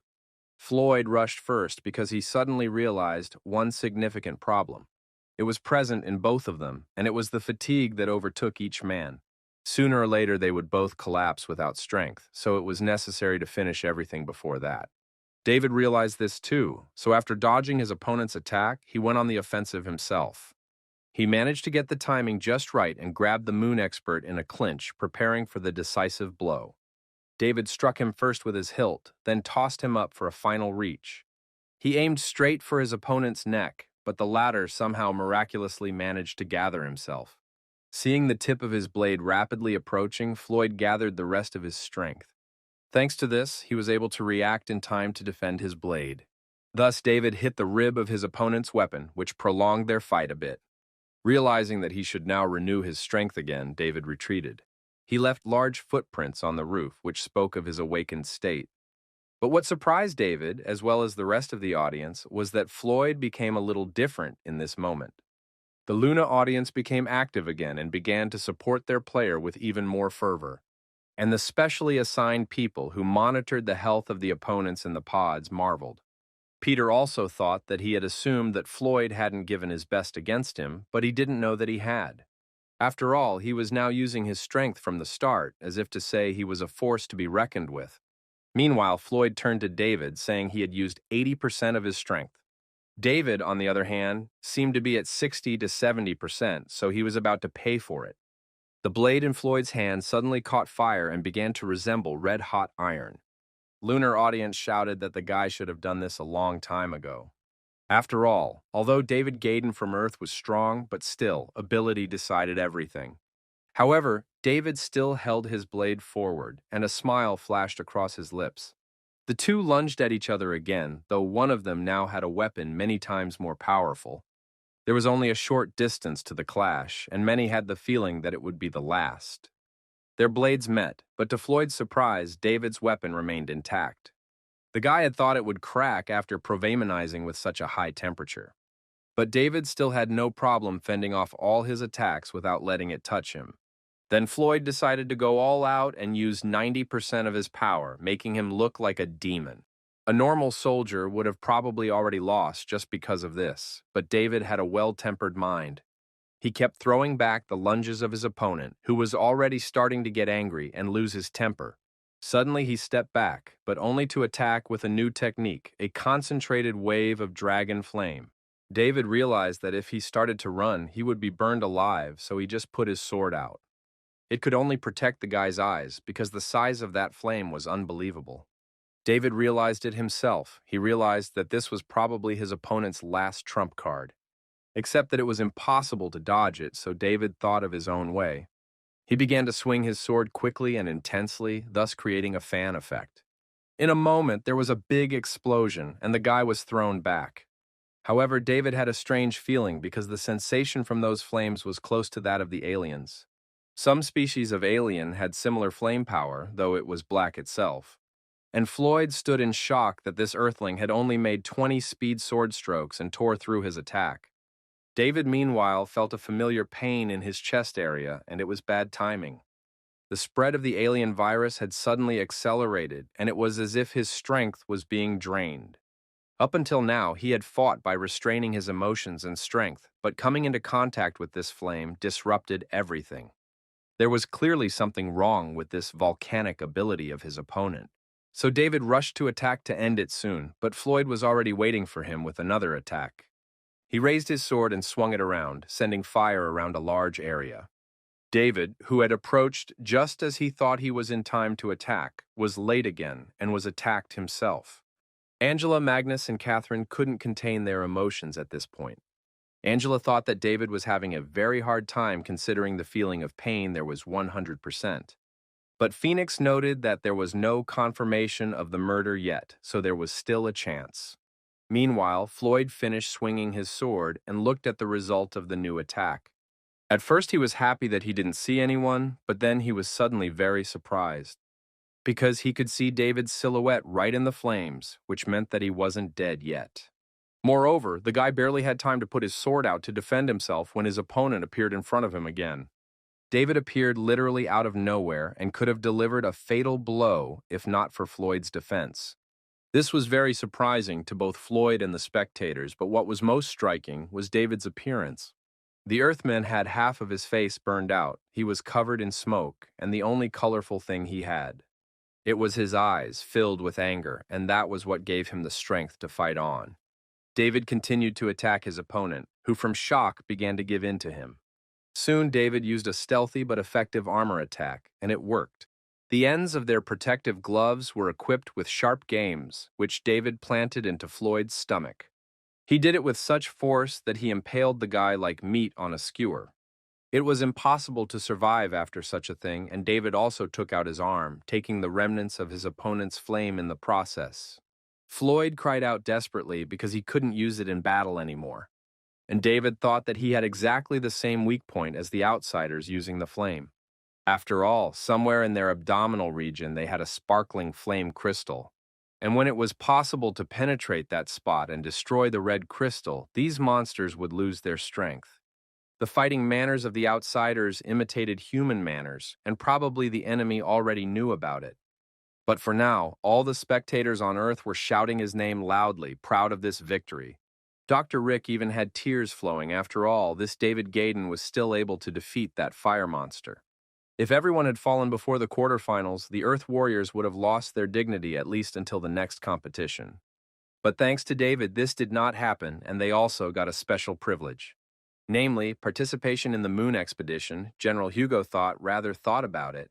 Meanwhile, in the Dragon Ridings Academy, David's victory was broadcast for the third time. How the students felt when they heard that a representative of their school had made it to the semifinals. Dina hugged her friend for joy, saying her brother was amazing. And Landers, who was sitting in Luna's common room, told his friends that he hadn't expected such a turn. Harry also remarked that even with the fire deity ability, Floyd still lost. And Chrissy curiously remarked that maybe he really was a war god. In the Earth room, meanwhile, everyone was cheering for David, especially Magnus. Catherine even cried, saying that the guy had given them a really nice surprise. Angela, on the other hand, thought that her eldest was really a real handsome man. The girl even noticed that she thought of him with more and more warmth, and now he was not just a friend to her. David, meanwhile, got out of his pod and went straight to the corridor leading to the restroom. There were no people there, so he was able to lift up his t-shirt and see what was going on in there. To his shock, David saw that the mutation of his virus had accelerated again. Meanwhile, one guy from Luna wanted to gain favor on the internet. He wrote a post touting Luna's total victory, saying that 7 of their challengers had passed on at once. However, someone under the nickname the brightest star of the Hayden family wrote off under his post that they had David then. This was written by Dina, who now inserted this phrase under every such post, which pissed off the Moon people. David himself, meanwhile, had come to the Lunar Civil Hospital, wanting to sort out his problem. He also wanted to find out what was written in Catherine's report, so he asked about it at the reception desk. But there he was told to wait a little while, saying that it would be brought from the ward soon. David thought about the fact that since the battle against Floyd, his tingling in the heart area had become more frequent. If this infection continued, he could very well even die, but he had to follow the plan. It was possible that it was of the genetic variety, but obviously there was no outside interference here. David also thought that there was definitely something wrong with Landers, since the latter had said he was doomed. After arriving on the moon, every fighter was examined, and Landers might well have had access to the results. David decided that he absolutely had to win the semifinals, but until he slowed down the mutations, it would be difficult. During this time, he visited Catherine in the chamber, where the girl shared that this trip to the moon had been like a dream. David then replied to her that she should just do her best, and the rest would already be decided in the process. But Catherine still said that it was frustrating because she had miraculously made it this far. The girl then asked Dev how he thought she should try the B12 reagent. But David rather rudely and sharply answered her not to even think about it because she already had the best outcome. Catherine was a little surprised by this. She said she was just asking for his opinion. David apologized then, lowering his gaze guiltily, but said that it still wasn't worth doing. Catherine nodded and suddenly said with a smile that she knew he was doing it for her own good. The girl added that she hadn't known about that bossy side of him, but now it was clear why Angela liked him. Hearing this made Angela a little uncomfortable and then sad. David didn't even look in her direction, thinking again about different theories about the appearance of strangers. Michael suddenly rushed into the room, informing them that a lot of people from the media were crowded outside. They refused to leave without interviewing him, so David went to join them. He wished the head man a good rest while he thought about the B12 reagent she had mentioned. It helped unlock abilities faster, but those who took it went crazy after a year or so. David couldn't do that in his previous life, but this time he was going to make it to the semi-finals to knock out the Earth opportunity. For now, he didn't know how he should evaluate Michael, and for Angela, he just hoped she wouldn't turn out to be a traitor. Cho's concern for Fatty was his comrade, the one he had always fought side by side with. He went outside to quickly deal with the reporters that had piled up there in the meantime. He was about to give his first interview when suddenly someone called out to him. Turning around, David saw Landers, Chrissy, and Alan and thought he was just looking for an opportunity to meet the first one. David addressed him, saying that he knew the guy wasn't over the defeat. So he offered to give him an opportunity to remedy his situation, but Landers didn't fall for the provocation. At this point, however, the media surrounded them, asking their new victim about his defeat. Someone asked if the guy had decided to rely not on his own strength, but on the influence of his family. All this extremely pissed off Landers. He was about to answer them all, but he heard Alan's voice. He warned his friend not to say too much, but Landers told him to shut up. He added that he didn't want the guy to think he was in charge and could tell him what to do, but Alan interrupted him. Doyle put his hand on his friend's shoulder and asked the reporters to stay out of their way, using some kind of technique. Seconds later, all the people walked away as if under hypnosis. David, who was watching the whole thing, said it was quite a useful skill. Alan only brushed it off, noting that his battle with Floyd was exciting, but asked, how did he know about the secret of the fire core in the heart, to which David replied that the heart was the core of everything. He remarked to himself that Moon's upbringing was really good, since Alan Doyle was already so mature. Chrissy Da Vinci then addressed him, saying that now she didn't have to worry about him wandering into the wrong place again. The girl talked about that incident in the training room, but now David was famous. However, he awkwardly remarked that it came out accidentally, though he hoped the media wouldn't always be after him. Alan then apologized for the inconvenience and said he hoped they could talk again in the future. At that, the Luna guys left and David was left alone with his thoughts. In the evening, when everyone was already gathered in their rooms, the list of the next fights was announced. This distribution sat down to watch Magnus, who called David as well. Antaeus was shown first, giving an interview where he said that the two Earthlings were about the same. It was about him, and David and Fatty really didn't like this pompous guy's statements. Fatty once again called out to David, who had gone to take a shower about 20 minutes ago and should have been back by now.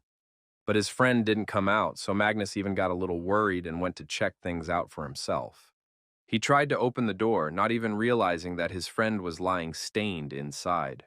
There was also something incomprehensible glistening on the floor, and only David himself could give an account of his actions. 10 minutes ago, he had walked into the bathroom and leaned over the sink in pain. The scar on his body had spread quite far already and was preventing him from breathing normally. So David couldn't think of a better way but to get rid of it. He decided to do it himself with the help of a knife. In his past life, even on the Mars battlefield, the chance of infection was low. However, if someone did get infected, there was no escape. The boy brought the blade up to his chest, gathering his courage to plunge the knife into his body. He didn't do it quickly, trying to peel off the piece of scales that the scarred area was covered in. He thought that by cutting off those scales, he could at least slow down the transformation. That way he could buy himself some more time, but there was a price to pay. The blade had already entered his flesh, and now the guy was in terrible pain, but he didn't stop the process. In a few minutes, there were many of these scales lying on the floor, splattered with blood. And David continued to peel them, picking at his body with his knife through the pain and suffering. He wanted to get rid of as many of these things as he could and keep himself from turning into a monster. After all, that was exactly what the virus from the strangers in his past life was leading to. David was breathing heavily, he had already lost a lot of blood and felt sick. There should be no blood poisoning, and all he had to do was seal the wound. David taped the place of the operation with bandages, and that was the last thing he could do. Because the next moment his eyes went black and David realized he was losing consciousness. He let the knife out of his hands and it fell nearby, and that's how he ended up on the floor. When he tried to open his eyes, he saw Magnus and Angela in front of him. They looked happy to see him and were very happy when he woke up. The fat man remarked that he was just in time, for they had been sent meat and alcohol, and David slowly realized to his surprise that he was on Mars. Suddenly, somewhere in front, some noise was heard from under the ground, and then some kind of monster appeared in front of David, taking his friends. The fat man shouted in despair for his friend to come to their rescue as soon as possible. And it was at that moment that David woke up, still slowly opening his eyes. He touched the wound on his body it was still holding, though not perfectly. And Fatty Dorman kept banging on the door, asking his friend if he was okay. Then David quickly put on a t-shirt and opened the door, saying that it looked like he had eaten something wrong. Luckily, Magnus didn't suspect anything. He started telling him about Anthea. His friend wanted David to show him that the Earth was better than the Moon, but he didn't listen very carefully. The next day, the quarterfinal matches started. David woke up feeling not at his best, but that was understandable. He also felt that foreign bodies seemed to have grown into his heart as well. Oh, and the scales that had been cut off yesterday were already starting to grow back. He tried to stand up and did so with considerable difficulty, moving away from the bed. He was suddenly dizzy again, and the area of his chest began to tingle again.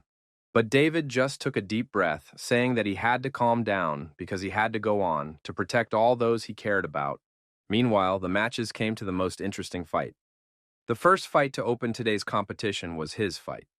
Mila announced it uncertainly at first, as if something else was planned. However, she then repeated everything with full confidence, saying that this was the fight that would decide the fate. Dr. Clemens introduced his challenger on the left side of the stage, Antaeus. And Dr. Rick did the same, welcoming David from the right side of the stage. The audience of Earth shouted joyfully, cheering him on, but someone noticed that he was all pale. Antaeus also noticed it, asking if he had been up all night because of fear. And David thought that he had a lot of regrets in his past life, so he should make up for it in this one. The quarterfinal competition arena was different, and the waiting rooms had changed as well. Catherine, Angela, and Fatty were now seated at a table, and the head girl noticed something odd. It seemed to her that there was something wrong with David, as if his condition was even worse than hers. Angela worriedly wondered if something would go wrong in this battle. After the last incident, David had been acting strangely, and now the girl thought that maybe it was because of her. David himself, meanwhile, was already entering the capsule, ignoring the tingling in his chest.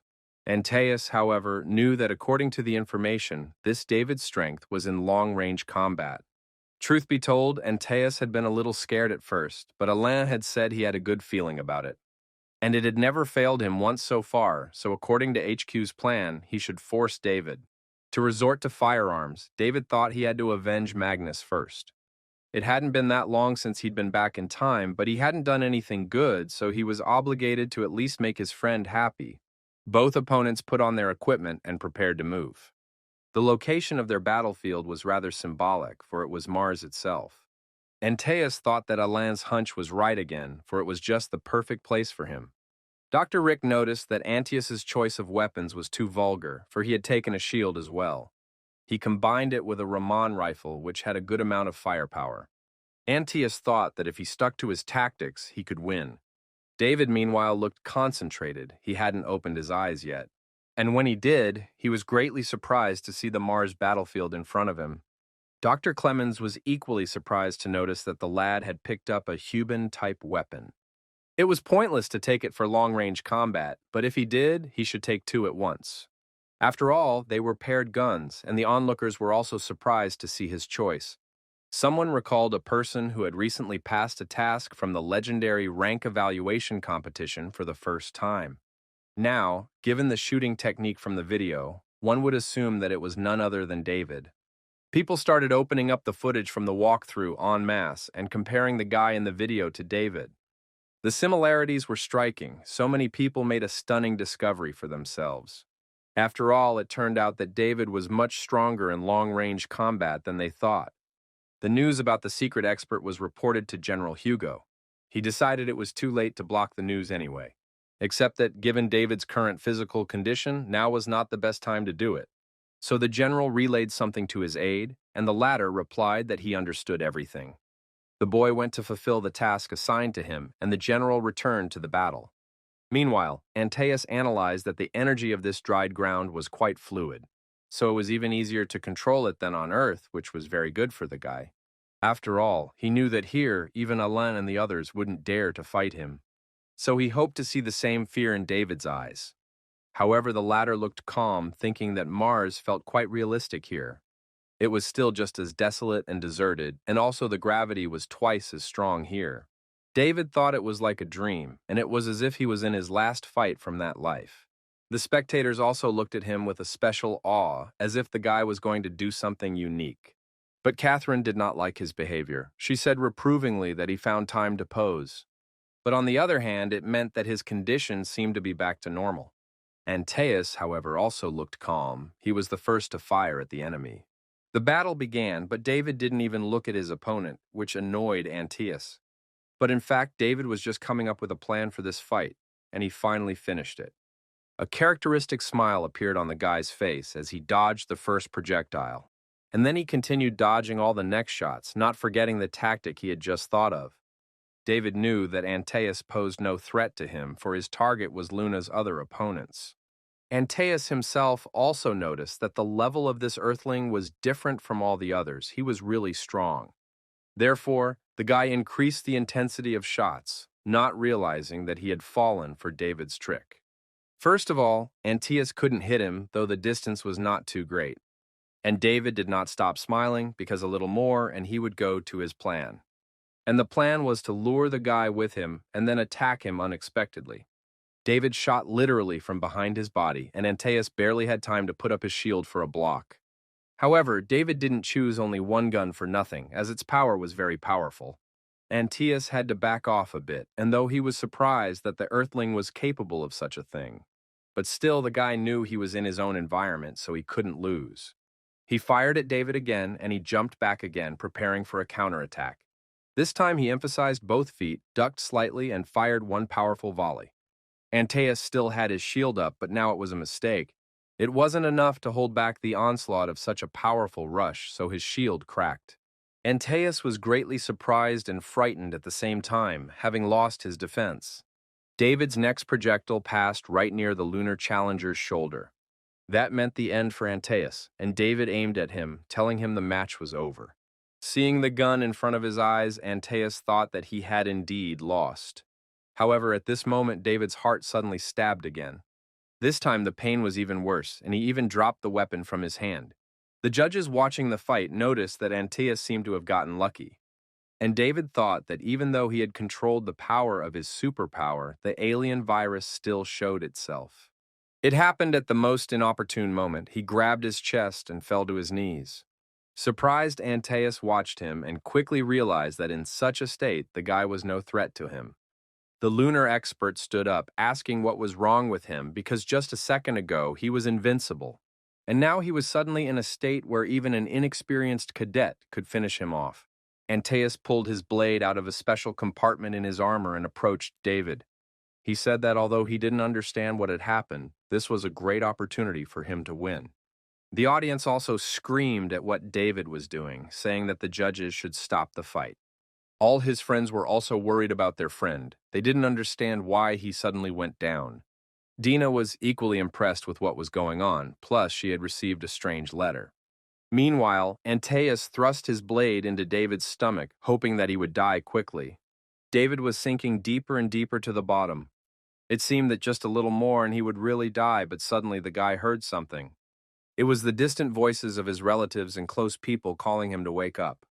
Here he saw his sister Dina and the head teacher Catherine in front of him. And then Magnus and Angela appeared, and David realized that he couldn't leave them all so easily. That wasn't all. The boy gathered the last of his strength and as if broke the ice over the river of his despair. This way he was able to get out of there and grab Antaeus's hands.